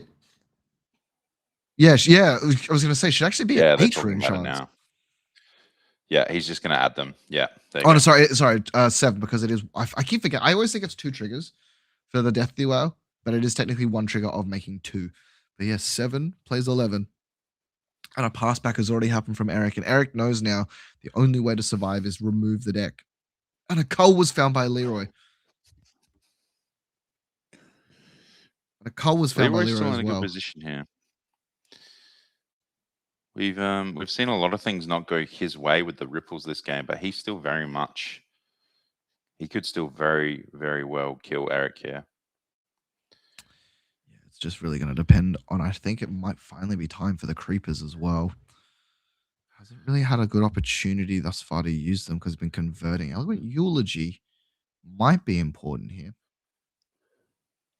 Because this is a really interesting thing about how. Oh, no, sorry. I keep getting these mixed up. That's not Eloquent Ruin. That's Widespread Ruin. Widespread Ruin. Yeah. Yeah. But it is important with Eloquence tokens. If you're unaware, you can close the chain, make the token, and then creepers out something without natural go again. But Shadow Puppetry has been played. A life total will tick down. So Leroy's sitting at 6, but it is 7 alongside 8 Rune Chance as well. So the first one is guaranteed, and it's just going to have to start to pull it. And I will say, Leroy, I don't know how much additional build-up he has left in this deck. So this might be kind of like the turn. He has to find a way of pushing all of this damage through. Absolutely. I was just about to say this might be his last hurrah here. He's got to push with the resources he has left. 3 cards in hand, though. This has natural go again off of the Shadow Puppetry and already ripping cards out as well. Has a cull available too before blocks happen. So might have to get a bit lucky off the Shadow Puppetry to find some absolute gas. So yeah, has a single Rune Shot left floating. And now Eric is considering where do you go with this? Because it's important to note he's already taken an Arcane. So Leroy technically before blocks, yes, is going to take the Rune Shot, and then before blocks could cull away one of these cards to force this to come through. And he is going to do that as well. The cull comes out. Eric gives the nod of appreciation as a Righteous Cunning, and another copy. You want to get culled again. 4 damage leaking across now. Natural go again. What's the top card? What does he find? Shadow Puppetry. Deadwood Dirge is the other card available as well. So we'll have plenty of Rune Chance left available. Nothing additional. But Oasis Respite's going to come and clean it up. And suddenly, no damage actually comes across. So he'll break the chain. the deep recesses, I will say damage has already been done though, and so he can decide what he puts in the banish. So he's going to banish Righteous Cleansing. Yep. I'm And pretty what's he sure gonna that choose here? I'm pretty sure Eric got to shoot, but yes, super smart. Funeral Yep. Moon available, has a card to pitch as well, so he will be able to access creepers if he needs to. But no, opts not to. Goes to 2. Funeral Moon into Deadwood Dirge. And he's going to be able to 4. play it out 4 and 4, but the tunic's going to come across Oh, and the he's got him. extension. Leroy from absolute, Beautiful. what we thought, I was going to say, just the fist bump is extended. The life totals go all the way down. They must not have updated it because I do believe it wasn't lethal. But all of a sudden, just incredible work coming through from Leroy, being able, once again, showing at the start, maybe he's not actually going for these big kind of setup plays. And then just takes time, sets himself up, played through not 1, not 2, but 3 copies of Ripple Away. Incredible stuff. I never thought I would see a Vynnset live through 3 almost full value Ripple Aways and still kill their fatigue Pleiades opponent. So I don't know, man. Maybe this deck isn't fatigable. Maybe you just gotta have the skills. I don't think that deck was It is ever a high skill fatigable. based deck. Yeah, I feel like a deck. I feel like a deck that has the words damage cannot be prevented printed on the hero. It's going to be hard to make that deck fatigable. Yeah. But incredible stuff coming out. 4-0, but again, at the end of our CC rounds, 4-0 is a pretty great place to be. We'll take a quick look as well at what our metagame share of the classic constructed rounds have been throughout thus far. And it's been a bit of an interesting story. Everyone's talking about how powerful Victor is. He's not even in the top 5. Gravy, Bones, and Oscilio share the top spot with 10% of the meta share at 13 decks. Yeah, I'm not surprised to see a lot of these Draconic Ninjas. Traditionally, in our big tournaments in Australia, we get quite a lot of Draconic Ninja representation. And I think they're out in force, knowing that there'll be a few gravies around.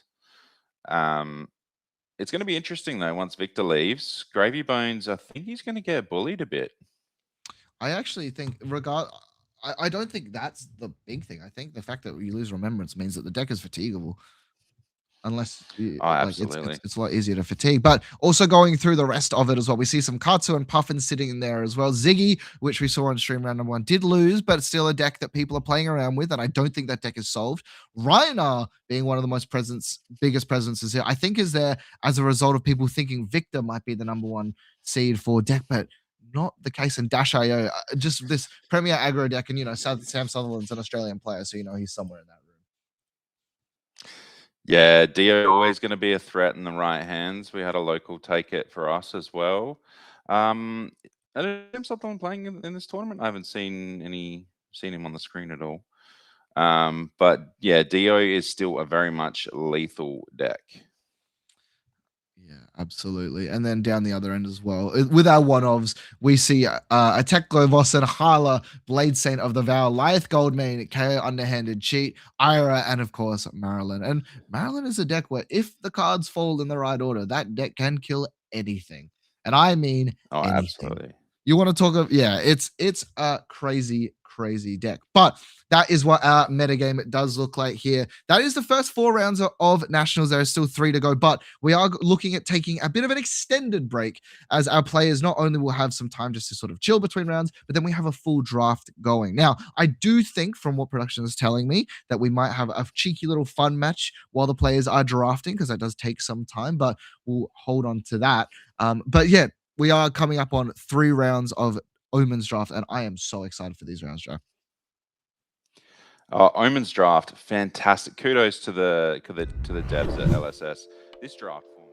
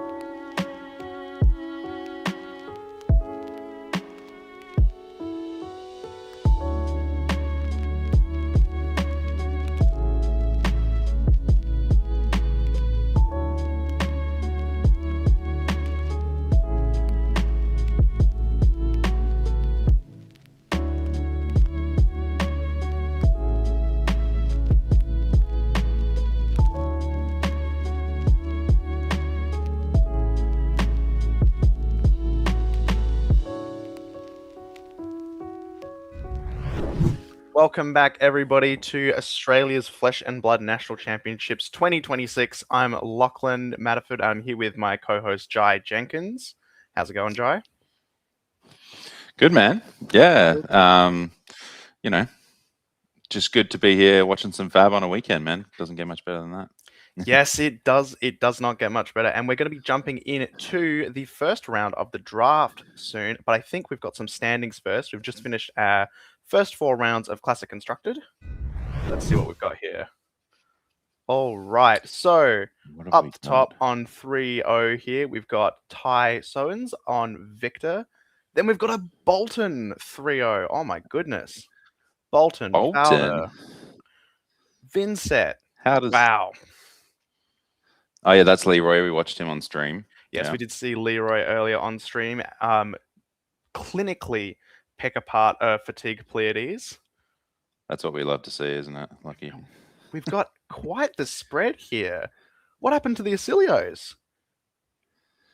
They evaporated. It looks like it. Oh man. We have Griffin down on 23rd. He's the first Oscilio. Far out. Wow. That is kind of interesting, actually. Seeing a few more aggro decks up here, and our second victor, Shaun Leow, who we saw earlier as well on stream, is in 10th. All right. You know what? I want to point out, Lockie, the Slippy in 7th. Yeah. Very good. Very good. We love to see it. You love to see it. Highest placing assassin so far by the looks of things. Yeah, yeah. Now you're a bit of a Slippy enjoyer yourself. Something. Yeah. What do you think they're cooking compared to something like your classic Marionette? Well, I mean, I'm not going to disagree that playing Marionette is just better. I think it probably still is. However, with Slippy, you get to just play general go again attacks. A lot of the lists are slipping in like Rabble, even some playing Snatch, like just powerful generic 0-for-4s slipped into an already very aggressive shell. Just means you can go like 4 or 5 wide in an assassin, which I think is just really powerful. And I suppose as well, it punishes your opponent for blocking however they want, because you can just move it to the next attack, right? It's always got go again. Yeah. And we see Jake McCormack here, who recently won, I think it was a calling on Kasai. Yeah. Coming in 8th, which is pretty good, with Kasai, of course. We've got Fatigue Pleiades, Marionette, a couple of Marionettes in a 12th and 13th. Now, a little bit further down, we can start to see all 3 Reinars right next to each other. I didn't even notice that. That's funny. Here we go. So I reckon one of them is going to be pairing. Oh, no, we've got the draft up. So they might dodge each other here, which is good. But Reinar is an interesting pick for today because I think they were using it to target Victor, but the Victor presence seems lessened than what we were expecting. Yeah, that's right. It is a very good pick into Victor, but I had a thought about it. And people saying, oh, yeah, Reinar might be good. But I actually think the meta's really hostile towards Reinar at the moment because there's a lot of aggro decks around that are just better aggro decks than Reinar, right? They don't care if you're intimidating. If you're keeping all your cards, you're keeping all your cards. So as long as your health isn't 0, you've got all your cards to clap back. That's a fair point. We've seen a bit of Jarl pop up here as well. And our most represented deck, Gravy Bones, looks like coming in at 14th. And then the next appearance at 21. Wow. Now, there are... Gravy is a highest percentage, but only at 10%. Yeah. I think... Yeah, like I can see why he's only down at 10%. I mean... People are probably scared, like I said before, a lot of aggro decks rolling around, and that's probably why we don't see... I mean, we see one that's undefeated, Gary at 14th. It is pretty hostile towards Gravy, and I think when Victor goes, it's going to get even tougher for him, to be honest. But he obviously has the tools to still take any game because he's just, that kind of deck. But yeah, it's interesting. Yeah, speaking of things getting more hostile with Victor going, this is our last season with Remembrance, but once he goes, I think we're looking at some of these Jarls picking up the slack. Have you had much time to play around with that deck? Yeah, yeah. I actually played a little bit of Jarl at our past armory on Wednesday. I like to play full ice Jarl because it's just funner in my opinion. Because who doesn't miss frostbites, right? So but I genuinely like in a heavy, like if we assume that once Victor goes, all these aggro decks are just great again, then Jarl is great into that format. He loves, making you discard, hitting you with frostbites, and heroes like Cindra, Vynnset can't deal with it. Bolton can't. I'm just looking at all these heroes up the top. They just can't deal with that sort of stuff. Speaking of heroes that can't really deal with it, it looks like we've got some more of our lightning heroes from Omens of the Third Age up for draft. Fortunately, they don't have to be playing into Jarl. They'll be playing into each other. Who have we got here? We've got Jake McCormack on 4-0 and two very, very high-performing Australian players here. Yeah, this is going to be a good one. So we've got Jake Showdown McCormack of the heavyweights on Oscilio, Scion of the Third Age, and recent limited calling winner in the calling Auckland, Sam Sutherland on Zyggy. This is shaping up to be a very good game, Lockie. We haven't even seen the decks. We haven't even seen anybody present anything yet. I'm keen to see how much equipment they've picked up personally, because in my experience with the drafting and the limited, sometimes getting an extra piece in the equipment to have a full suite compared to someone who's only got 3 can make or break it. Absolutely. Yeah, it's really interesting in draft. Like you want to hedge that equipment early, but you also want to make sure you get a good enough deck, right? So oftentimes you take that early pick of equipment and you miss out on a really good red, or but then the inverse is that you pick a really good base deck and then you're like you've got really good reds, really good blues, whatever, but then you have 0 armor and then your opponent has a massive advantage. Entirely right, Jai. I think we're going to be looking out for some of those powerful reds on both sides here. If you see something like Blink of an Eye on Sam Sutherland's end, or the core reactions from Oscilio, sometimes you can set up one of those big bombs and it can just blow your opponent out of the game. Absolutely. Blink of an Eye, I played against it in I think it was one of our most recent limited things, like a month ago, or a couple weeks, and played against Blink of an Eye, and oh my goodness, that card feels like a lose. You can't deal with it at all. It's really tough to deal with. You're taking 7 or they're getting to do whatever they want to do. It's crazy. Yeah, it's just you just don't win. Now, I think flow management here is going to be really important. Very important for the format in general, but with these two heroes, quite a lot hinges on their ability to have these flow generating. So for Oscilio, that means playing instants from the bin on the opponent's turn, and for Zyggy, it means being able to flash out and get extra values off important auras like Corrosive Space Dust, and activating Aphrodisias as well. Absolutely, yeah. I think it probably goes in the order that the lightning flows are most important for Zyggy, and then Oscilio, and then probably least for Aurora, because she just is go again .deck and doesn't need the embodiments as much to get the go again, because she has access to things that naturally give her go again, like quick succession and stuff like that. Entirely. I think you can play with them a little more defensively for Spell Void and things like that.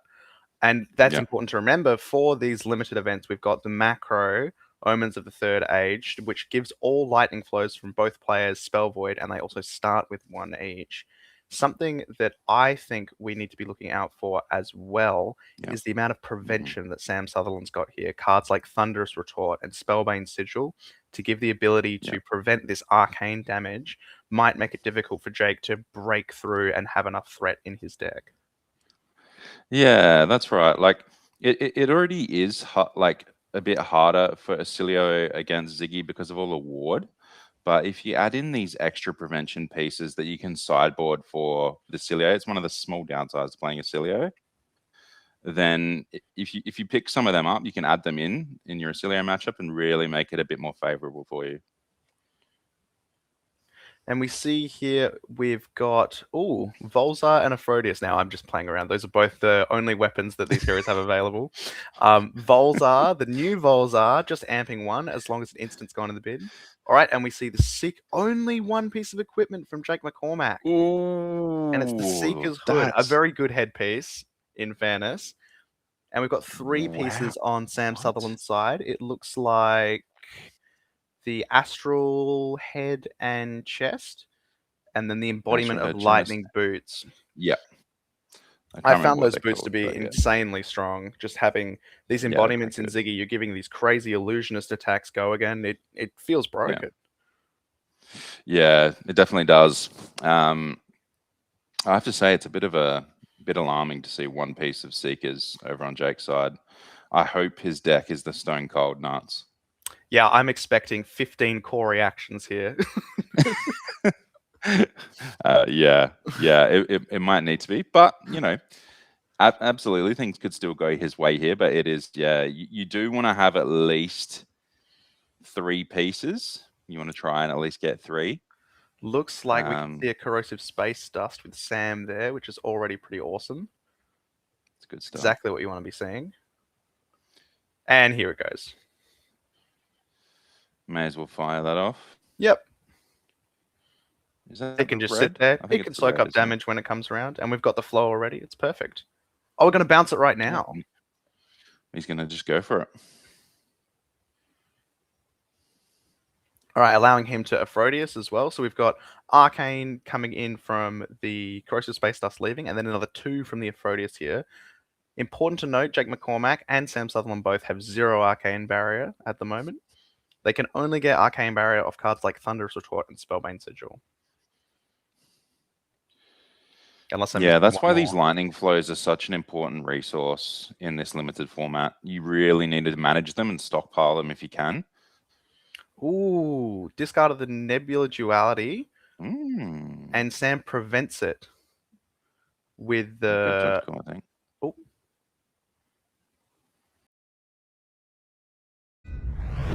Just got a judge call there for a second, but it looks like a very good start for Sam Sutherland. Yeah. Yeah, those duality cards have proved to be like way better than I initially thought. They're just and we're such a right back good into like it. resource sink. Oh, we're getting back into it. 100%. They're a great way to. They always make you the flow. They deal. It's fantastic. And again, shout out to our judges for resolving that quickly, so we can get on with the game. Fantastic. That's what the judges are here for. Even if they can be there for, even if you're just not sure about something, they're there to help you and make sure we all have a good game. But it looks like Sam did get his prevention along with the embodiment of lightning. Maybe not soaking up the corrosive space dust ward. So we see Jake here just trying to ping down that ward before committing, you know, perhaps a decent arcane spell to the board. He wants to try and bait out that, but Sam's going to go ahead here and cash in his equipment, and this is why equipment's so important, right? Yeah. We've got that equipment just to prevent the damage here, keeping this corrosive space dust alive. Activates Oscilio to bin, I think that's Flow Slide? Yeah, that's the one. Makes a flow, pings for 1, right? Yeah, interesting that Jake's decided not to tap the Volzar here. Maybe we've got a bigger spell coming. Yeah, he's got the Comic Collision's in the pitch, so I wonder what he has in hand. These new Starfall I didn't cards, touch them. I really undervalued them initially, but playing against them both in Limited and Constructed, the extra +1 or +2 on some of them are phenomenal. Yeah. Good ways to chunk damage through. Yeah, that's right. They're really they look underwhelming at first, but they're good like consistency pieces for the deck. We see And this Sam is- here just figuring out how he's going to try and prevent this damage, because I doubt he wants all 4 of his ward to be eaten with the corrosive space dust, and he's already used his astral headpiece, so he can't tap his hero again for the chest.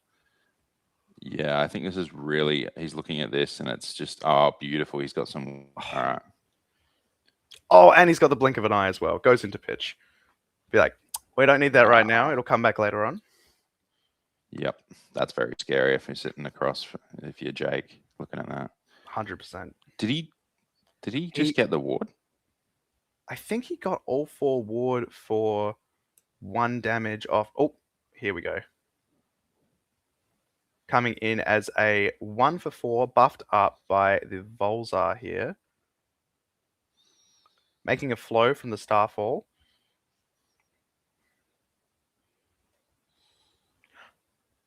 I'm surprised Sam Oh, the opted for the corrosive space dust to go instead of the hollow shield. That's what I was thinking. Was that ping coming in for 2? Because I don't see another reason to let that go there. It doesn't make any sense. I think it was only coming in for 1 because of Hmm. Volzar hadn't been tapped just yet. Okay. And then we've got a we missed. duality. Yeah. Okay. The card that was just played by Jake was Lightning Overload, and that card actually makes a flow as well. Ah, fantastic. It's a little less underrate, but it makes a flow to compensate, which I think is pretty cool. Means you can bin a spell a bit later on. Could bin some prevention like Cosmic Suture. Cosmic Suture is going to be huge into these big fragment attacks. We see Jake opt to send in a Flash Bolt here. It looks like a yellow one, so coming in for 2 Arcane. And then a Nebula Duality afterwards. Because I think Sam just drew up his turn. Yeah.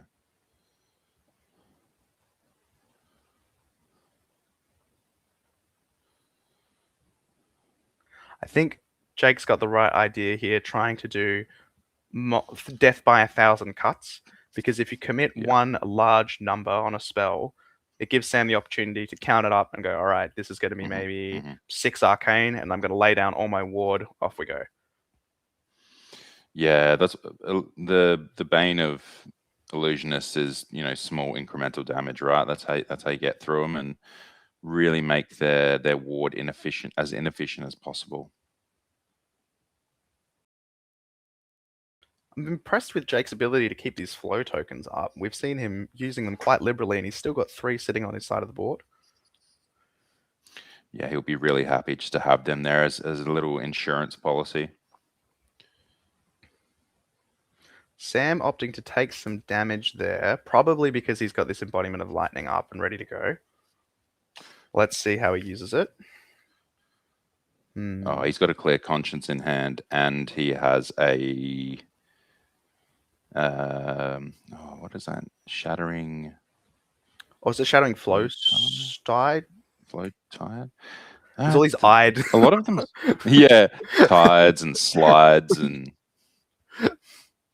I believe, if we can get it on screen, it's Shattering Flow Tide. I believe. Yes, I think. Hey! Got it. Thank you. This one's great. This one makes you a flow. It's excellent. Jake just saying, send me the bill. I'll take the 4 damage. Yep. Only to get hit with the Clear Conscience. This card feels so good for a rare. Oh, yeah. It feels really good for a rare. Because even the 1 block here, it's still 1 over the top. Oh, he's got the hollow... That's not called Hollow Shield. That's the illusionist one. It's called the Lightning Defense Reaction. Yeah, that one. Flittering Force Field. There we go. Yeah. But, he still had to commit a whole nother card there just to cover that up, which is pretty big. So I think he got the value out of that. And now... we see this. This is a slightly, I can't remember what it's called, but it's slightly underrate, but it has natural go again. Ooh. Yeah, Stellar Glide. But you have to destroy a flow. I don't think he's destroyed the flow. I don't So it's think just so. Yeah, so we're just coming in for 5, I think. Still very good. Just attack for 5. Chip in a little bit here. Oh, he was waiting on the trigger. Okay. So we've destroyed the flow. We've got this with go again. Yep. And this is still good. 5 into an arcane spell. Very good for draft. What have we got here? These arcane spells, in a way, are sort of like Dominate, in a way. Yeah. But not for someone like Zyggy, who can throw out these ward and prevention auras. Makes it a lot tougher for Jake's side of the board. Yeah. Now, I think it was Nebulous Cycle we just saw leave the board as a piece of ward for Sam. And is that the Create a Ponder or Create a Flow one? Looks like it was Create a Flow. Create a Flow, yeah. Oh, no, Ponder. He's got a Ponder there. Oh, Ponder. My apologies. And we follow it up with a Comet Collision. I love this just card. That's 0 for 3 here. Well, it's 0. I believe it's 0 for 4, and if you amp it, it's 0 for 5. Ooh. Well, yeah, 0 for 3, Starfall, 0 for 4. Oh, we've just got another judge call. Another judge call.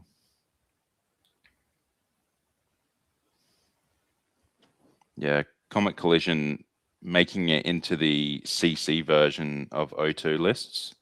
I think it's just a great arcane spell. Yeah, the ability to bump it up just from doing what you want to do anyway is fantastic. And we also saw there Jake use a little sneaky trick with Oscilio, which was to just pay the 1 and the flow to ponder a card. So discarding a card is not required for Oscilio, but you do have to do it if you have one in hand. So if you're ever without cards and you've got the flow and the pitch, you can always make yourself a ponder and get an extra card, which is very good to convert one of these lightning flow. That's the whole reason that put me onto the hero, I think. I was like, value. The value. See a tap lessons passed here.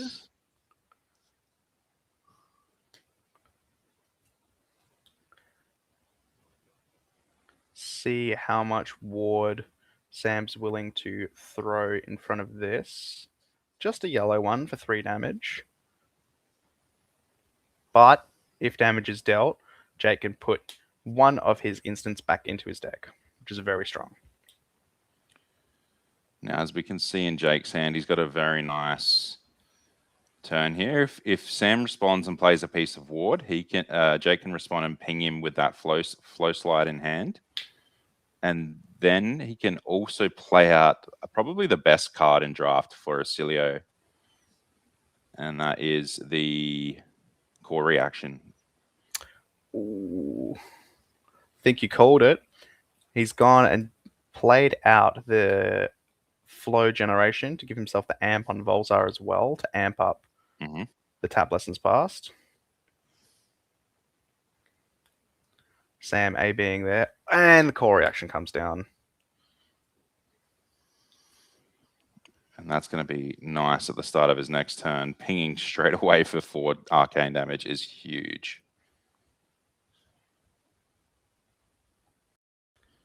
It just does everything you want, really. It gives you the damage almost for free, well, between the turn cycles, and it procs the instant going into your graveyard. Everything else is turned on. We see a flash bolt in his hand as well. Might be a lot of damage here.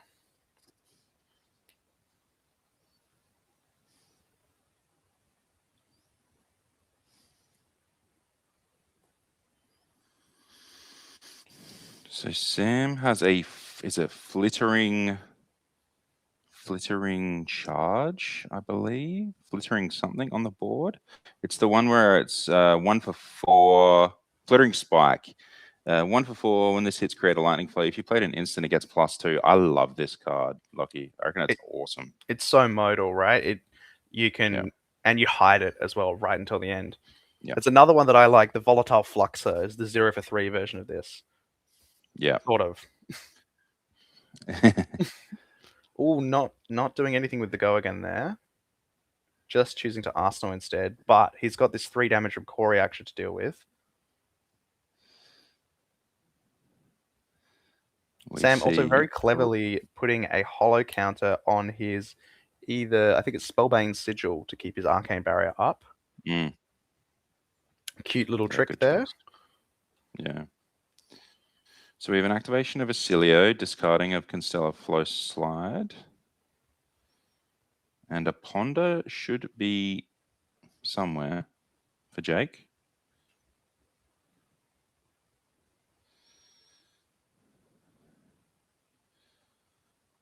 He has not made his ponder yet. Let's hope he remembers that one.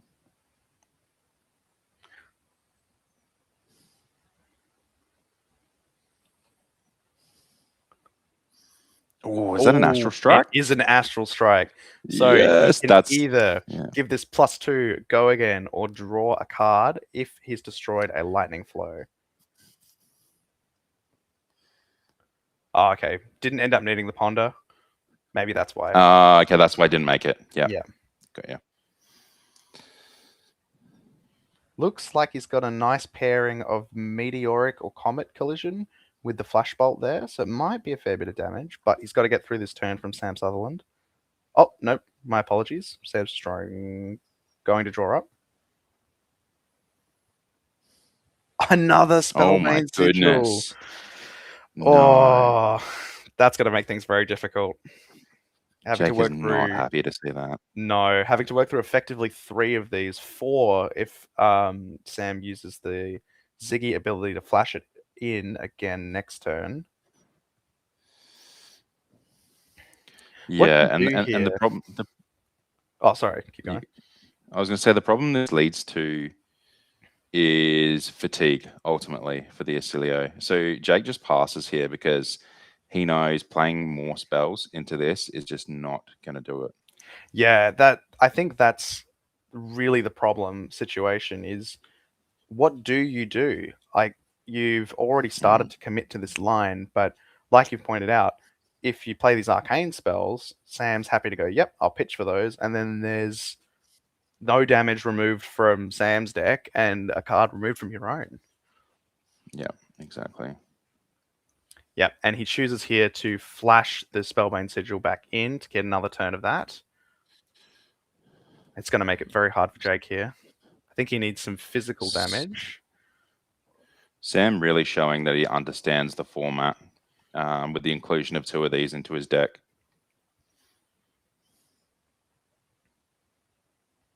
All right, we're going for a Nebula Duality. Looks like this one is getting discarded. And then we might follow it up with... Oh, no, we're just passing. Sam's got another Corrosive Space Dust by the look of things.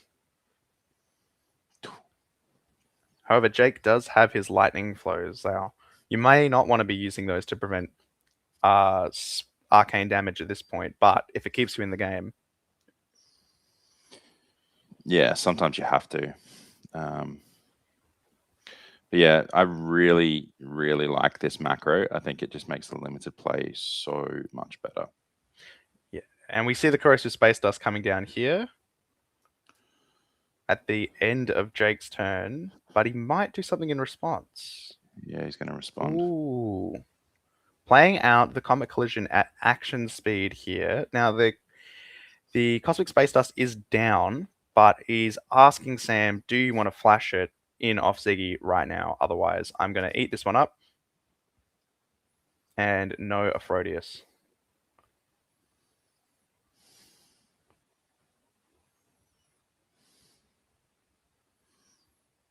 Sam looking like he's pitching into Spellbane Sigil there.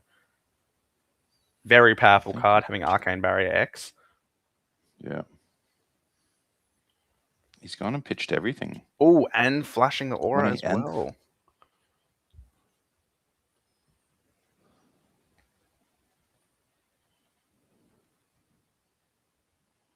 He's just whittling him down, Lockie. Slowly but surely. And this is the problem when I've come as the Oscilio into this matchup. The exact same problem I faced, where the Ziggy doesn't actually have to do much. They can just sit down and just ping you with Aphrodisias until you die. I think Jake understands that, so he's trying to make these windows like we saw there, where Sam's out of resources, out of cards, and just giving Jake the opportunity to see, can I push through some damage at this point? Because these fragment attacks are starting to look really scary when you're on 4 health. Oh yeah, and remember we saw him pitch away we got an arc ramp coming out. 2 arc ramps. Blink of an eye get pitched away, so it's probably coming around soon-ish. Oh, yep, there it is.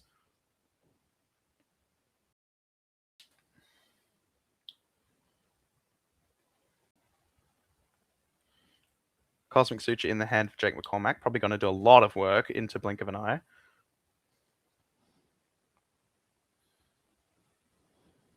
Wait, maybe that wasn't Arc Ramp. I can't see what that card actually was. Lucky. Does look like it came in for at least 6 Arcane. And here we go. Here's the Blink of the Eye. Set up really early on. Beautifully done by Sam Sutherland here. And just asking Jake McCormack the question, do you have any sutures in your deck?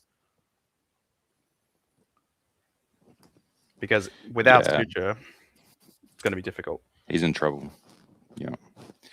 Yeah, as you can see on screen, when this fragments, Sam can banish another lightning or a permanent he controls with no hollow counters and return it to the field. So he just gets free value, basically. So now he will respond to the fragment trigger by playing out an aura. And he'll get a free blink.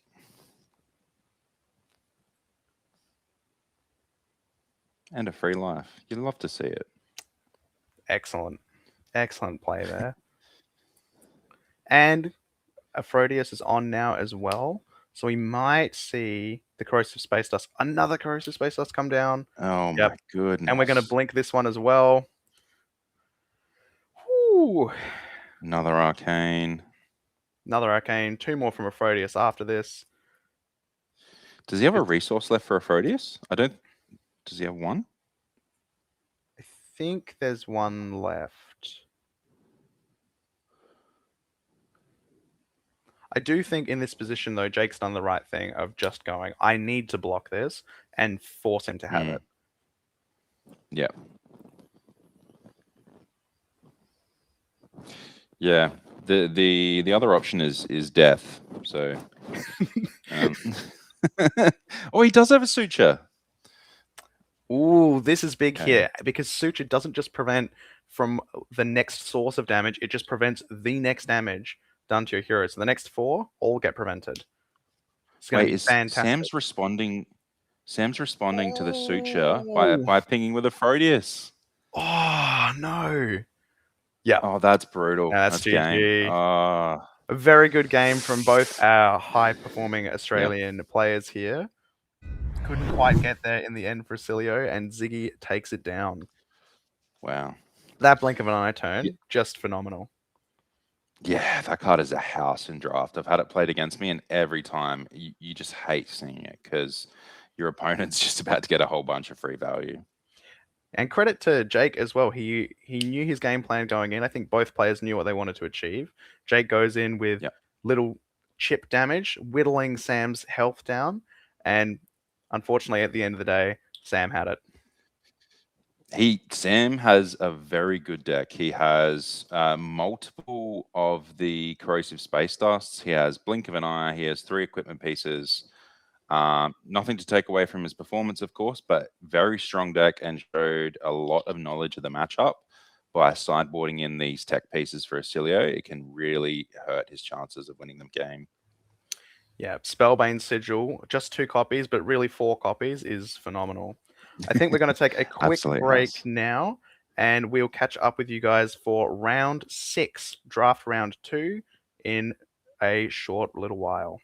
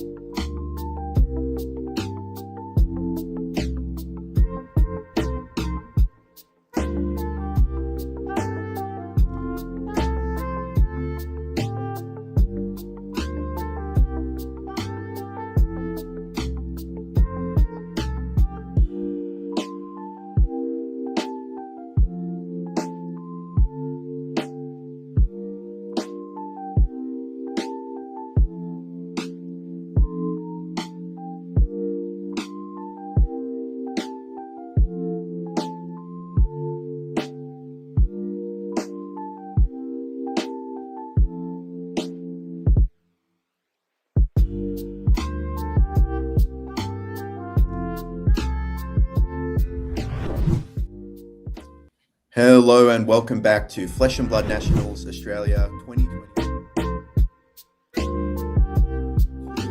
Incredibly exciting.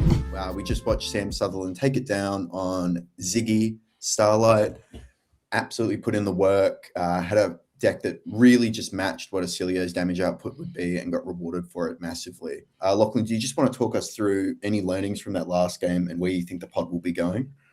I think we saw a lot of power cards, if I'm honest. We saw the core reactions, a lot of the comet and meteoric impacts. We saw Sam with at least 3 cosmic space dust and a blink of an eye.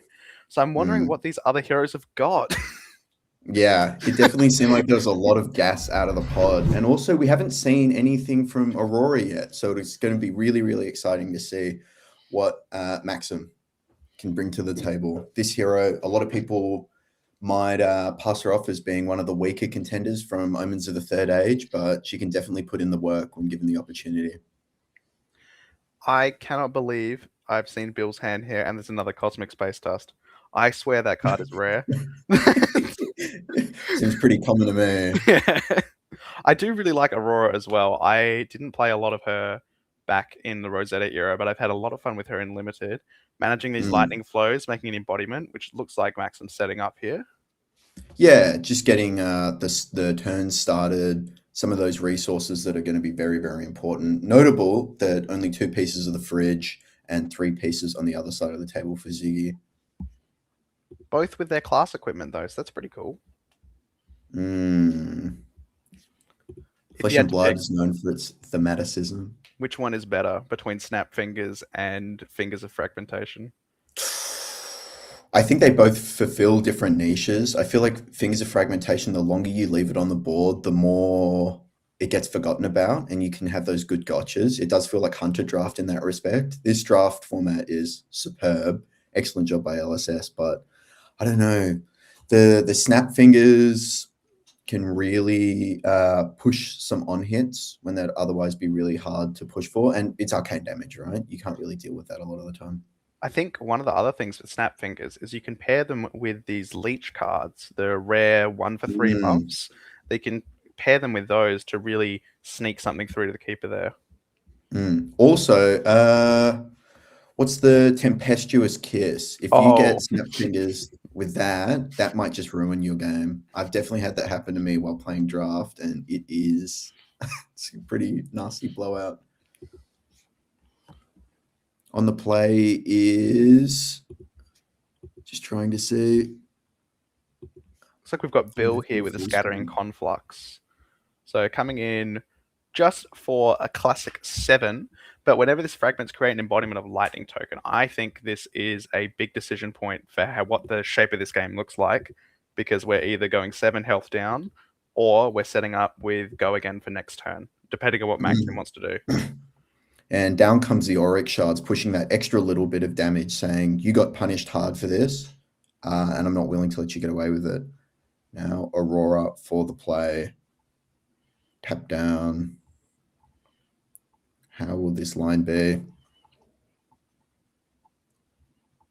Starting off with a nice little 0 for 3.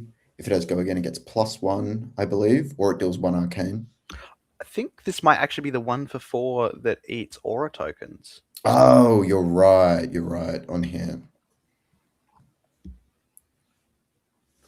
Obviously, losing the 1 of Lightning Flow would be pretty devastating here. It says no blocks, eats the flow. Oh, took the ping. I see. Just ate it up with the Spell Void. I think our players might be doing a small shortcut there because I think Auric Shards should get eaten with the ping, but it's effectively the same. Yep. Oh, and here's one of those leech cards. Leech Vitality, obviously excellent recursion. Quick succession. Oh, into another one.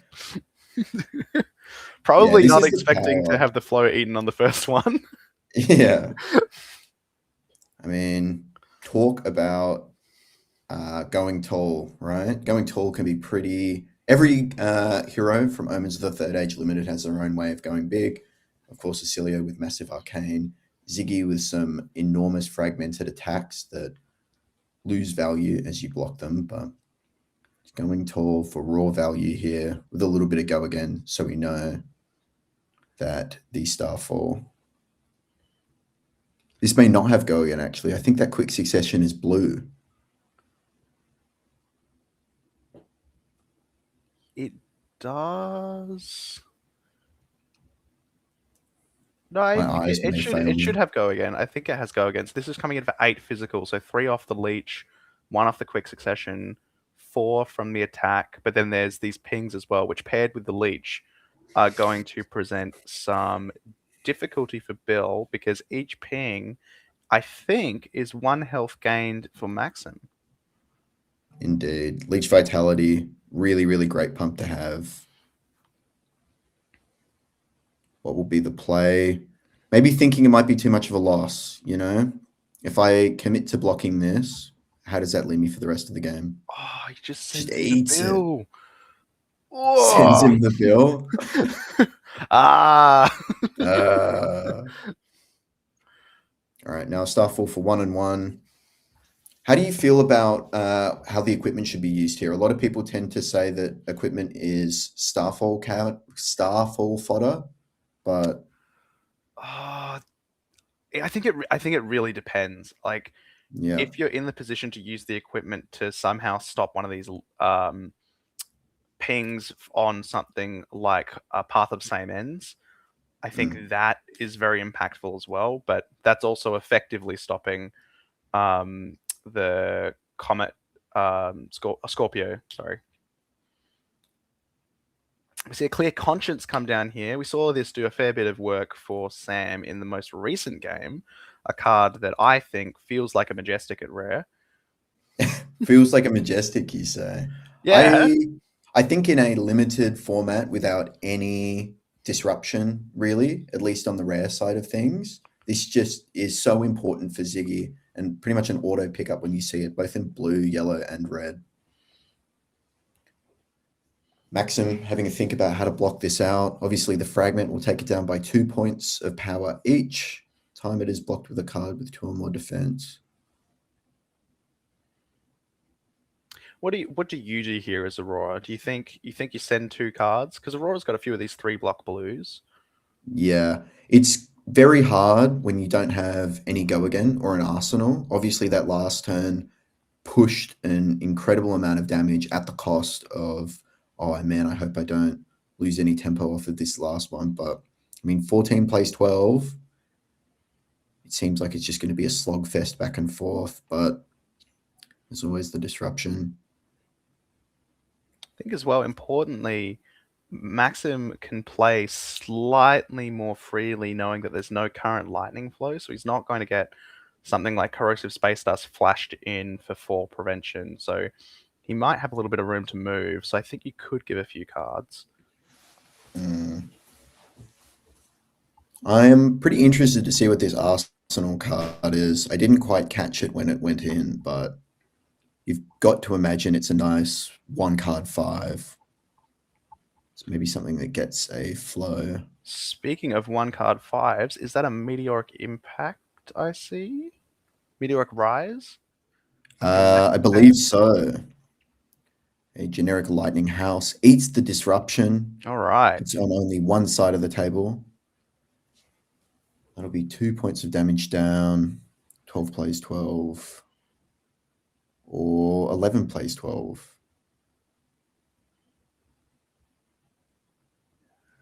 Just clarifying what this effect is.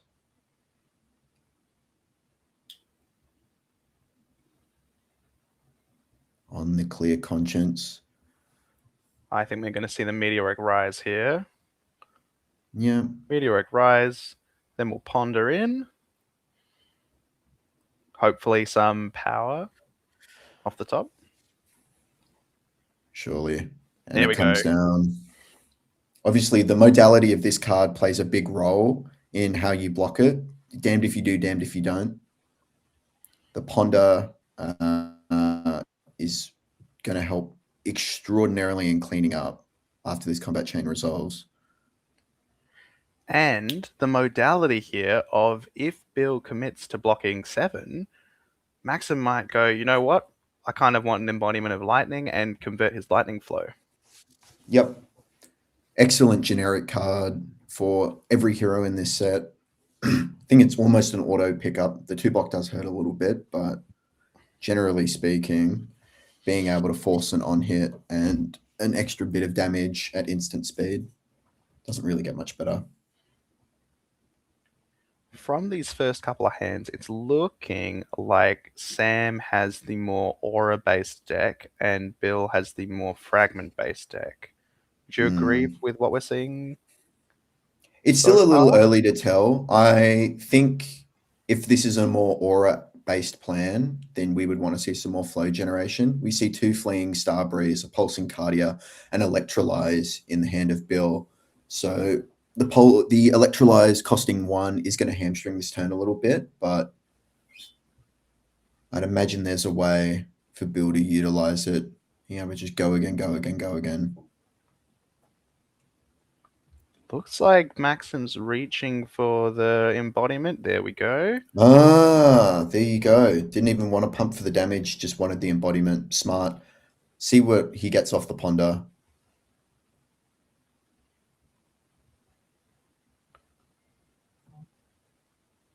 Hopefully he gives us a look.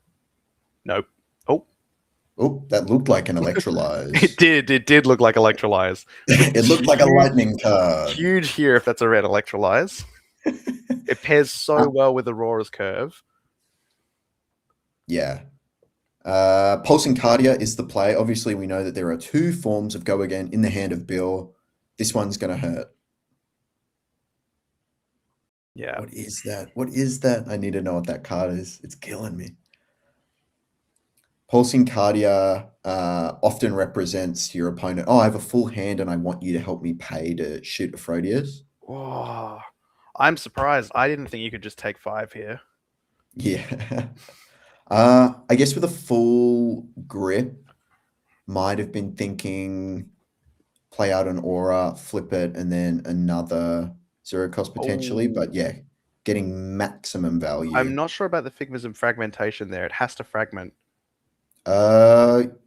Is it an attack with fragment that can get it? No, an attack that has fragmented. Oh. That may change things a little bit, but a Cosmic Duality on the side of Bill, 2 cards, 7.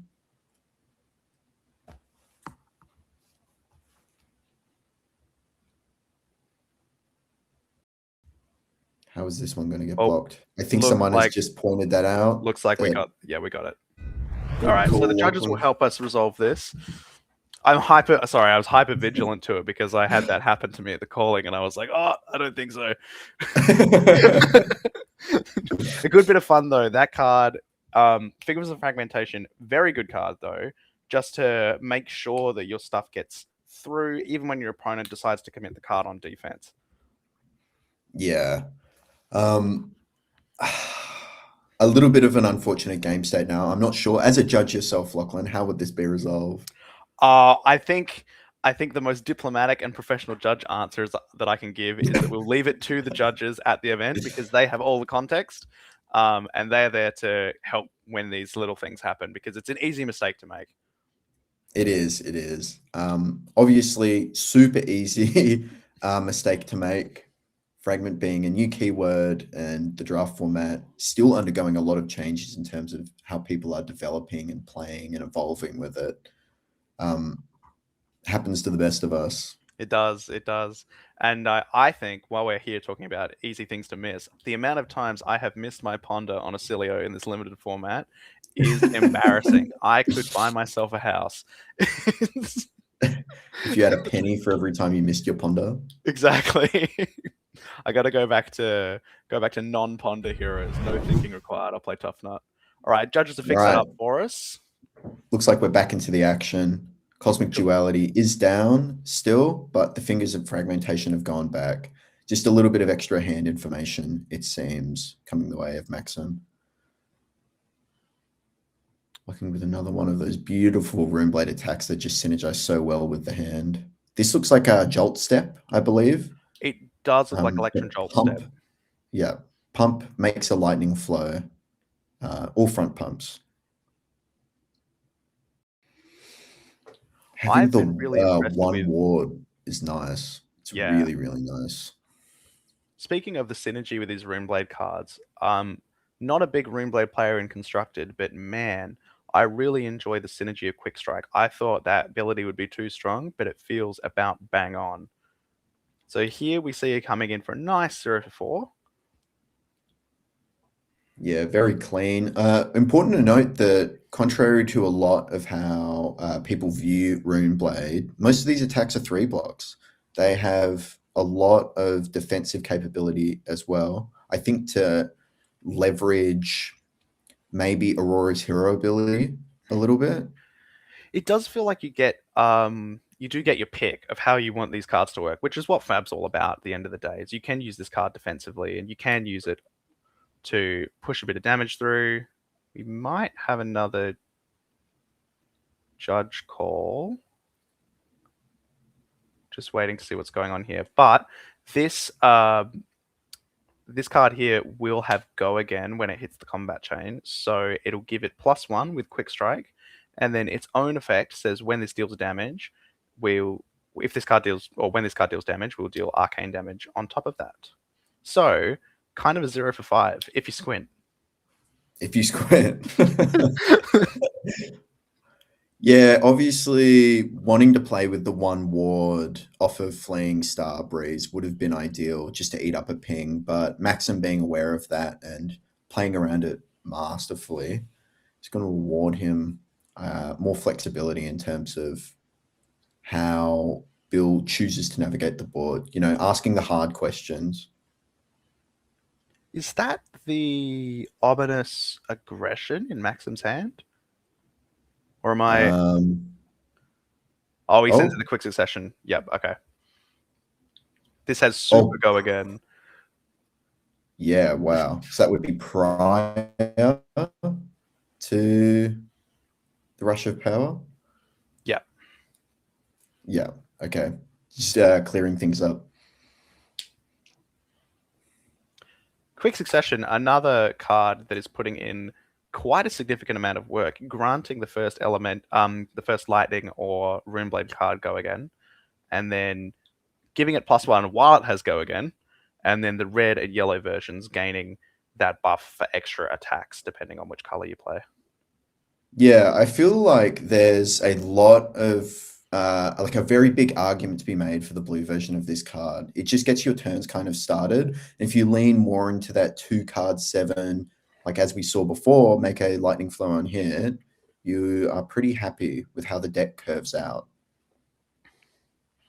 Looks like Bill's wanting to prevent all this. Oh, it is! Oh, it was.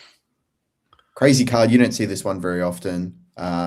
Really, I don't know how you would put it, abstract art in terms of how it compares to the rest of the set. I feel like it's an omen, potentially, of what's to come. Oh, an omen of a third age, perhaps? I think so. This reads, target action card gets +2 if an aura you control is destroyed this turn. Instead, the card gets +4. So a little bit heads up if you could see how how Maxim was holding his cards back and the resources required for him. The obviously, other thing... Oh, my apologies. An embodiment dying this turn turns this on. Yeah, I was about to say, I thought that was a wasted embodiment, but it's actually +2. Mm-hmm. Pushing well over the line here. Seeker's leggings, the chest piece, and Fleeing Starbreeze, all being able to prevent 1 bit of damage. This is getting a little bit scary. I think we're sitting at, are we 3 over the top at the moment? 3, 6, 9. Yep. 3 over the top. Yeah. Which is then another 1 from the arcane damage if it goes through. Yeah. Yeah. The crackback seems to be pretty standard, but obviously sitting on 2 HP this late into the game is pretty terrifying. Yeah, this is what you should... Yep. I think it's just dawned on Bill that the Scorpio's tail was going to follow that one up. Yeah. Possibly where we'd want to use the Seekers, but that's all right. It's a long day. It is. The fatigue of playing so much high quality flesh and blood at the highest level here in Australia it really, really hits you after, I'd say, the 5th round or so. Chooses to ping for 1 damage by the looks of it. I really like this. Making the flow for next turn makes Aphrodis live because I think Maxim knows that he's got these snap fingers up and wants to try and confirm a kill. Yep. And Bill being due for an aura at this point means that Aphrodis, there's a fleeing star breeze. It's and going being to on come 1 through. health, this lightning flow is not going to stop the 2 damage from Aphrodis. Yeah. Now the question remains, being at 1 HP, when Maxim draws up at the end of the turn, there is a window for him to play out the Sigil of Astral Flow to make an extra lightning flow at the start of his turn before.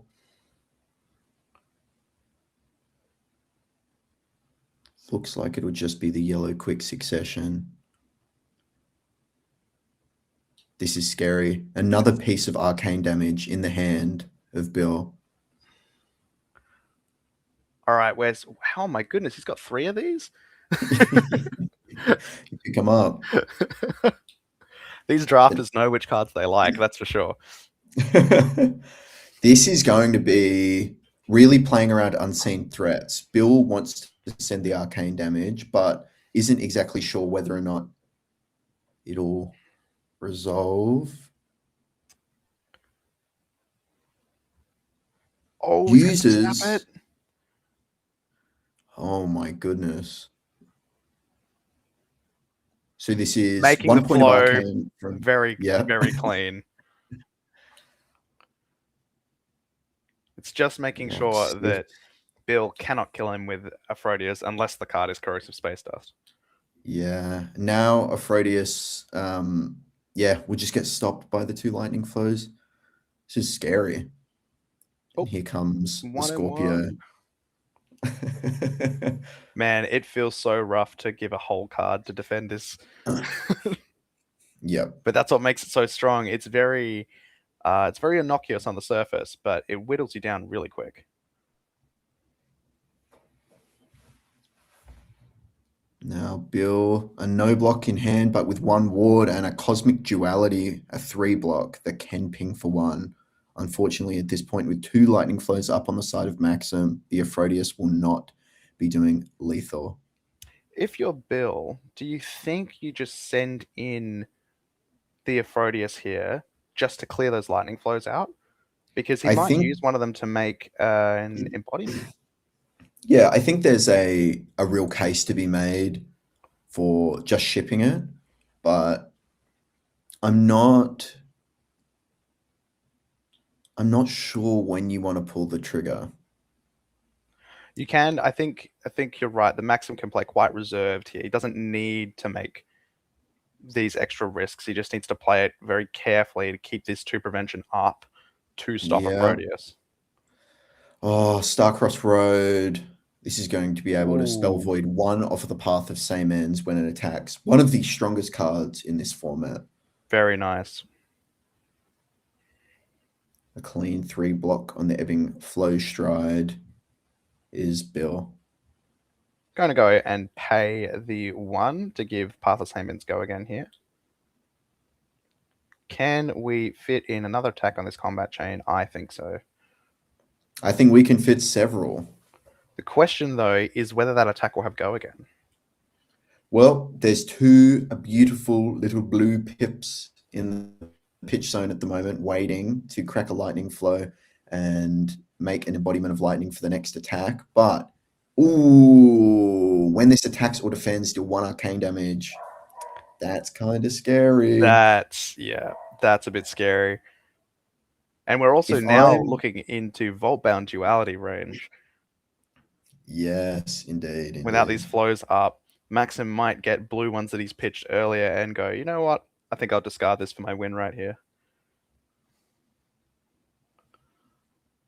1 arcane comes through, looks at the hand, Vault-bound reveals duality. it, and there comes out the fist bump. Maxim takes it with instant speed arcane damage. You thought it was only wizards. You thought it was only Kano. Looks like it's Blade's time now. Excellent game. Really, really well played and sequenced. I feel like there are a lot of decision points where you could have pulled the trigger there, especially from Maxim's side. And I think he chose the right points to push for damage, even out the life totals, and then insulate himself with the lightning flows. Entirely. I think we saw another very high level game played here. And same thing on Bill's side as well, being very cautious about where we want to send the attacks and where we want to hold our hand to not, well, show our hand of what prevention we've got or not. Yeah. Wow. What a game. This draft format is the gift that keeps on giving. It's incredibly deep and there's a lot. I feel like the pack reading here is something that a lot of people, especially high level players, get a lot of value out of, from knowing where the packs are going, where the pools are. I know from my own experience that you can pretty easily tell what people are building to the left and right of you. So thank you so much for joining us. We'll be back for round 7 very, very shortly. I will be casting with Jai directly after this. So thanks for tuning in. We'll be back in just a moment.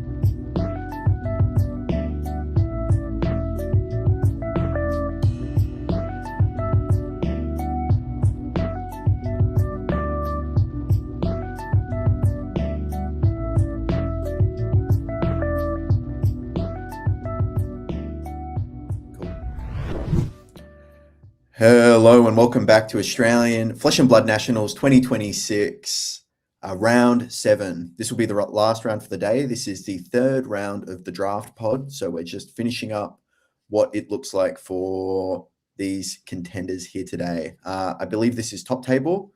We just saw Aurora take it down with instant speed arcane damage, not something we typically see from Rune Blades.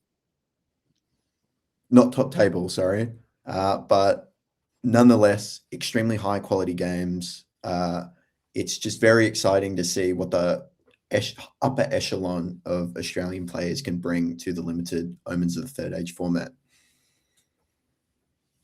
Yeah, that's right. I mean, we've seen some really high quality play so far. And players just showing that they really understand the format. I know, I've seen some examples of, I probably wouldn't. I know this sounds stupid, but sometimes I might forget to board in arcane stuff against Oscilio. But if you do, it's fantastic, right? Yeah. We saw that. In the first game. That's a great effect in the first game. Yeah. Getting 2 arcane prevention sigils down. Yeah. It's just so big. Massively. So big. Yeah. But I think we've seen both. Now we've seen Aurora and Zyggy take it down. I think Oscilio has initially, when we entered the format, was considered to be, it's the Oscilio format, the limited. But now people have slowly gotten used to what his numbers look like, how he can present damage, and they've gotten a lot more comfortable with look, I need to pull back on my offense a little bit because this hero naturally fatigues itself if I'm able to prevent. And the Spellbane Sigil does that massively. Yeah, that's right. I think, as you saw in Game 1 with Sam Sutherland, I think that the consensus is that Zyggy should play super defensively and just fatigue them out. Honestly, you just, you just play your sigils, you pitch to your arcane barrier, and then you just swing a 2 for 7 every now and then, and he just dies because Cosmic Space Dust being a big hitter in that regard. We're ready to pull over to the gameplay now. I believe the players are just sideboarding in how they want. Looks like we have. Well, guess what? We're going to have a guaranteed Oscilio winner. Let's go. We love a little bit of hero diversity here. I believe we saw the first Oscilio had quite a strong deck. What with it's not Cosmic Suture, it's start of turn blow up, deal 4 arcane damage. It's Core Reaction. Core Reaction, yes. That's Oscilio's death. It deals a whopping 4 damage. Yeah, it's not easy to deal with, especially because it pops at start of turn, and you can just have another 4-card hand to back it up. It's very, very strong. Yeah, I think it's the first pick. If you see it, it's just first pickable for Oscilio. Yeah. As well, this being a new pod, we're going to see some new pulls, perhaps some more power. Oscilio typically tends to scoop up a lot of Cosmic Sutures, a lot of Meteoric Impacts, these kind of cards that synergize on both turns and allow Oscilio to send enormous arcane, especially for limited. And just pointing out straight away, Alex, we've got 3 pieces of equipment on either side, so even Stevens from the get-go. Yep. Looking like some amp on the arms for Tom could be incredibly impactful. Yeah, Samuel's got more of a basic kit, prevention kit, but Tom really has the best equipment slots in, except for his chest, obviously, because there's nothing there. But we'll see how that shapes up. Karma Vault Haven coming down to AB or prevent the damage from Nebula Duality means both players will be making a lightning flow, but the damage will only be on one side. Yeah, and Tom just passes because there's no point in playing another arcane spell straight into that prevention. No point at all. May as well make him waste it. I think he had 2 prevention floating there.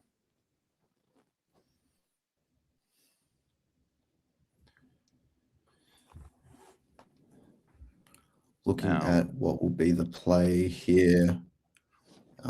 Going first and second in this matchup, they both have their checks and balances. Looks like it will be activating Oscilio's hero ability. Let's see what the discard is. That's a good one. It's one of the main That is a discard good targets in the deck. The flow slide Is that replaces your your flow straight away and generates a ponder.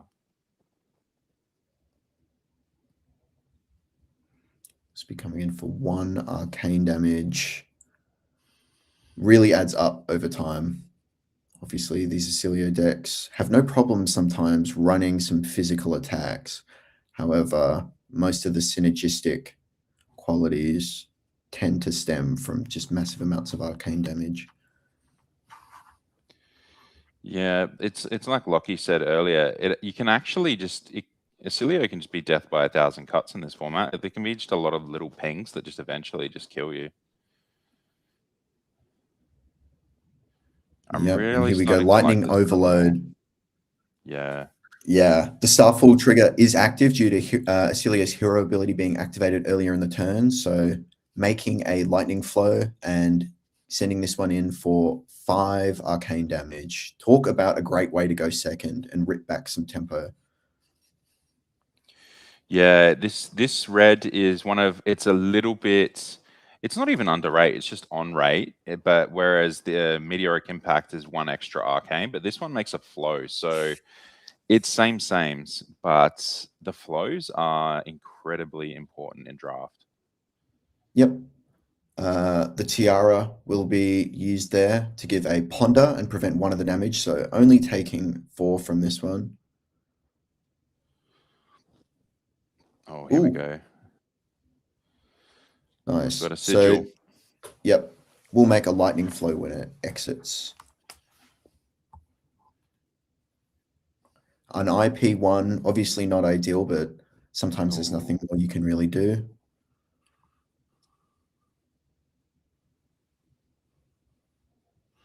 So this is an arc ramp, right? Yes. Yeah. If you destroy lightning flow, it gives it go again. We've got amp 3 into Nucleus Aether Bolt. That's a big one. This is mouthful of words. Hey, it's really good in constructed into Gravy Bones because you can actually when it hits, you can ping any target for 1 arcane damage. So it pings off, big lanky zombies, which is good. Also seen some play in the Silver Age format with Blaze. Looks like it will be the arm piece, so no Oscilio ability will be activated, and instead preventing 1 of the damage. Just move to end. That looked like a Heaven's Claw. Obviously not the kind of card you want to see, but it is a pretty quality 3 block. Was that the ponder from Tom? Yeah. Oh, to Arsenal? Ominous Excavation. Love this card. It is quite good. Putting the prevention back into the deck. Okay. Interesting. Maybe prevention not. back in. He's thinking about it. It's a hard decision point to make, whether or not you think your opponent's deck has the gas in order to facilitate putting yet more prevention in, or you need that extra little bit of arcane damage. I think that's a very, very clever play, not only because you have 3 lightning flows, but because just you have tempo. You are coming in with a 4-card hand. That's right. And there's always the risk if you put prevention back in the deck and you're the one who needs to put your foot on the gas, you draw that late into the game and you're like, well, I wish I just put an arcane spell into my deck instead. Yeah, nice. And we see a little bit of recursion here. I think it's something past. Tap lessons past. Tap lessons past, that's it. Has he got another sigil? Yeah. Oh, it's a Spellbane sigil. Oh, so in response to the sigil, he's pinging him for 1 arcane, so he can't stop that. With the duality. Making a lightning flow. Starting to look more and more like putting that extra damage from the Constella Flow Slide back into the deck will be a difference maker. Yeah, I agree. It's definitely shaping up to be the right decision now, especially because they've both packed prevention into their decks. So I think you just need more damage output. What's he? He's preventing damage here. Pitching to Sigil. Yep. Yep. Now on the Got a play tap is of Tom Voltar. Bradford. In comes the Oh, arm taps the piece arm. here, so we're going to be amping 2. He's not discarding it. He's actually playing the card, which you don't see too often. It's just this is the 0 for 3 version. Yeah. Yeah, it's a red zap yeah. with a little bit of modality, helps with the game plan, but this is just 5 arcane damage. 1 card, 5 arcane damage That's is right. pretty good. Very good. Yep. You're not unhappy to do that. Do see a Cosmic Suture in the hand for Sam. Has he got 2? Wait. So a and brush off, prevent 1, pay for the chess piece, prevent 2 off of the lightning flow. They played that pretty quickly. I'm not sure how he prevented. Oh, it would have been 3 from the brush off and maybe 1 flow and 1 prevention. Oh, and then 1 from the chest. Yep. Yes, of course. Oh, Consular Uplift here. Untap your staff. I love this card. This card is excellent. Yep. Great art too. You can really see the story emerge with this unnamed white-haired wizard.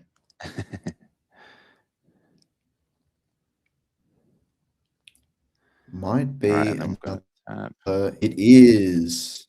Yep.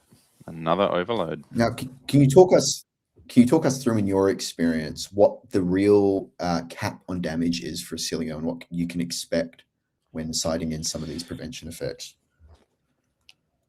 Well, the cap on his damage output is actually insane.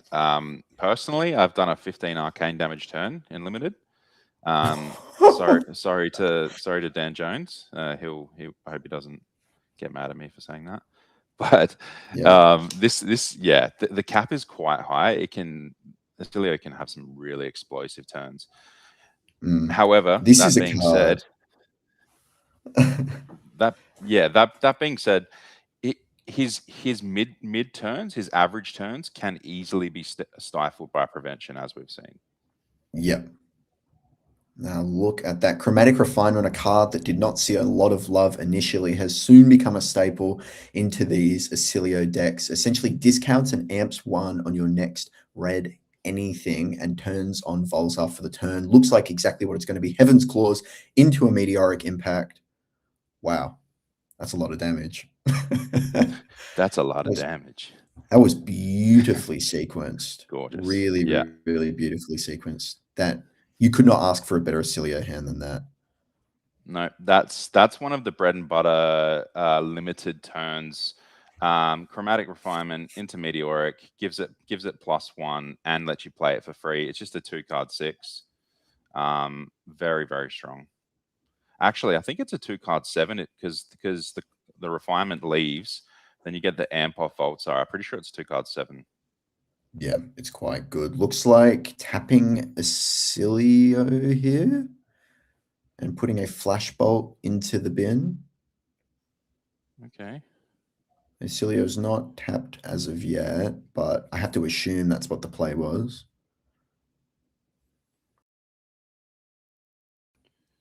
Obviously, flashbolt, a staple, a pack 1, pick 1, if you will. Oh yeah. For Oscilio's everywhere. Instant speed arcane damage with no condition. And snap. There's another flashbolt from the Taps Volzar, Cosmic Suture here. Now, seeing that Flashbolt has entered the graveyard this turn, as it's an instant, this will be pinging for 1 and then preventing the next 4 arcane damage. Oh, look at that. Tap lessons passed, red for 5. Using the discard players- effect here. Huh? Yeah, our players are moving very fast. Yep. Didn't quite catch what happened with that flashbolt there, but maybe it was pitched. I'm not sure how there was an Oh, tap lessons passed, put it onto the bottom of the deck, of course. Yeah. So I think it was, the flashbolt was on the stack. The Cosmic Suture was played. The Cosmic Suture ate up the flashbolt, but then the lessons passed was able to come over the top, hit with some arcane, and recycle the flashbolt. Believe you're on the money there.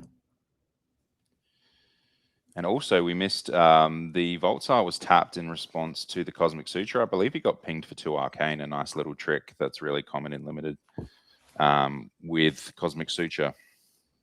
Yeah. That card is an incredible house, both defensively and offensively. Being able to put that instant into your graveyard and still amp, just leaving it up in case you have more of those yellow instants that are so powerful for Oscilio. Just leaves that, a little ping here, a couple of damage there. Really get a lot of legwork in. Now we're seeing Tom trying to close the game here.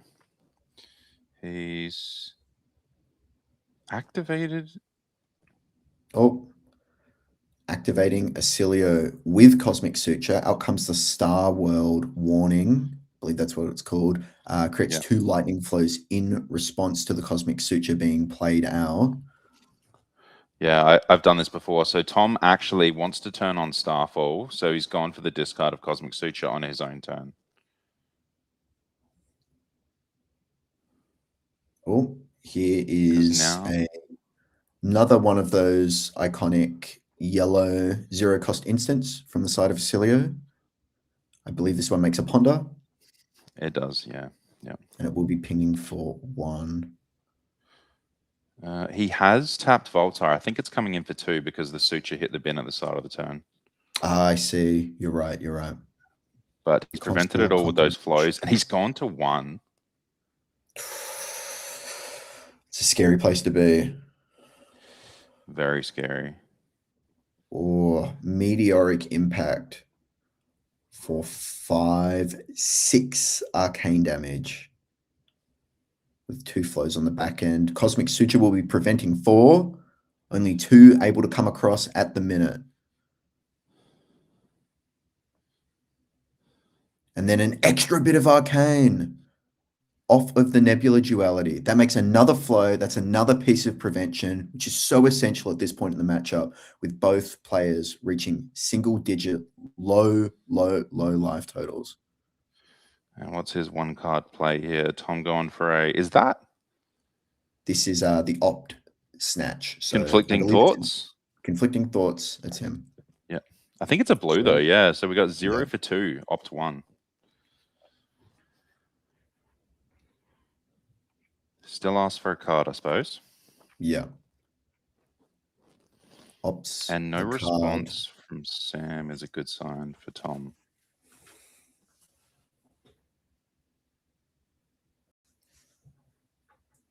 Out comes the 3 block on the Lightning Overload.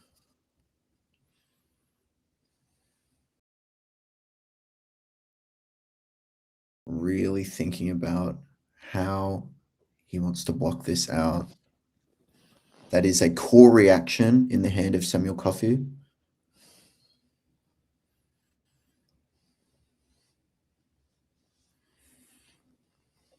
Two ponder tokens. Obviously, being able to see 1 is a huge burn, but not knowing what the second card is. Trying to figure out what the cards are we've got. It might have been an arc ramp. It looked like a zap, like just a red zap. Or zap. Tapping Oscilio into the bin goes the core reaction. Yep. Volza 5 arcane damage on the That might be meteoric it. impact. It's a Is very there nice the turn. prevention in the hand? you always get these moments where you think, God, there's got to be a way I live this. And sometimes there's just... Well, he has no... If he had flows up, I'd say, yeah, sure. But he doesn't have any flows on board. Yeah. Unless Sam... that Sam's flows on the left, isn't it? Yes. Top. Yep. Yeah. Okay. So, yeah. Sam has had an absolute monopoly on these flows, trying to get some instant speed arcane damage across, potentially. Obviously not going to ping on the Constella flow slide, as there has not been an instant card reach the graveyard this turn. It does get him. Oh, does he have a flashbulb? Okay. I'm going to untap and ping for 2. Okay. Is there What else something does to he have? activate the ability? He gets him for Tom, 1 get there? arcane over the top because he's able to Wow. untap the Volza and then ping off of 2 with the Cosmic Wow. Suture. Wow. I mean, Sometimes you just have it, I suppose. Wow. yeah, that was so well played. So well played. And especially with Beautiful the work opt there. on the last turn as well, getting the double ponder, knowing Yeah. exactly what you wanted to put in. I mean, just had it. Man, Very cool. 3 instants in that hand. I mean, Yeah, what like a display. Yeah, his options were prevent it and live, or kill his opponent, and he decided, I'm just going to kill you. Well, actually, he decided, I'm gonna prevent it and kill you. So I'm pretty sure he covered that full amount, because he prevented 4, made a flow, prevent 1. I think he was only leaking 1 in the end there. Yeah, I think it was Possibly. the Meteoric Impact was coming in for 6. I think you're right. 6. Yeah. Really extraordinary way to finish that game. Oscilio, always fun to watch, both in Classic Constructed and in the limited format. Just has a lot of owl turn interactions, which makes my Kano heart happy. He's gone. Give it up. Give it a rest. Nah, O2 is awesome. He's such a cool deck. Oscilio, yeah. Excellent. Swolcilio. Many funny names for him.